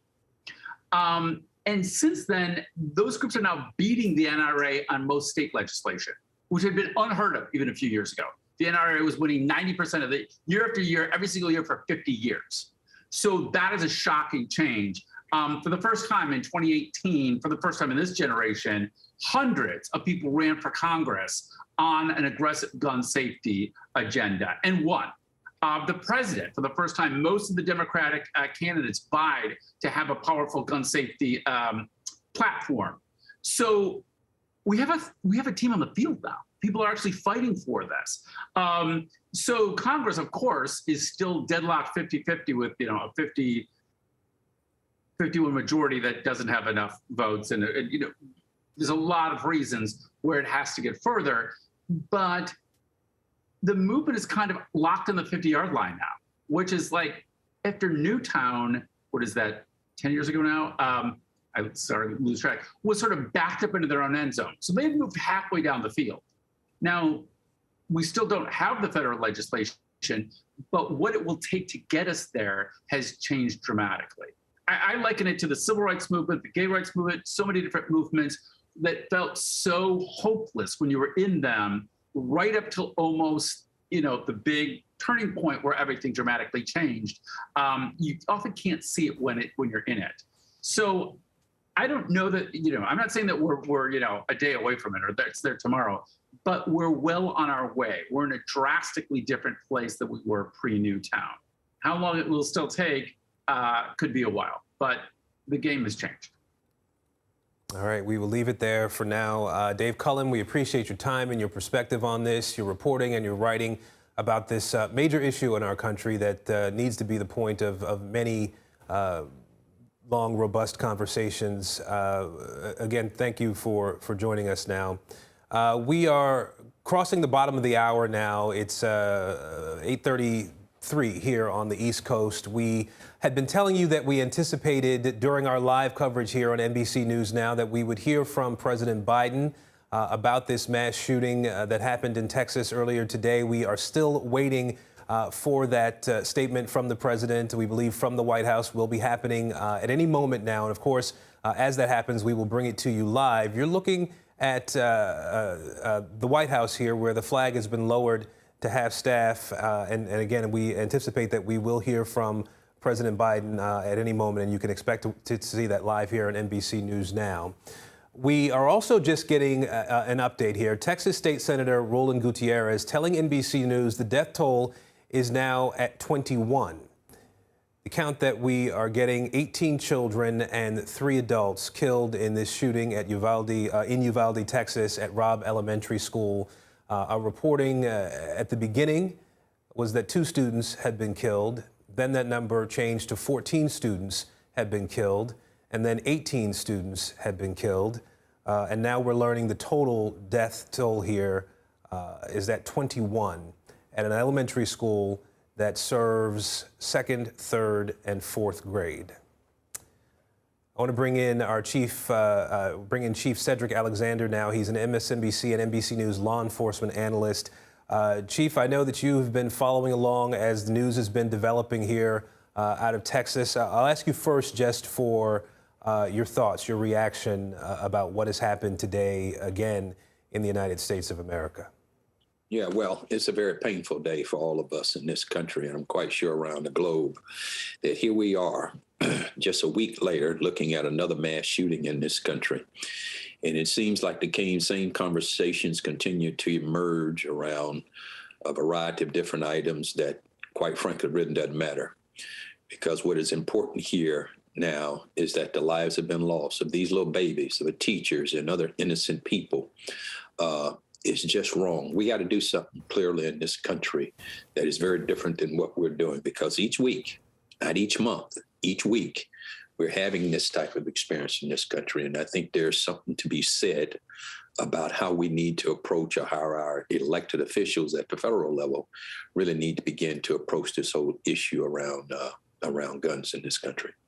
You know, this becomes a political conversation, right? And that is the nature of you know, where we live and the way that things happen or don't happen, as some may see is the case as it relates to guns. But I tend to want to lean toward folks like you, people who've worked in law enforcement, people who have dealt with guns as a function of your job, but also in terms of dealing with the trauma that guns can be a part of in communities around this country. So from your perspective, what can be done, what should be done, and you know, we can pretend that this is not a gun issue, but the reality is a bunch of kids were just shot to death today. And so we're talking about guns. That's right. And it is a gun issue in this country. And look, I believe in the Second Amendment. I'm a gun owner, like millions of Americans across this country. I'm a responsible gun owner. And the greatest majority of the people out there are responsible gun owners. But we have to remember we got over 300 million people in this country, and we only have 700,000 police officers. So even what we're asking them to do sometimes is really the impossible, because trying to track all these individuals that we may suspect, whether they have mental health issues or they're just evil people, period, it is a humongous task. But I think one thing that we're going to have to come to terms with as a nation in this country is this. We're going to have to accept the fact that guns kill, not just people that use guns kill, guns kill.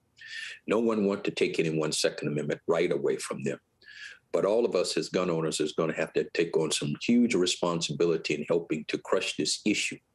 Because every day, not every week, every day, people in this country are dying to gun violence. And when we have mass casualties like this, involving innocent children, babies who are defenseless, how can we conscientiously get up every day and look at ourselves and overlook this issue? It has come to a point now that really something has to be done. I don't have the answer, but you have elected officials in this country that you send to Congress every day on both sides of the aisle. And I don't care who's voting and who's not, but at some point they're going to have to come to some type of resolve and some type of way of getting along to help end this issue around this country, because I'm not going to blame either side. I'm going to blame all the elected officials that are up there in Congress. I know they're working hard. I know they have a humongous task in front of them, along with many other issues that are going on in this nation.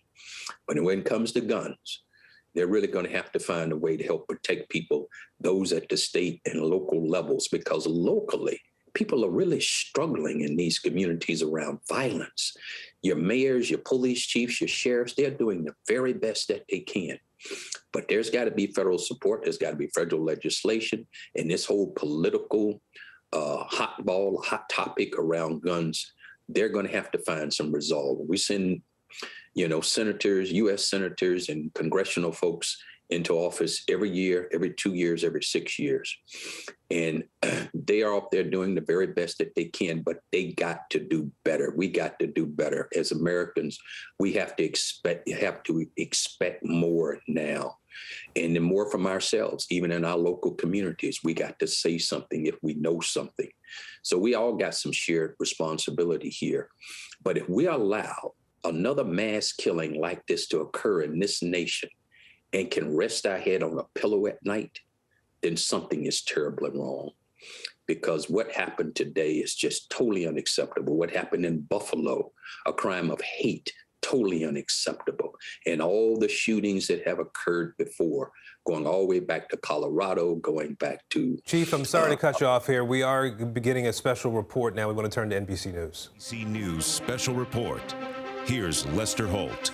Good evening. President Biden is about to address the nation, a nation once again reeling from a horrific mass shooting at a school, a list that already includes Columbine, Sandy Hook, Parkland, now tragically grows longer. We now know 18 children and 3 adults have been killed at Robb Elementary School in Uvalde, Texas. That's outside of San Antonio. That new death toll is according to a state senator who was briefed by Texas Rangers. The school only serves 2nd, 3rd, and 4th graders. That means likely none of the children killed are over 10 years old. Officials say a lone gunman, only 18 years old, is responsible. He is dead, believed to have been killed by police. The president has just returned from a trip to Asia this evening, and this shooting comes just 10 days after the mass shooting in Buffalo. Let's go to Morgan Chesky right now, who's at the scene in Texas as we await the president. Morgan. Yeah, Lester, good evening. This perimeter staying very wide around Robb Elementary School tonight. Crime scene tape remaining up. A mobile command unit has been brought in as investigators can try to begin the painstaking process of gathering evidence in this horrific tragedy that took place earlier today. We have been hearing from DPS officers here on the scene who have been trying to fill in some of the gaps after when this gunman walked in this school reportedly around 11:30 this morning, and when he was finally taken down by 2 officers, one of whom sustained a wound in shooting the gunman and killing the gunman, but is expected to be okay. We do know, according to the husband of a teacher inside this school, Lester, that upon hearing the gunshot, she hurried the children to a safe area inside a cafeteria, and they were very Morgan, quiet. We're going to have to switch to the White House. The president is speaking. Fellow Americans, I had hoped when I became president, I would not have to do this again. Another massacre, Uvalde, Texas, an elementary school. Beautiful, innocent, 2nd, 3rd, 4th graders. And how many scores of little children who witnessed what happened see their friends die as if they're on a battlefield, for God's sake.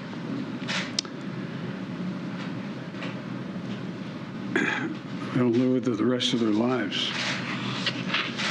There's a lot we don't know yet. There's a lot we do know.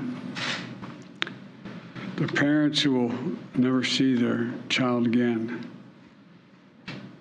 never have them jump in bed and cuddle with them.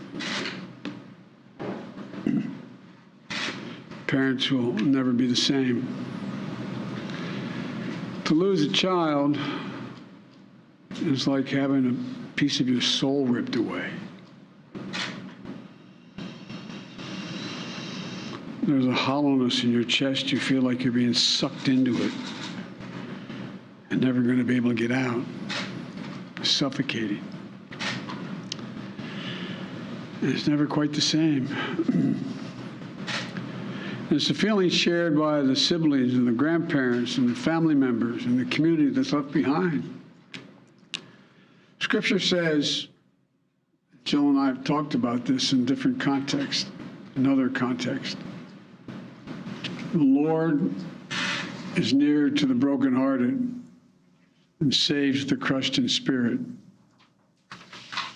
So many crushed spirits. So tonight, I ask the nation to pray for them. Give the parents and siblings the strength in the darkness they feel right now. As a nation, we have to ask, when in God's name are we going to stand up to the gun lobby? When in God's name we do what we all know in our gut needs to be done? It's been 3,448 days, 10 years since I stood up at a high school in Connecticut, a grade school in Connecticut, where another gunman massacred 26 people, including 20 first graders at Sandy Hook Elementary School.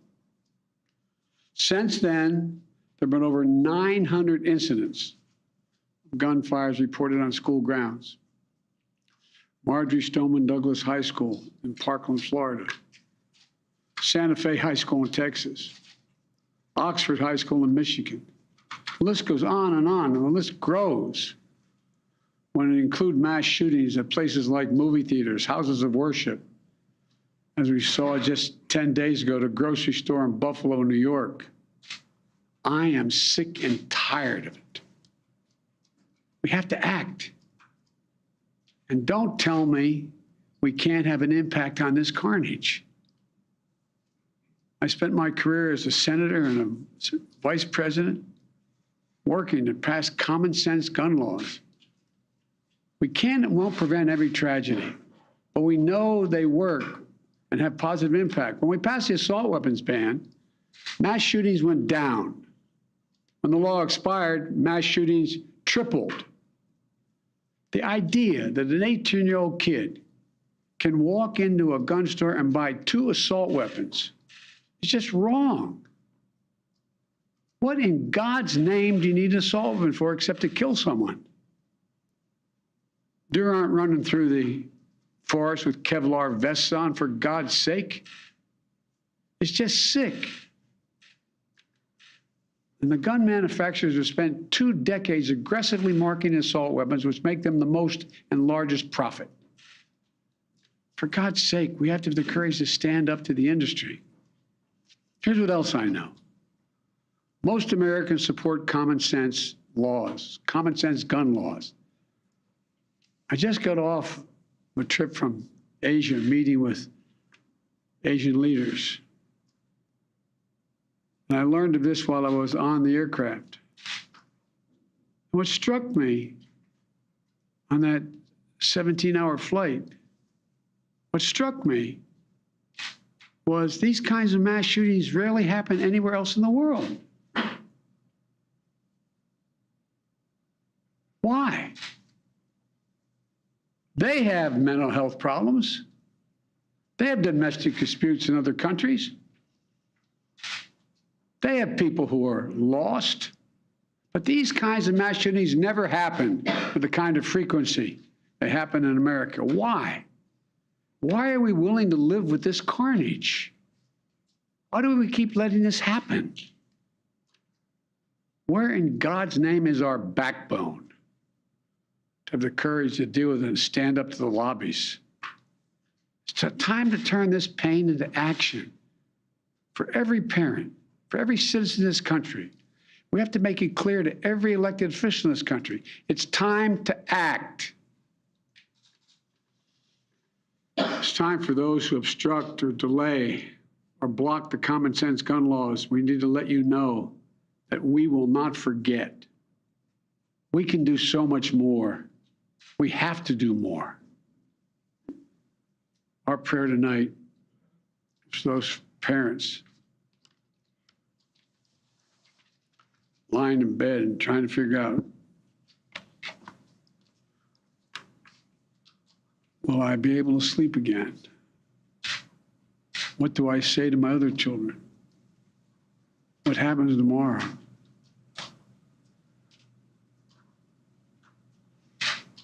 May God bless the loss of innocent life on this sad day.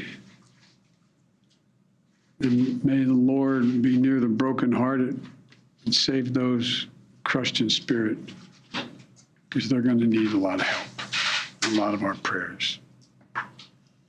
God love you. Will you go to Texas, sir? Sir, will you go to Texas?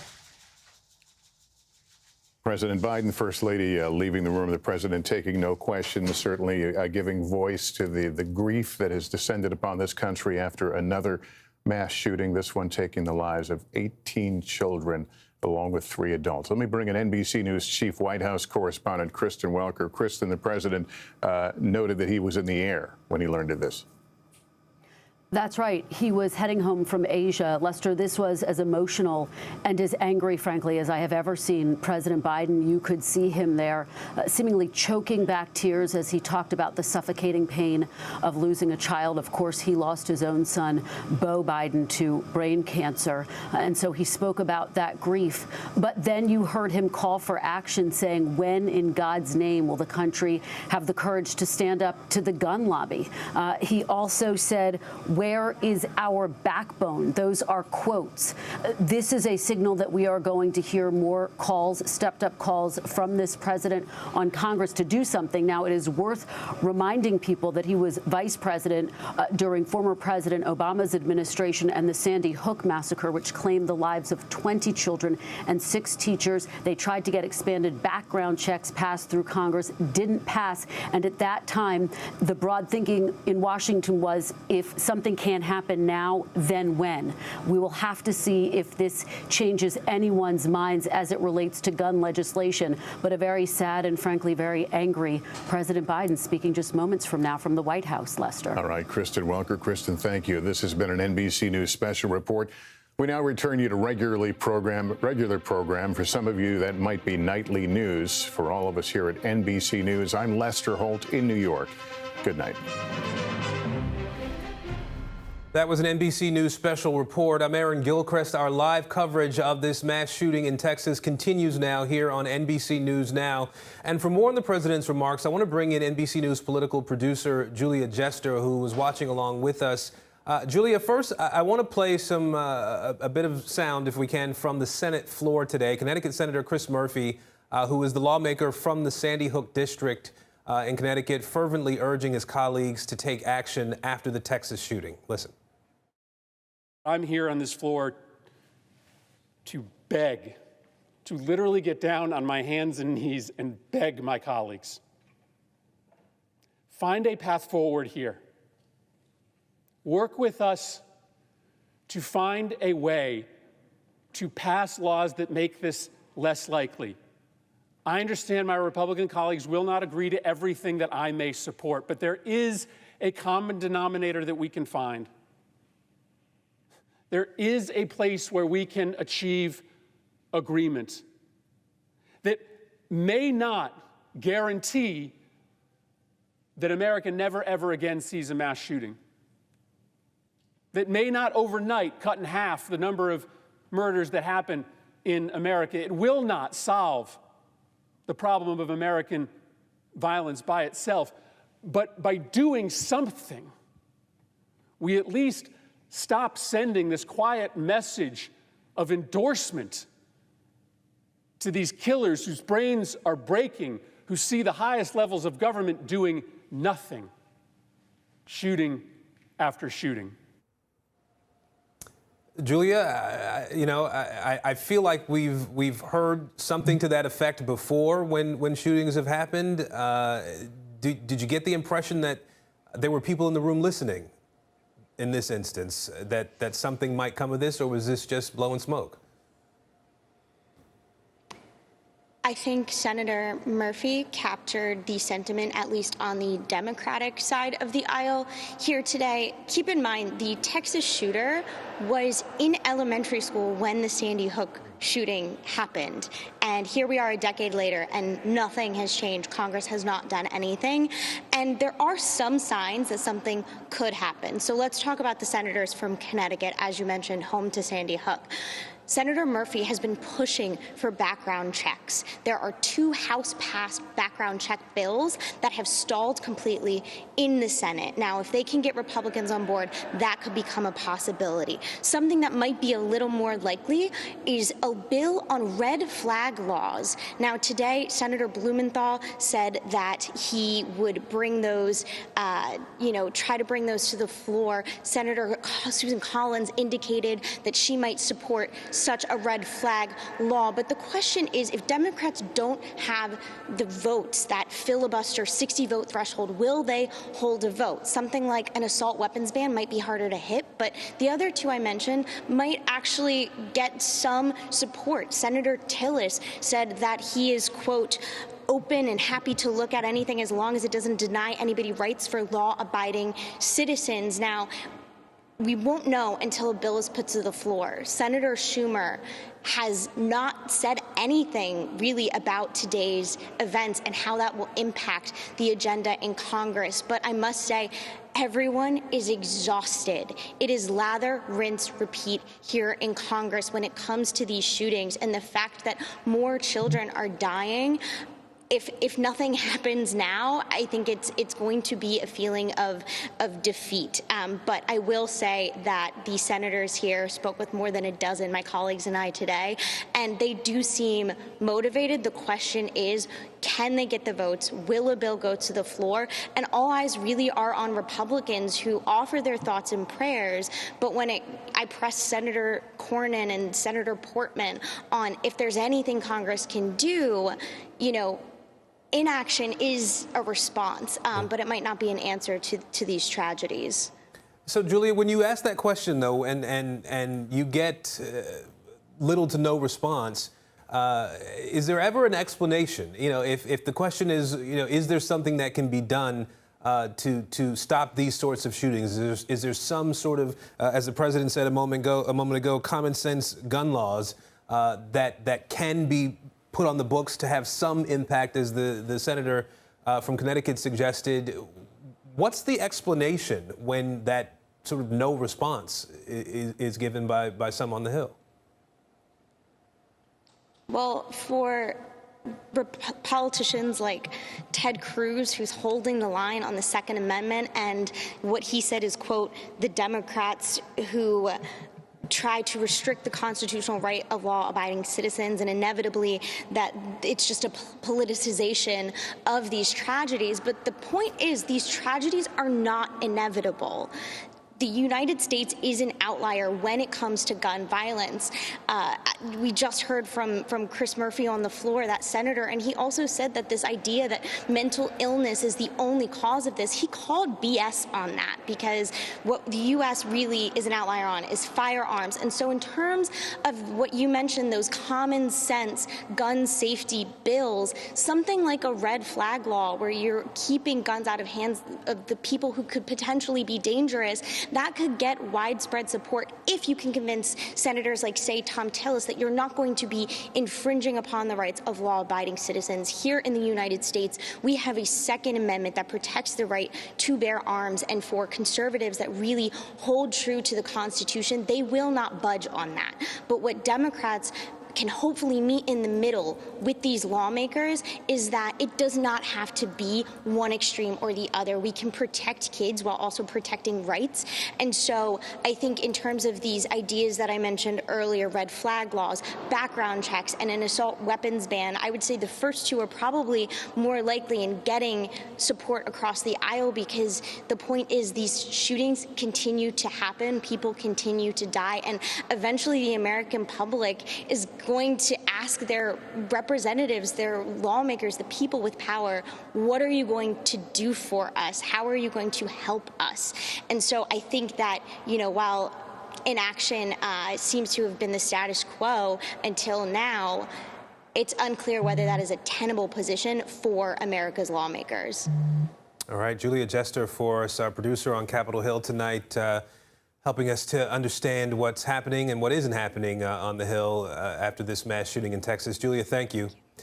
Before we wrap up our coverage tonight, I want to bring in Chief Cedric Alexander again. He's an MSNBC and NBC News law enforcement analyst who's been listening along with us. Chief, we heard President Biden say that it's time to turn pain into action. He talked about the need to do more at this point. And so I'll just put to you as just sort of a closing thought here, do more. Do more looks like what in terms of something that could be successful and useful? Well, do more looks like less talking and more action. And we have seen too many of these incidents, and you have reported on them too often. And I've talked about them too often, where we get the same talk after each incident, but there really has to be some form of action. And Washington is going to have to figure out how they're going to do this, how they're going to get along on both sides of the aisle, because the American people are waiting. And we're in a very desperate situation now. We can't continue to lose innocent lives like this every day. And here's the other thing I want to close by saying is this, is that there's a great deal of guns out on our streets every day. And they're accessible and they're easy to get. And anyone can get in possession of a firearm. We got to find a way to deal with this tremendous issue, because we have more guns than we have people. And another life needs to be lost. And certainly not what we have seen here in recent weeks, months, and years, this dramatic uptick of extreme violence, of people being hurt in masses. Right. It has to stop. And they got to stop talking, and they got to start, Mr. President. All right, Chief, thank you very much. We appreciate your time today. You have been watching our coverage on yet another mass shooting in this country, this time at an elementary school in Uvalde, Texas. At least 21 people killed, including 18 children. I'm Aaron Gilchrist. Kristen Welker and Chuck Todd pick up our special news coverage from here.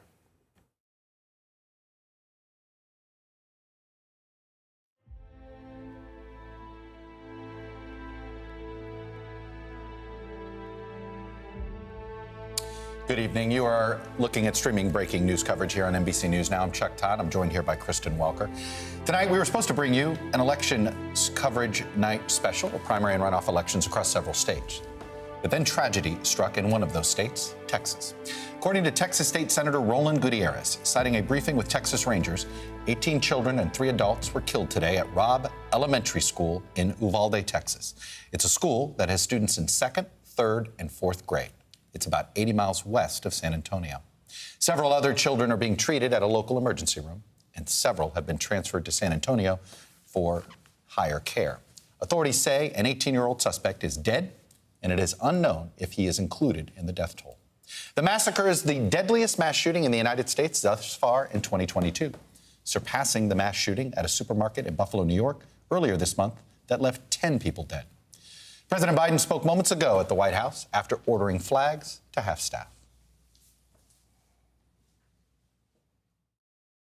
As a nation, we have to ask, when in God's name are we going to stand up to the gun lobby?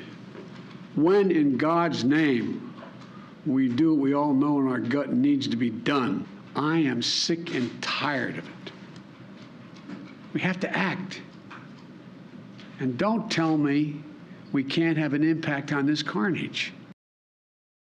The president also urged action after this latest tragedy.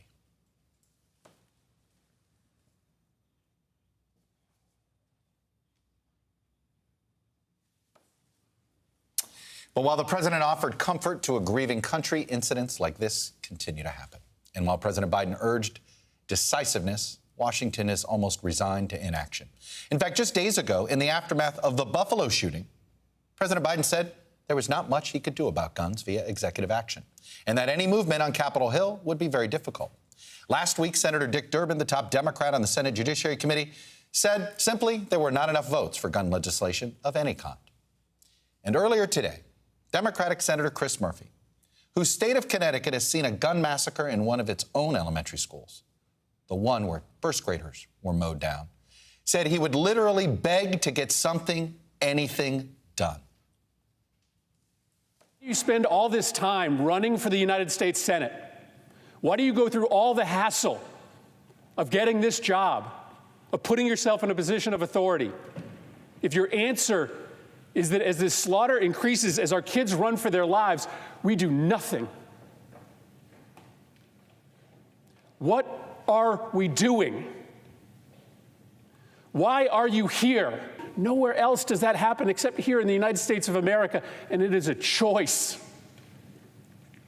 It is our choice to let it continue. But I'm here on this floor to beg, to literally get down on my hands and knees and beg my colleagues. Find a path forward here. Work with us to find a way to pass laws that make this less likely. Folks, this is where we are right now in America. 18 children and 3 adults dead at an elementary school in Uvalde, Texas. Just 10 days after the shooting at a supermarket in Buffalo left 10 dead. Almost 3 years since another shooting in Texas left 23 dead at an El Paso Walmart. Nearly 10 years since the deadly massacre at Sandy Hook Elementary School, which killed 20 first graders and 6 adults. That's where we are. Kristen, you reminded me of something today. We were both, I remember being at Sandy Hook. I just, being at the White House that day. My kids were in first grade at the time. So here we are again. And here's the White House again. And here's another Democratic president wanting to do something and feeling powerless. What are they going to do? Well, President Biden was vice president during former President Obama during Sandy Hook.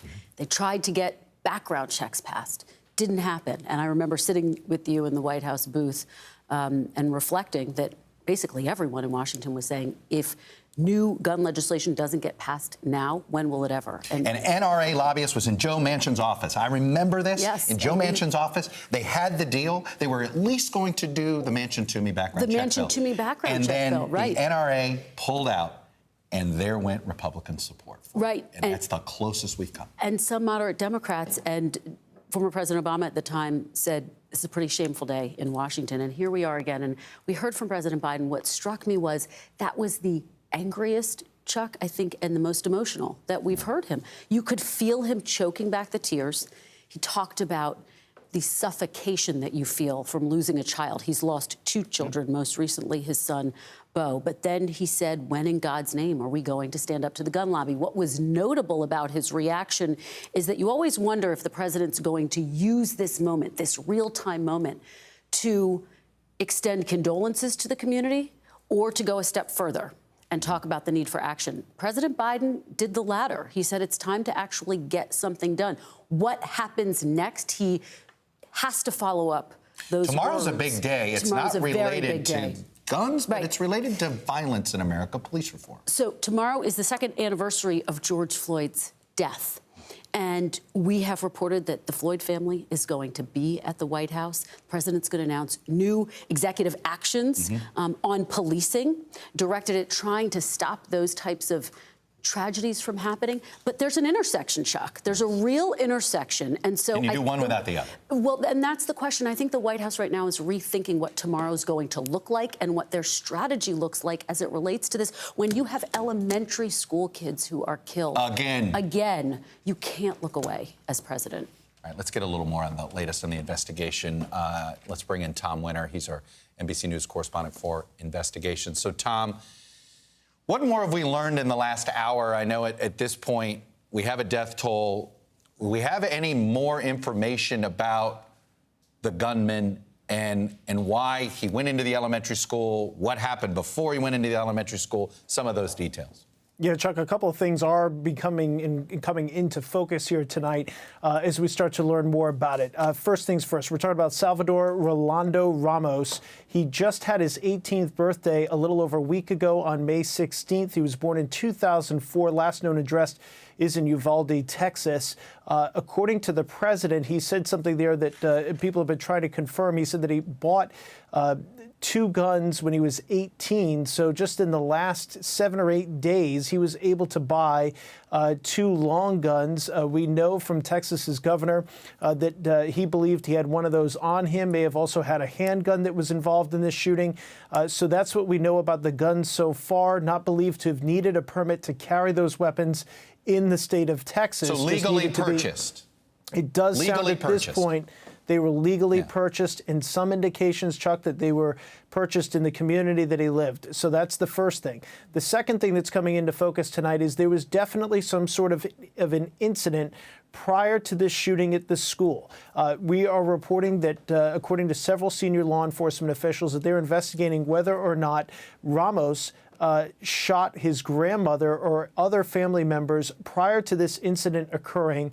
Based on eyewitness accounts and preliminary law enforcement information, it appears that at some point this individual engaged law enforcement, crashing his vehicle near the school, and then proceeds to carry out this shooting. So we're still trying to get some more clarity about that. And obviously, as time goes on, witness statements, timelines, video, social video, as well as cell phone video, all of it starts to paint a clearer picture as to what happened here. But this appears to be kind of a complex series of events that leads to this. But to bottom line it from a policy perspective, which is what you and Kristen started out the show talking about, it does appear at this point that the weapons were legally purchased, though it is early in this investigation, and that type of work takes some time. One other thing I want to mention with respect to, you both brought up Newtown. 2 things there. First off, this is eerily reminiscent of what Adam Lanza did in shooting and killing his mother and then going to the school, a school which he attended, carrying out that shooting. And we know from authorities in Uvalde, Texas, that they will have grief counselors on hand at their other schools tomorrow. That's to be expected. Another school where that's going to happen, Newtown High School in Connecticut tomorrow, where we have been told by officials there they will have grief counselors. It's been almost 10 years since that shooting. They anticipate to have them there, as well as an enhanced police presence at those schools, just out of an abundance of caution. Yeah, just horrifying to think about how many people are grieving and impacted by this. Tom, as you say, you have covered so many of these investigations now. Where does the investigation go from here? Right. So I think nailing down the gun purchases, making sure that everything was legal there or not, that's going to be the next key step.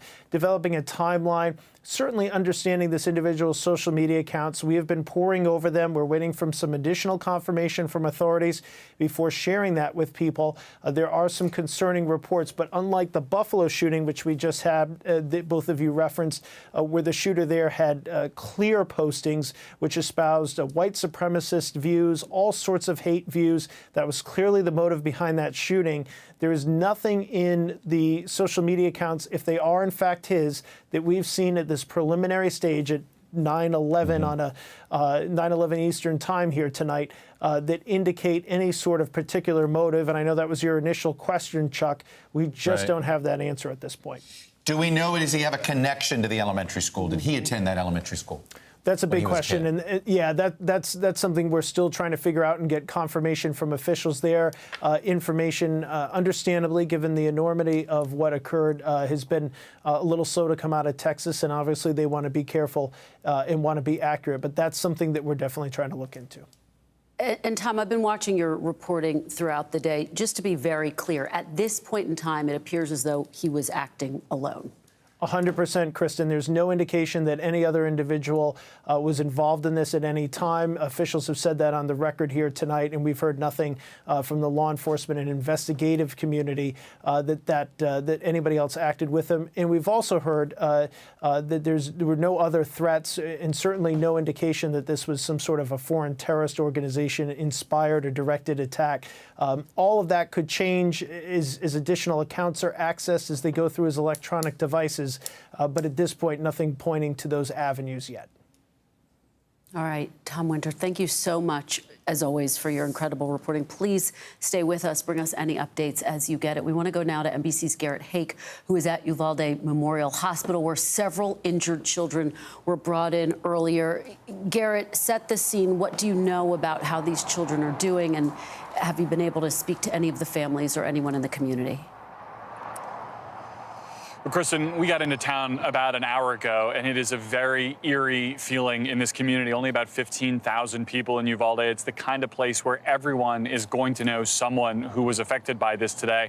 And there's really three centers of activity as relates to this shooting tonight. There's the hospital behind me, which took in 14 patients today. 11 of them were children. 5 of those have been sent to other hospitals. They've been moved up the chain, basically, to get more advanced trauma care, likely in San Antonio. There's an Army Medical Center there that is a very good trauma center. 5 of those have been transferred up. 4 have been transferred home. They've been released, and there's just a handful then, 3 or 4, one perhaps is still expected to be released tonight, perhaps 3 patients who will spend the night in this hospital, but 2 children, I'm told, were dead when they were arrived at the hospital today. Then there's the Civic Center downtown, which is the site of reunions. It is perhaps the most joyful place, if there's going to be any joy found in this community tonight, where parents have been able to come and pick up their children who were at the school. They were asked to stay away from the school, come to this Civic Center instead, where they could be reunited with their families. You have parents and children there today.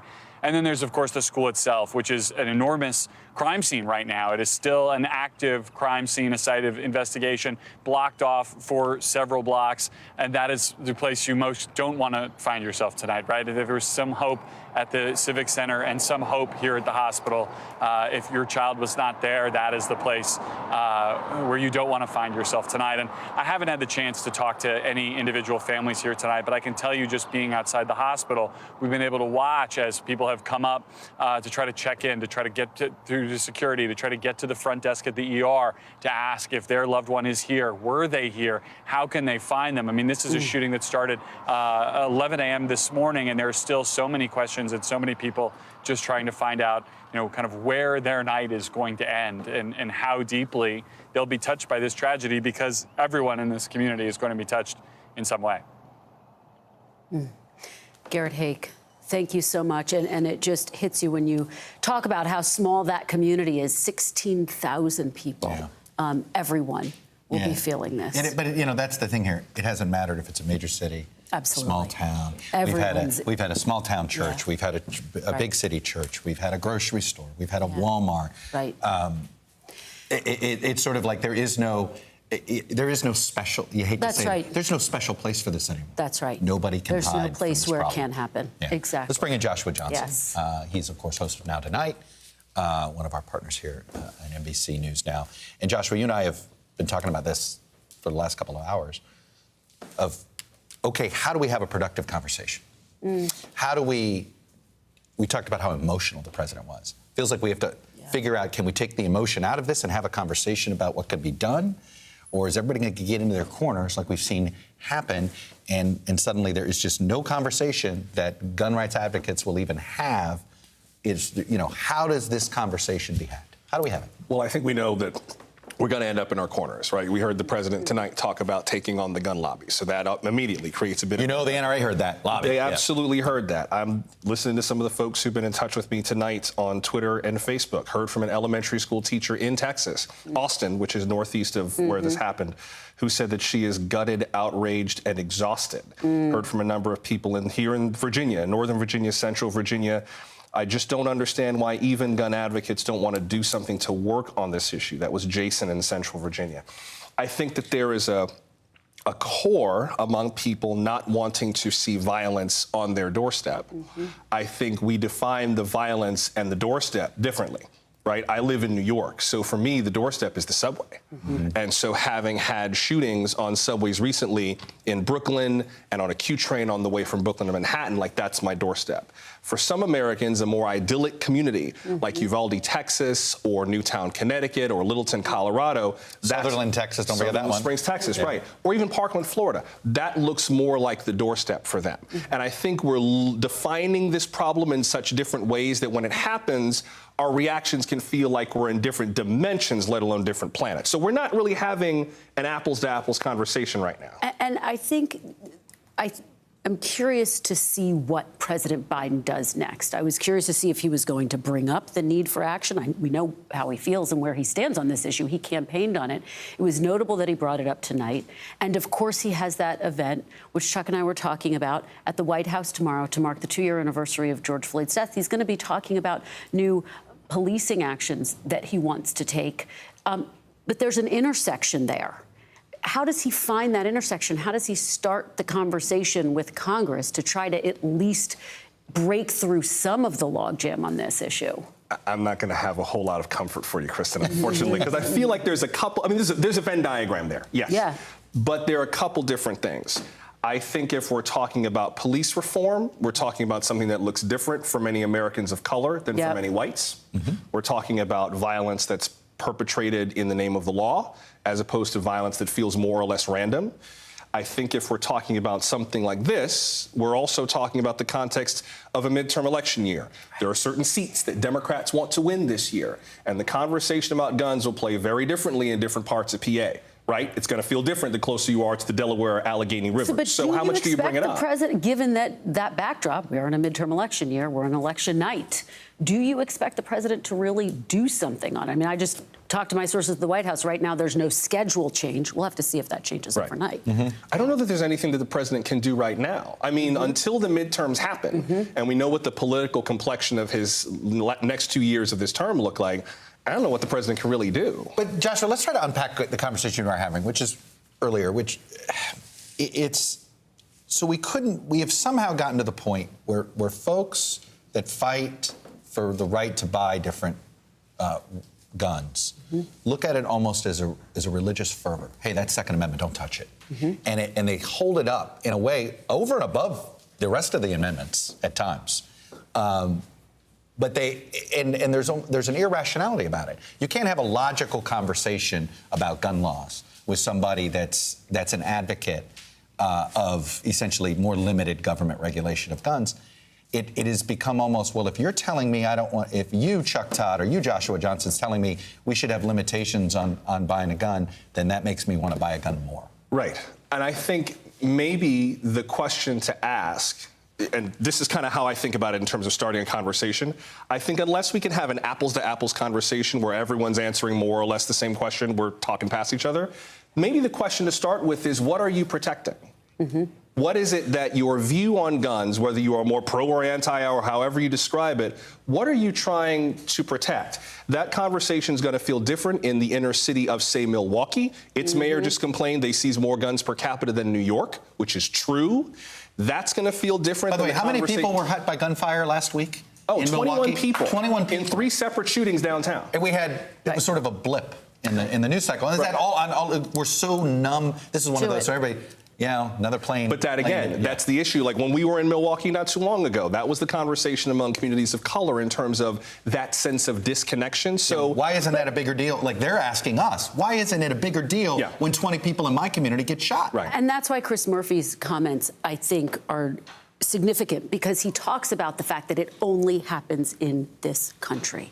Other countries have mental health issues, and yet only other in countries this have racists. country. Right. Okay. Right. I mean, I'm sorry. Yes. This is it's about access. It's unique to the United States of America. But he also said something repeatedly. His vamp during that speech was, "What are we doing? Why go through the trouble to become a member of the Senate? What are you here to do?"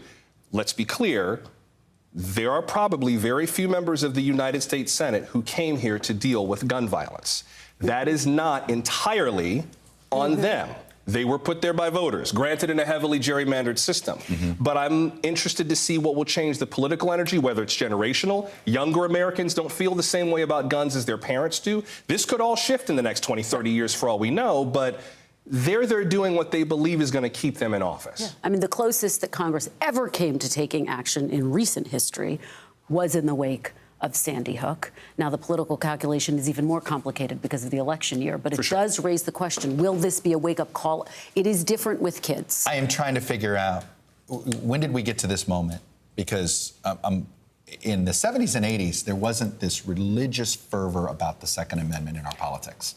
The assault weapons ban happens, and the NRA essentially changed its its ability from worrying about gun safety and being a patch, as we were talking about for Boy Scouts and Girl Scouts and things like this, learning, and suddenly they became this advocacy to get the government off of my, rights, and it became something different, and I don't know. I guess that's the moment. I keep trying to figure out what is the moment where essentially the NRA decided to go down this road. Well, I think there's also more options than just taking my guns away or letting me have guns, right? There is a larger push. That's the intersection they have to find. Right, and I think maybe that's I don't part think of the NRA thinks it. I think what you just described. No, that's either you're taking my guns or you're letting me have guns. That's the conversation they want to have. And that's not the real. There are more options that are being proposed by lawmakers. The NAACP's plan asks for things like, say, micro-stamping, so that when a gun is fired, the inside of the barrel marks the bullet, so that if a police officer picks it up, they can connect the bullet to the exact gun that fired it. Things like that could make addressing some of the criminal element easier, and that data stream for people who feel like we need better surveillance of social media and people who are becoming radicalized online, that might be part of a solution that doesn't involve volume of guns. What is it? There's that technology, where only your hand could use a gun. The fingerprint. They've fought that. The NRA has fought that type of technology. Yeah, and the debate will continue, as we saw already, start to unfold on Capitol Hill. And let's bring in some more folks in here. Morgan Chesky is also on the scene in Uvalde, Texas.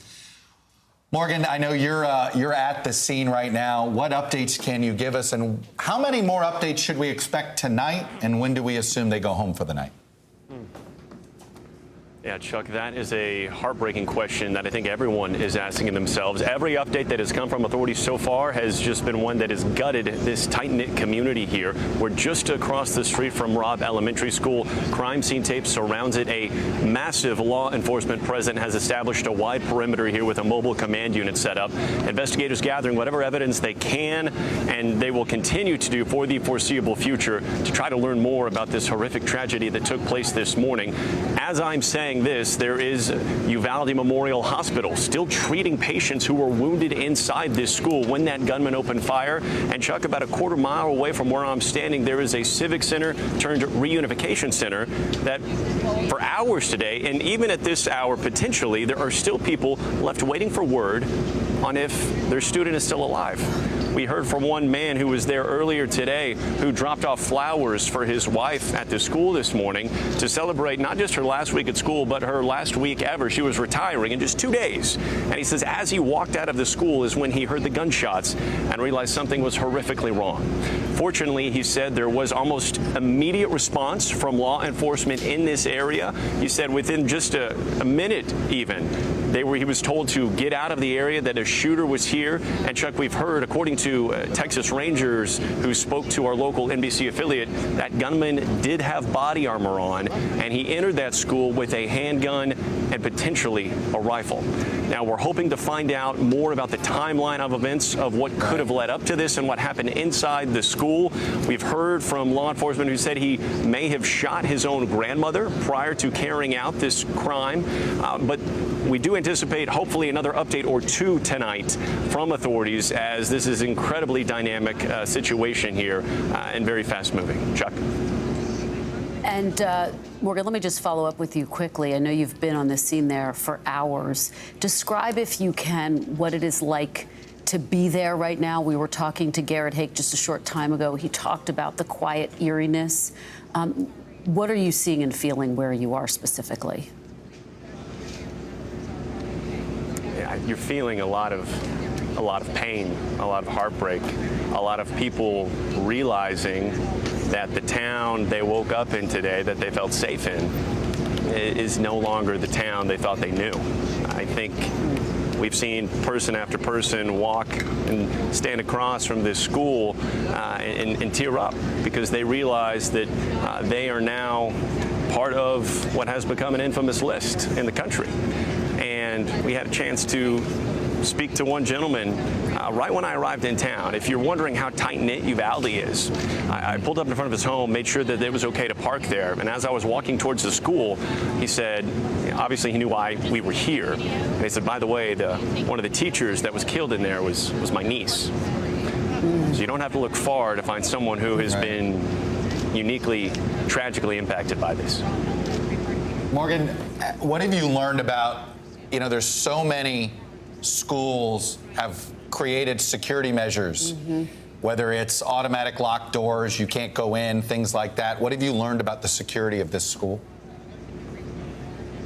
We're hoping to learn more from a Texas DPS official that I plan to speak with here in just a few minutes. We do know that when the shots rang out, the school was placed on lockdown.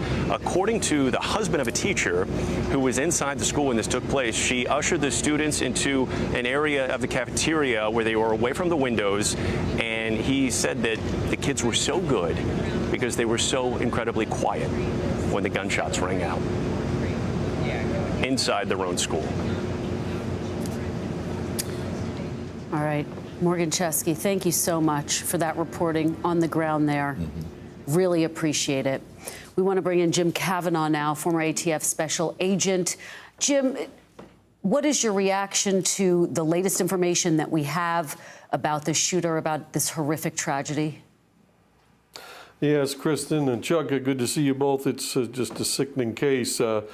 But looking into the mind of the criminal, I think Tom Winter laid it out. There's two possible tracks here that sort of stand out. I would call major lead categories when you're commanding an event like this. And those major lead categories kind of look like this.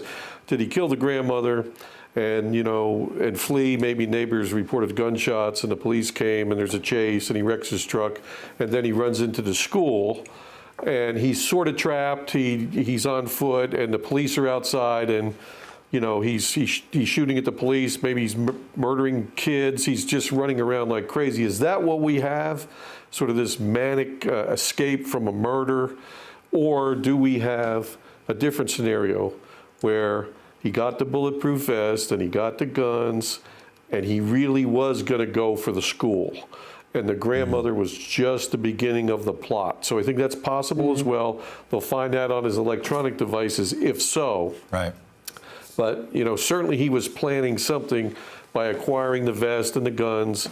And, we just don't know if it was the murders at the school, right, or some other crime. That's what we don't know. Jim, you and I have had conversations about our gun culture, unfortunately, numerous times, because we've been in this moment numerous times. I've been at this network 15 years. Sadly, we probably do this almost at least once a year in some form of breaking news. You were at the ATF. Fill in the history for me. The 70s and the 80s versus where we went after the NRA took a turn and put the ATF and made them an enemy of politics on the right and things like that. Where would you say was where did we go? When did this moment shift on us? You were there at the ATF. I'm just curious what you saw. Yeah, that's exactly right. I lived through every bit of that. And the NRA was a sporting organization. It was good for hunters. In fact, a lot of ATF agents were members. A lot of police were. It wasn't an organization that was against the country like I feel it is now. It was more of a mainstream. Certainly they were proud of their guns and shooting sports. But that all fell in line pretty good. Then the NRA had a big change in its leadership, sort of a hostile takeover right there in the early 80s. And when they came in, they just came in with this, I call it the first big lie that has really transformed America to where we are today. Chuck and Kristen, you guys have reported on the big lie, the election, the fraud, the lie that the election was stolen. And that's true. But this was the first big lie that's also shaped America. And that lie is, if you let any gun law pass, any little gun law, the government's going to come and take all your guns, and it's going to be like, totalitarian state. This is just a fantasy. It's not true. It's never been true. When the 1934 National Firearms Act was passed, people were allowed to register machine guns and certain citizens could have certain things. When that law was upped in 1968, after the assassinations of John F. Kennedy, Robert Kennedy, and Dr. King, after those three assassinations, the 1968 Gun Control Act put more restrictions on machine guns and gangster weapons and so forth, and it had amnesty period. If you owned one, you could come in for no cost, register it, no criminal penalty. Same thing with the assault weapons ban. when that came in, any assault weapon that was already in public hands was grandfathered in. It was not against the law to own it. This has never been the case. This is the big lie. So the 1986 Firearms Owners Protection Act was basically authored by the NRA and put all these provisions in to make it easier for gun owners, but much harder for law enforcement. I mean, they took a lot of the strength of our laws against licensing and traffickers and things we used to use. We had to now prove that someone who was selling guns in the black market wasn't just doing it as a hobby. Prior to that, we didn't have to do that. But now we have to go in every time and prove that, well, because they'll claim he's a hobbyist, and that's an exception. So they watered the law down in many ways in '86. And of course, they got more strident, they got more strong, they got demanding the loyalty tests to their congressional and Senate When did you get leaders. referred to as a jackbooted thug? Remember that? When all ATF agents... Yes, clearly do. I was a commander in ATF, the Special Agent in Charge, in the early 90s. They put a full-page ad in the Washington Post. They called us jackbooted thugs. I mean, this was beyond the pale. I mean, and what happened was President Bush, the first President Bush, he came out, stood up for ATF. He wrote a letter to the NRA, released it publicly, saying that, you know, these guys are not that. They're good guys, and they protect, Secret Service guys protect them. We were Treasury agents then. But it was, no, they needed to sell their narrative that the government's coming to take your guns. They needed a boogeyman.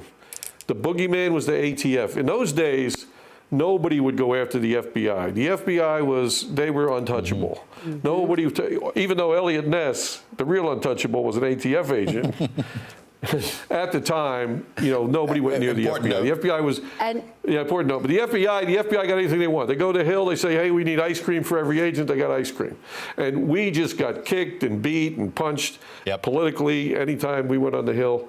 And of course, when they passed the assault weapons ban, it was sunsetted in 10 years because they had so much power. I think really, Chuck, to finish off the point, when Al Gore from Tennessee lost that presidential election, if he had carried his home state of Tennessee, he would have got 11 more electoral votes. He would have probably been president. That he lost on the gun issue because there's so many one-issue voters. The NRA turned many, many Americans into one-issue voters. And unless America changes and becomes one-issue voters the other way, then we won't see a change. Anyway, Jim, like I said, you know, you and I have had this conversation for a long time. I thought it was important for viewers to understand a little bit of the history. You've been on the front lines for decades on this. As good of I'm only 35, Chuck. I know that. I know that. Fair enough. Jim, really appreciate your expertise here. And for those of you that are just joining, we are following the developing story out of Texas today, where an elementary school became the scene of the deadliest mass shooting in this state's history and the deadliest mass shooting of 2022. Both the vice president and the president addressed today's tragedy. In remarks earlier, the vice president said her heart was broken. President Biden offered words of comfort to grieving families as well. And they both implored Congress to move forward on gun reform. Their remarks came hours after the president ordered flags to fly at half-staff in honor of the victims. Joining us now from the White House is NBC's Ali Rafa. So, Ali, tell us what you heard from the president, from the vice president this evening. Obviously, President Biden very emotional with his call to action tonight. Yeah, Kristen and Chuck, President Biden returning from that days-long trip to Asia to a different White House, a different country than he left. He was visibly shaken, visibly emotional during this speech that lasted just over 7 minutes. He had First Lady Jill Biden right by his side in the Roosevelt Room of the White House. Biden trying to channel the nation's anger, the nation's frustration with this new shooting, acting as we so often see during crises like these in the country as a sort of consoler in chief. He sympathized with the parents of these victims, saying that he knows what it's like to grieve the loss of a child, saying it's time to turn pain into action, sometimes raising his voice during this speech, asking, quote, when in God's name are we going to stand up to the gun lobby? He said mass shootings rarely happen anywhere else in the world, asking why that is, asking where is the country's backbone to stand up to gun lobbyists. He listed a series of mass shootings over the past couple couple years, the Parkland shooting at Marjorie Stoneman Douglas High School, the Santa Fe High School in Texas. And he brought up the fact that the shooter was just 18 years old, suggesting that there should be age restrictions for the ability to buy an assault rifle. And really, he just really brought it home, the fact that every community across this country has been touched in some way, shape, or form by this influx of gun violence. The vice president also reacted to this at a gala just blocks from the White House earlier. Take a listen to part of what she had to say. We would all say naturally that our hearts break, but our hearts keep getting broken. You know, I think there's so many elected leaders in this room. You know what I'm talking about. Enough is enough. Enough is enough. As a nation, we have to have the courage to take action and understand the nexus between what makes for reasonable and sensible public policy to ensure something like this never happens again. And of course, this shooting comes a week after we saw President Biden speak in Buffalo, New York, after that racially motivated shooting that left 10 dead at that grocery store. Before that, we heard him speak in Atlanta after 8 people, 6 of them Asian American people, were killed. As we know, this is very personal to President Biden. He was tasked with leading the gun legislation following the Sandy Hook shooting in 2012 by former President Obama after a lack of bipartisan efforts on this and a lack of control in Congress. We saw those efforts eventually fail. You'll remember that presser in the Rose Garden, that emotional presser that the president and vice president spoke at after that consequential vote. And I think it's important to note also, Kristen and Chuck, that this is coming a couple days before former President Trump, Texas Senator Ted Cruz, and Governor Greg Abbott are expected to speak at an NRA event in Houston in support of Second Amendment rights. We've heard from Senator John Cornyn, who has publicly come out and said he will no longer be speaking at that event.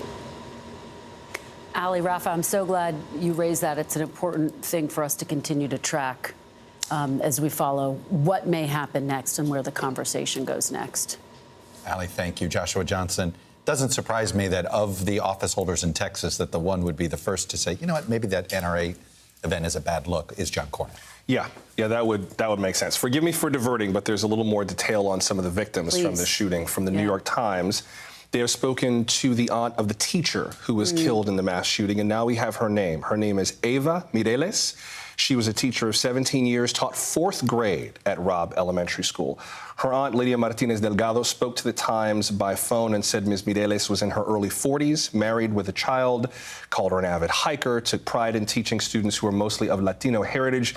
And Ms. Delgado described Eva Mireles as the fun of the party. She is the teacher who was killed alongside the 18 children at Robb Elementary. It is a night to remember the victims and to put the focus on the victims as well. And you heard Morgan and Garrett talk about those scenes of families waiting to see if their loved ones would come to join them.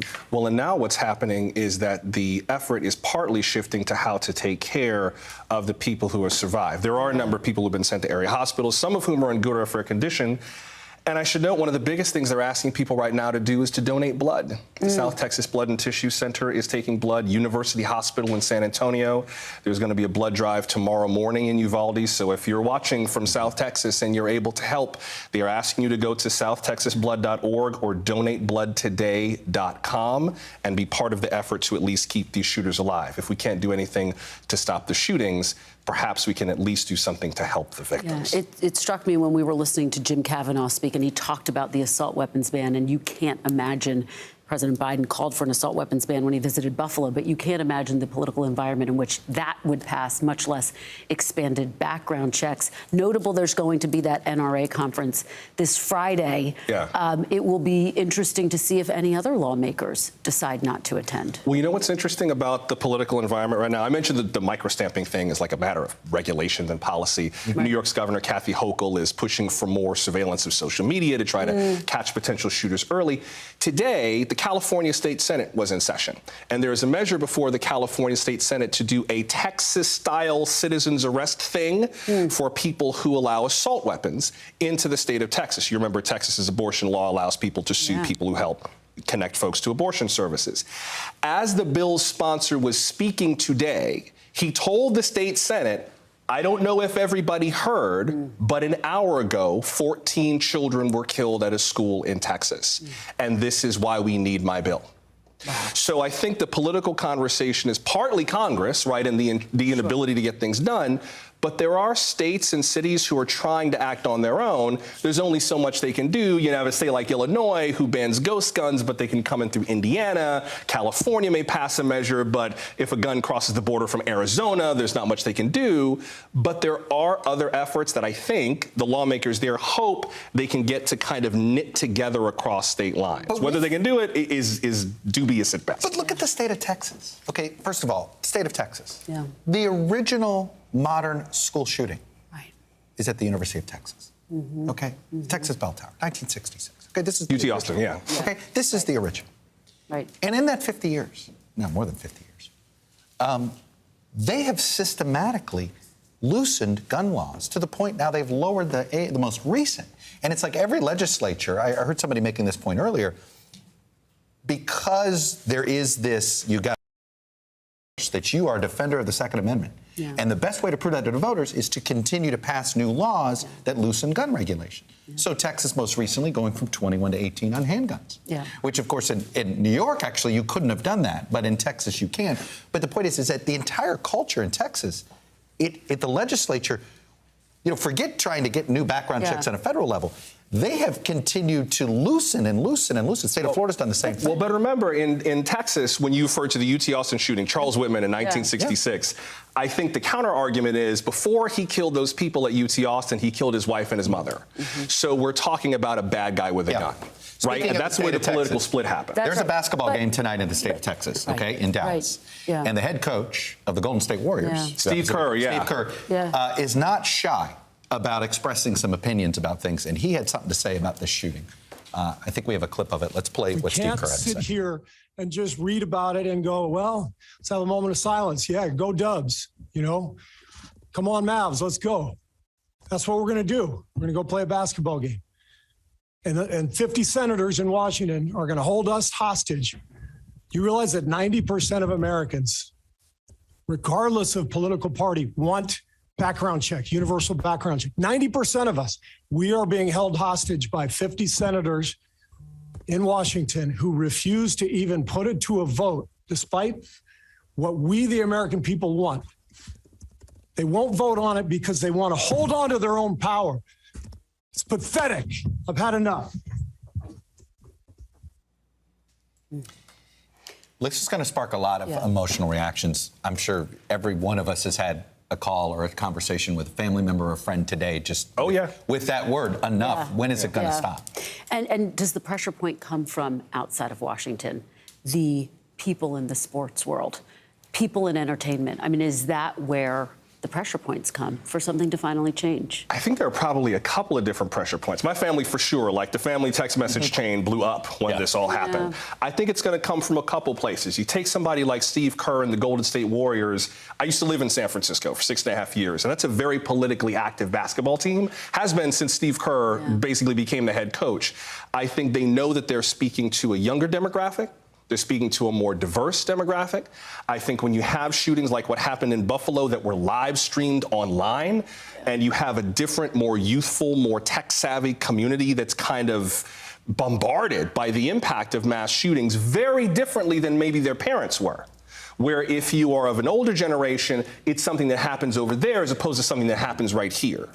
I wonder if, as America becomes more black and brown, as it becomes younger, as it becomes more diverse, as it becomes more urban in some places, and as those urban communities move inward with climate change forcing people toward the middle of the country, whether the political population says, you know what, all those people who were kind of yelling on this issue across the political aisle, they're old/dead now. Now we're here and we can do different things. The NRA has gone through some rough times in the last few years economically. They had a very rough bankruptcy trial in court.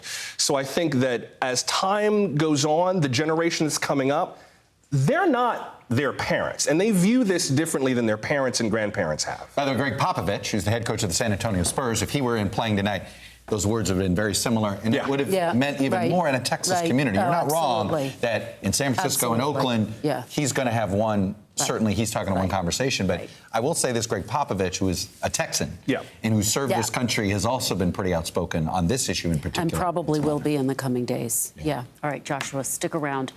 We do want to go back to Tom Winter now, who has an update on the investigation. Tom, what are you hearing? Dead in the Texas shooting. That's the latest from authorities down there. A slight change from what we heard before. So that's where things stand as far as the amount of people who have tragically lost their lives in all of this. As far as this investigation, one of the things that the president said when he spoke tonight kind of clarified some issues with respect to the guns for us. Namely, he said that two long gun type weapons, those assault rifle type weapons, had been purchased while this suspect was 18. Well, that was about 7 days ago. So that was a recent purchase, and if so, appears to have been a legal purchase.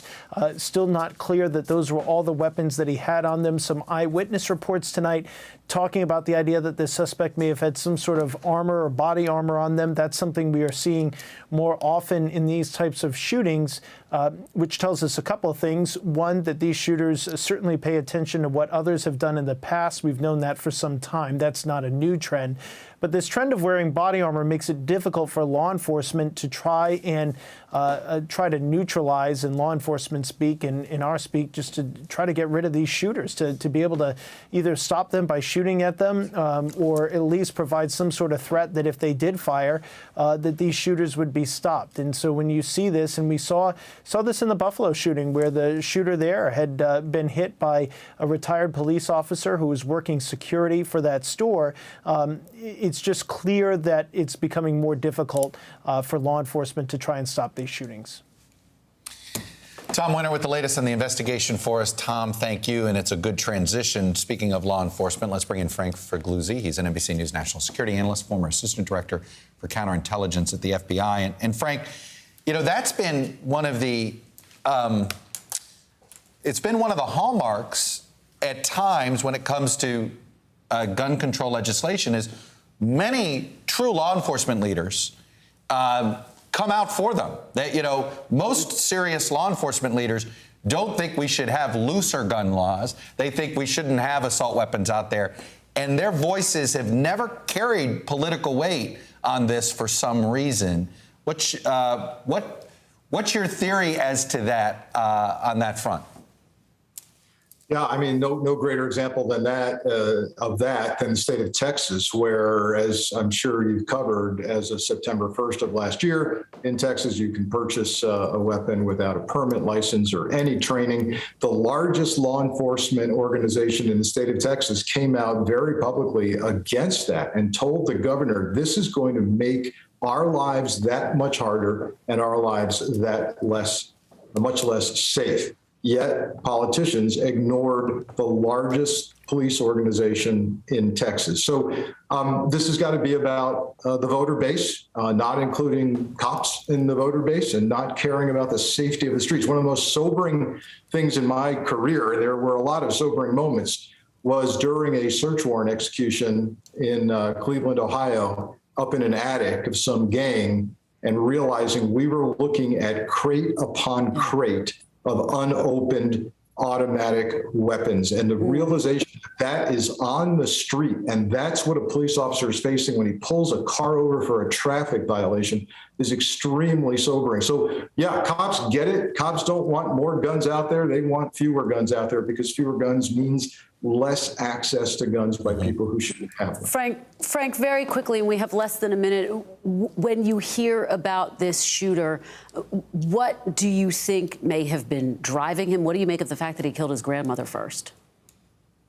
Yeah, this is going to be a long-term family issue that's been boiling up, but this is going to be a mental health issue. We're going to see a history of mental health issues here. Frank Figluzzi, always appreciate you providing some perspective and expertise to us. Thank you. We're going to continue to monitor developments out of Texas, but we're going to pause for a quick break. We'll have more after this.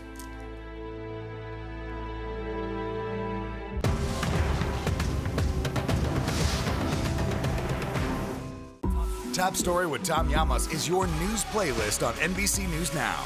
And now, you can listen to it as a podcast. Available anytime and anywhere. NBC News, streaming free now. The fire has grown leaps and bounds. What you see behind me is typical. How you doing? Pretty bad. Now Tonight with Joshua Johnson. Streaming weeknights at 8 on NBC News Now. We're here to start conversations about the big things happening in our world, because it's not my job to tell you what to think. My job is to think about what you tell me. Now Tonight with Joshua Johnson. Streaming weeknights at 8 on NBC News Now.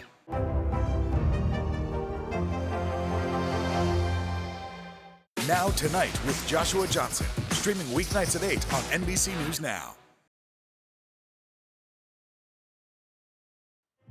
We were originally planning to cover a night of primary and runoff elections across America, but then the shooting at Robb Elementary School changed everything. Unfortunately, these acts of violence have become woven into the fabric of American politics and our elections. And while tonight's voting seems small right now, it matters. These folks are going to have to decide whether they should do something about what happened tonight, as polls have closed around the country. At this hour, the NBC News Decision Desk projects that Georgia Governor Brian Kemp has won the Republican nomination for another term. He quite handily cleared the 50% threshold to avoid a runoff with challenger David Perdue, who had the money and the backing of former President Trump.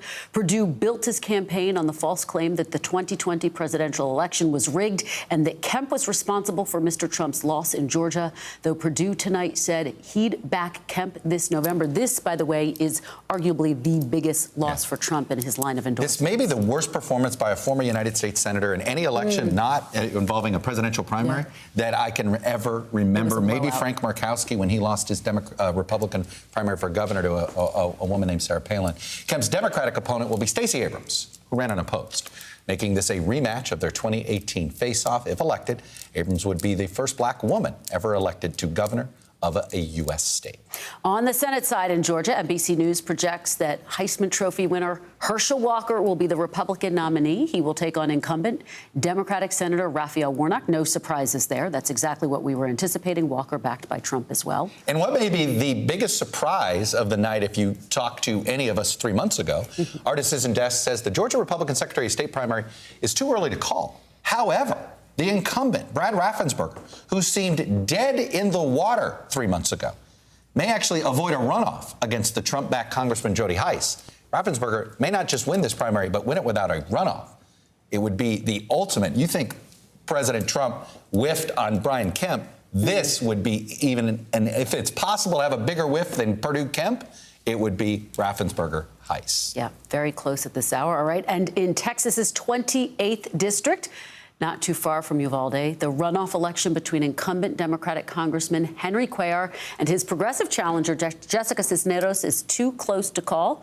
And, of course, she has been backed by Senator Bernie Sanders, as well as AOC, Senator Elizabeth Warren. You can stick with NBCNews.com through the evening for the latest on these races and all the other places. Don't let that 4-point margin, today. It's 1,100 votes. That's one of those things. It's a much closer race. It's going to be fluid. It's going to take Which is notable as well, because Cuellar has been in Congress for decades. And George P. Bush, by the way, got walloped tonight. So no more Bushes are holding office anywhere in America. But let's go back to the story that is going to be the dominant story. And the question is, though, for how long? Right. Because if it's a dominant story for a long time, it means something's getting done. That's right. And that's the question. And when you heard President Biden speak and I heard Vice President Harris, it made me wonder if he would do what former President Obama did and perhaps put her in charge of trying to tackle this, acknowledging that maybe you won't get sweeping legislation passed on this, but will there be an effort to try to get something done? Joshua, there's a sense of,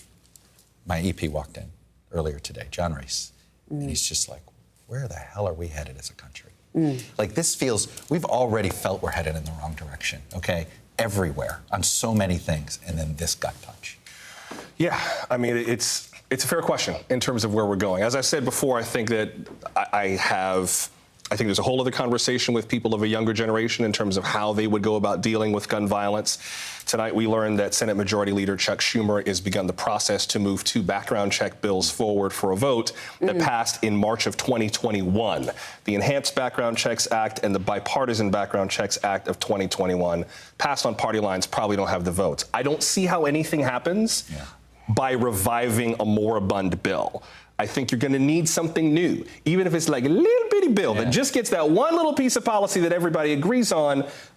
This kind of suggests to me there is no path forward with the current Congress. If the midterms change the complexion of Congress, then we'll see. By the way, the people we haven't talked about tonight are the parents. Yeah. And when they go to Capitol Hill, when they talk to these lawmakers and look at them face to face, doesn't always make a difference, Let me tell you something, but it can have to an answer impact. Steve Kerr, you want to know why something that has 90% support isn't passing? Because 90% of the people don't vote in primaries. That's why do we cover this tonight? That's why tonight matters. People need to vote. That's if you why don't like it, you tonight got to vote. A too small group of people are voting in primaries and deciding the people that we have. Yeah, that does it for us. Be sure to stick with NBC News Now for the latest reporting on the Texas shooting. Morning News Now starts at 7 a.m. Eastern. You can catch me on Meet the Press Daily tomorrow, 1 p.m. Eastern.